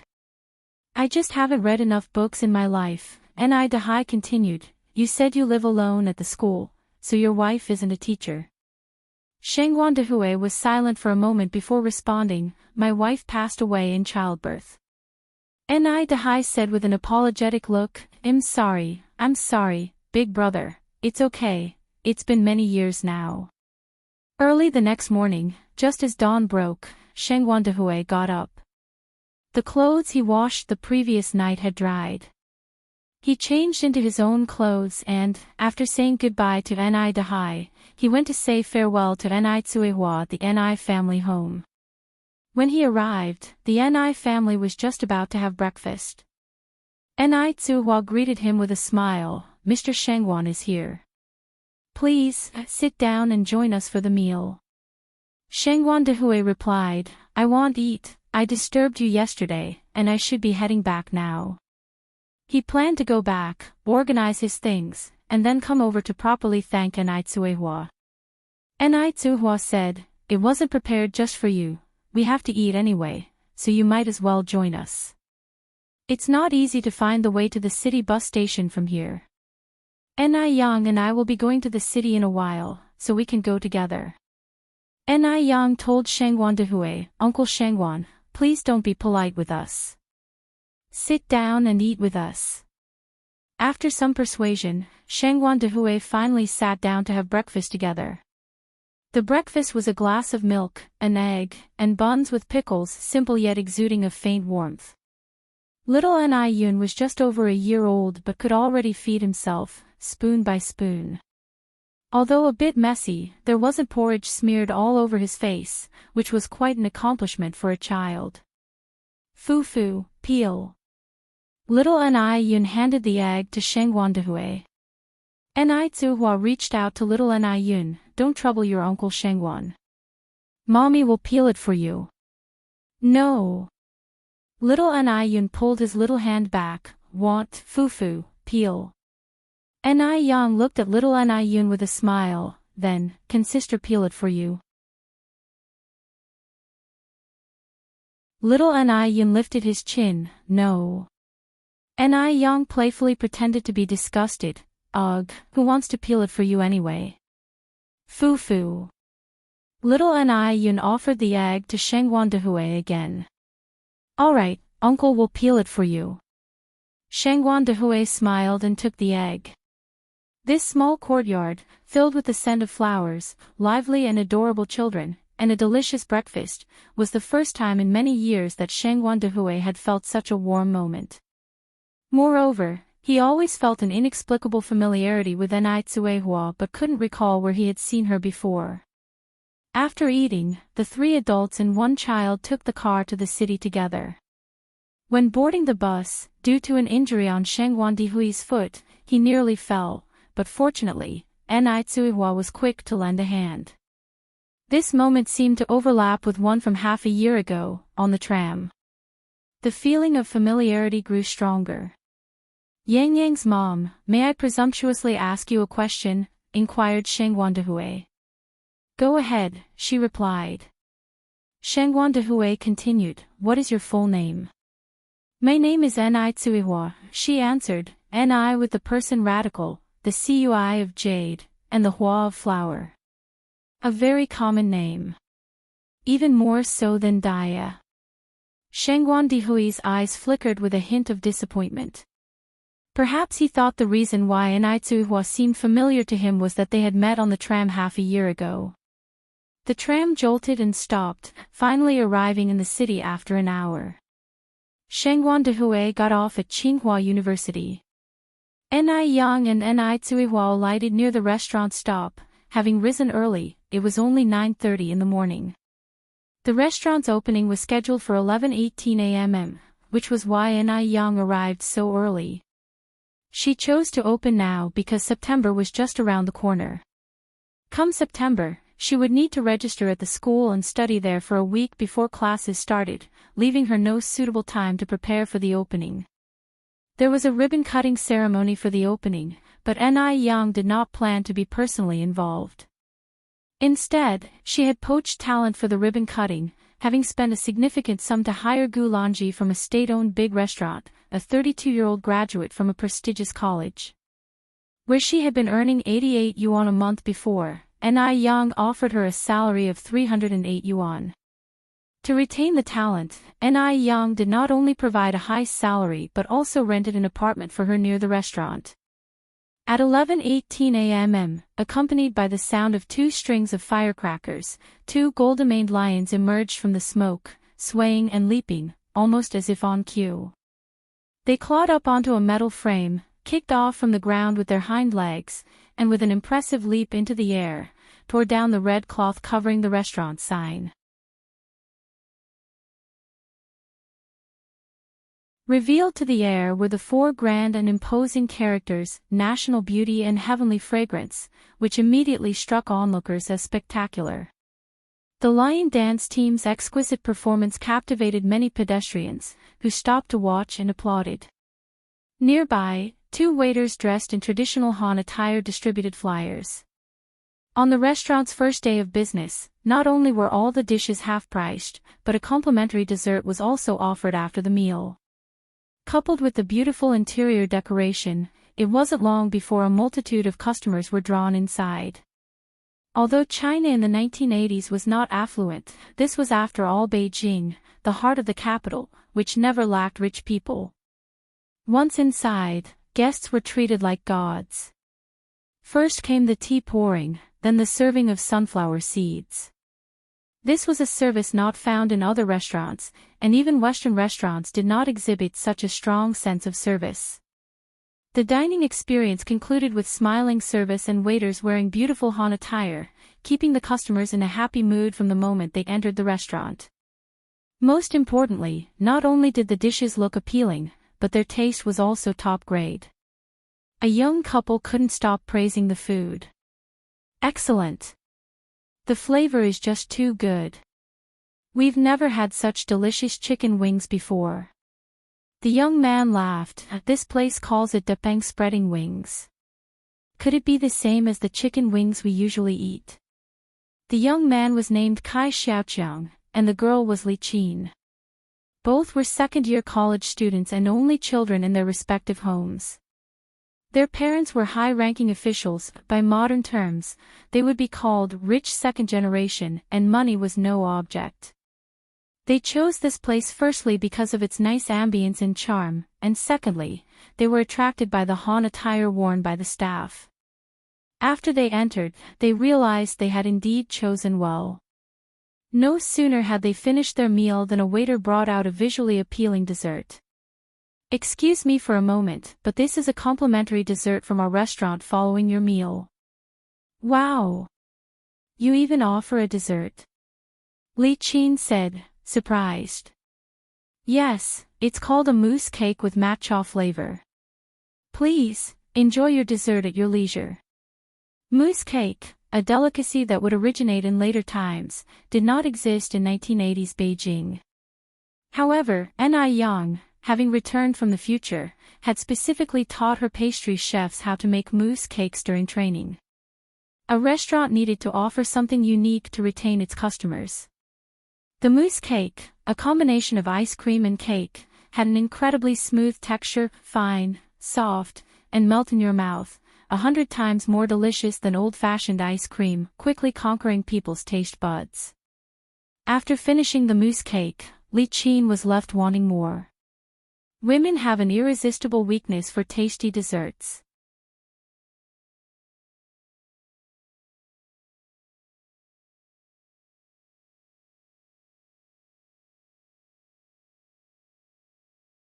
Chapter 593, Different Business Styles, Update 20_1, Alright, please wait a moment. The mousse cakes are made in advance, stored in the refrigerator, so they were served quickly. By the way, how come people aren't allowed to go up to your third floor? Li Qin asked the waiter. The restaurant had 3 floors, but the customers only congregated on the first and second floors. The third floor was always closed off. Through the glass doors, it seemed like the third floor was a little bit different from the other 2. This made Li Qin very curious. The waiter responded with a smile, "The third floor is only open to VIP customers." VIP? What does that mean?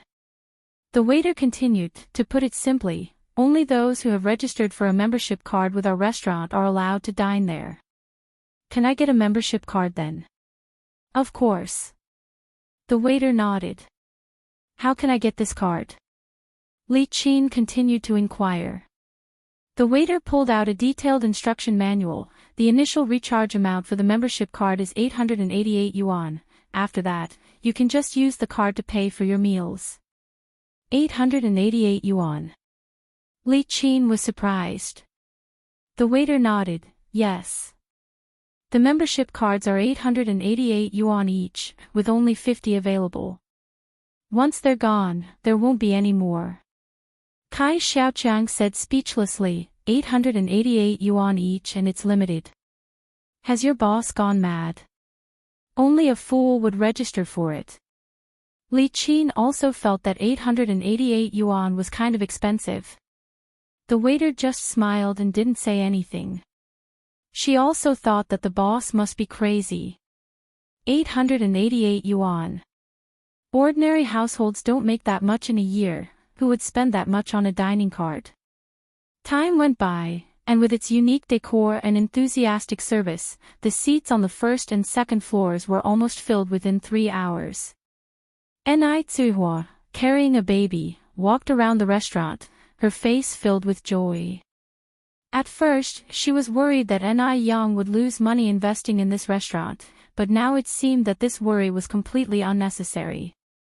Yang, congratulations on your grand opening. Chen Jitsang appeared in front of Ni Yang with a bouquet of flowers. Thank you.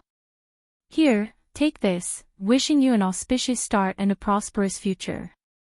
Chen Jitsang handed the bouquet to Ni Yang. Ni Yang thanked him again and accepted the flowers. Looking at the bustling hall filled with guests, Chen Jitsang couldn't help but express his admiration. I didn't expect you to be able to run this restaurant so successfully. This made him think of his ambitious younger self. Back then, he was full of confidence, thinking that he would have many customers on his first day of business. However, other than a few friends who had come to show their support, there were only 2 or 3 tables of guests. He had assumed that Ni Yang would encounter the same situation, so he had deliberately brought along several friends to fill some seats.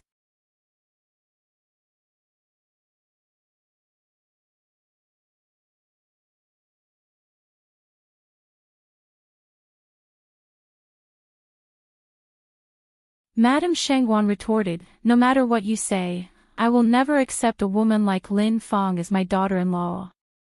Shengguan Furong sighed, "Mother, you are really too stubborn. If it wasn't for you back then, would my brother be so alone now?" Madame Shengguan didn't speak, she just stared out the window, her eyes heavy with worry. Was her son truly upset over the situation with Lin Fang? She was not quite sure. After Shengguan Dehui returned to his room, he lay on the bed, lost in thought. He didn't know why, but suddenly he wanted to see Ni Tsuihua again very soon.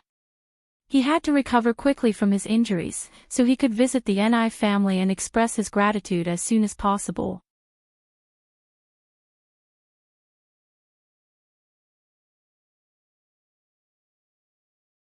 Chapter 594, Identity Revealed. Dia is that Dia, 21 more updates, _1 Zhou Dana's house. The bun business has been poor these days. Old Zhao didn't return until after 7 o'clock in the evening, and only 20 buns were sold out of 100. There were 80 left. They had so many leftover buns from the past few days that the family couldn't finish them even after days. Looking at the buns, old Zhao grew worried. He searched his pockets for a cigarette but instead found a slip of paper. This slip of paper was from Ni Yan's previous visit. It was the recipe for making ketchup. Ni Yan had written it out very clearly in great detail. It was easy to understand. Old Zhao looked at the piece of paper and said to Zhou Danny, "How about we try what Yang Yang suggested? We could sell the grilled bun pieces by the school gate." Zhou Danny frowned, "That uses a lot of oil, and we don't have a lot of sesame oil left at home." Zhao responded, "Let's just try it out first. If it doesn't work out, then well, let it go. It's such a waste to see these buns go unused. Besides, if Ni Yan can make her business so successful, the method she taught us shouldn't be too shabby." Zhou Danny hesitated, "All right. Then let's start making the ketchup." "What is ketchup?" Zhou Danny was curious. Old Zhao replied, "It's my first time hearing of it too. Yang Yang said it tastes excellent, and when spread on the grilled bun pieces, it's delicious. She's written down the method on this paper. Let me read it to you." Although Zhou Danny couldn't read, she caught on to things quickly. After hearing it once, she immediately understood. She took out 2 tomatoes, "Then let's give it a try." Not long after, the small kitchen was filled with the sweet and sour aroma of tomatoes. While making the tomato sauce, Zhou Danny quickly sliced the buns into moderate thickness pieces. She heated up some oil and proceeded to grill the pieces around the sides of the pan. Old Zhao stood by her side, flipped them quickly. Yang Yang said to cook them until golden brown. 1 bun could be sliced into 8 pieces and a plateful of grilled bun pieces were ready in no time. And grilling the bun slices wasn't as oil-consuming as they thought. The children came running in from outside. "Mom, Dad, what delicious food are you making? It smells so good. Dashuan, Ershuan, Sanchuan, Xiaoshuang, come in quickly. Mom has made something delicious for you." Zhou Danny gave each of her children a piece of grilled bun. "Wow! Yummy! Mom, these pancakes you made are so delicious. What's this red thing? It's sweet and sour, it tastes even better than hawthorn." The children usually grew sick of eating buns, but they never expected the bun pieces to be such a big hit. Ni Yan was obviously right, these bun pieces would definitely sell better than the whole buns. Zhou Danny smiled, "These are grilled bun slices." "Grilled bun slices? Are these made from buns?" Yes. Zhou Danny nodded.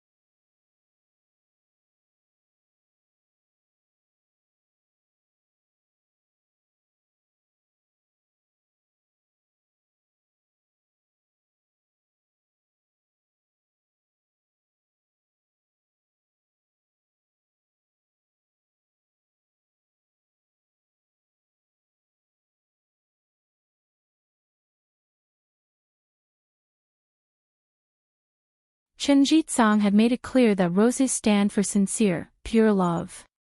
In these circumstances, if Ni Yang continued to accept his flowers, it could easily be taken the wrong way. Chen Jitsang argued, I know you have a boyfriend, you've already told me. But having a boyfriend doesn't mean I can't give you flowers. And nothing stops him from pursuing her.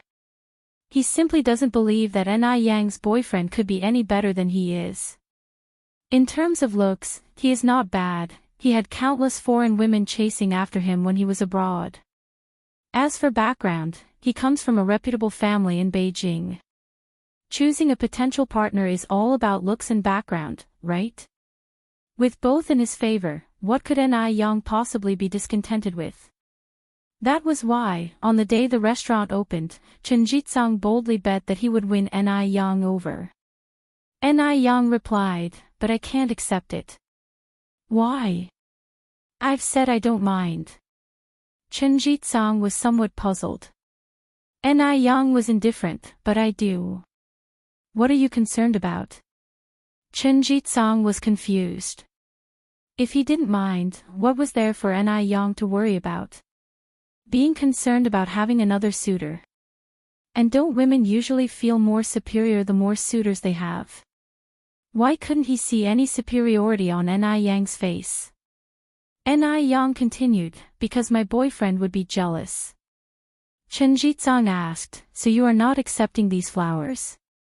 Ni Yang shook her head, Mr. Chen, you don't need to waste your time on me, because I really love my boyfriend very much.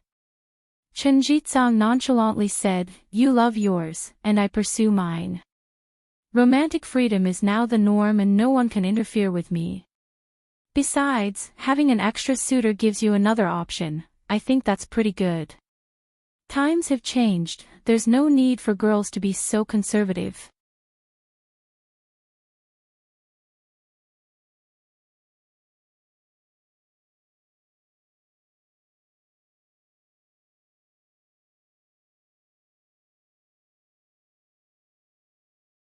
How did Ni Yang suddenly become the savior of Zhou Danny and her husband? Zhou Danny immediately explained everything to Ni Tsuihua. Bigya, you are so blessed for having such an excellent daughter like Yang Yang in this life. Shengguan Dehui, sitting aside, heard the whole thing and started looking at Ni Yang differently. It seemed that Big Ya's daughter was even more outstanding than he thought. By the way, Bigya, you just mentioned that the newly renovated house next door belongs to you, right? Yes, Ni Tsuihua nodded, the interior has been renovated, but Yang Yang said we should let it air out. So we have not moved in yet and plan to do so when the weather turns cold. Zhou Danny continued, then, Bigya, you must take me to see your new house. Sure, Ni Tsuihua said, come with me. The two sisters walked arm in arm toward the new house next door. Old Zhao quietly followed behind the two, playing the role of an invisible man. In a blink of an eye, only Ni Yang and Shengguan Dehui were left in the room. Yang Yang. What's the matter, Uncle Shengguan? Ni Yang looked up at Shengguan Dehui. Shengguan Dehui said, Uncle has a presumptuous request. Go ahead. Shangguan Dehui hesitated for a moment, then said, "If you're free tomorrow morning, could I invite you for a meal?" It was obvious that Big Yi cherished her daughter very much, so some things had to be approved by Ni Yang first. Ni Yang nodded, "Sure." The next day, Ni Yang arrived on time at the restaurant where she was supposed to meet Shangguan Dehui. "Uncle Shangguan.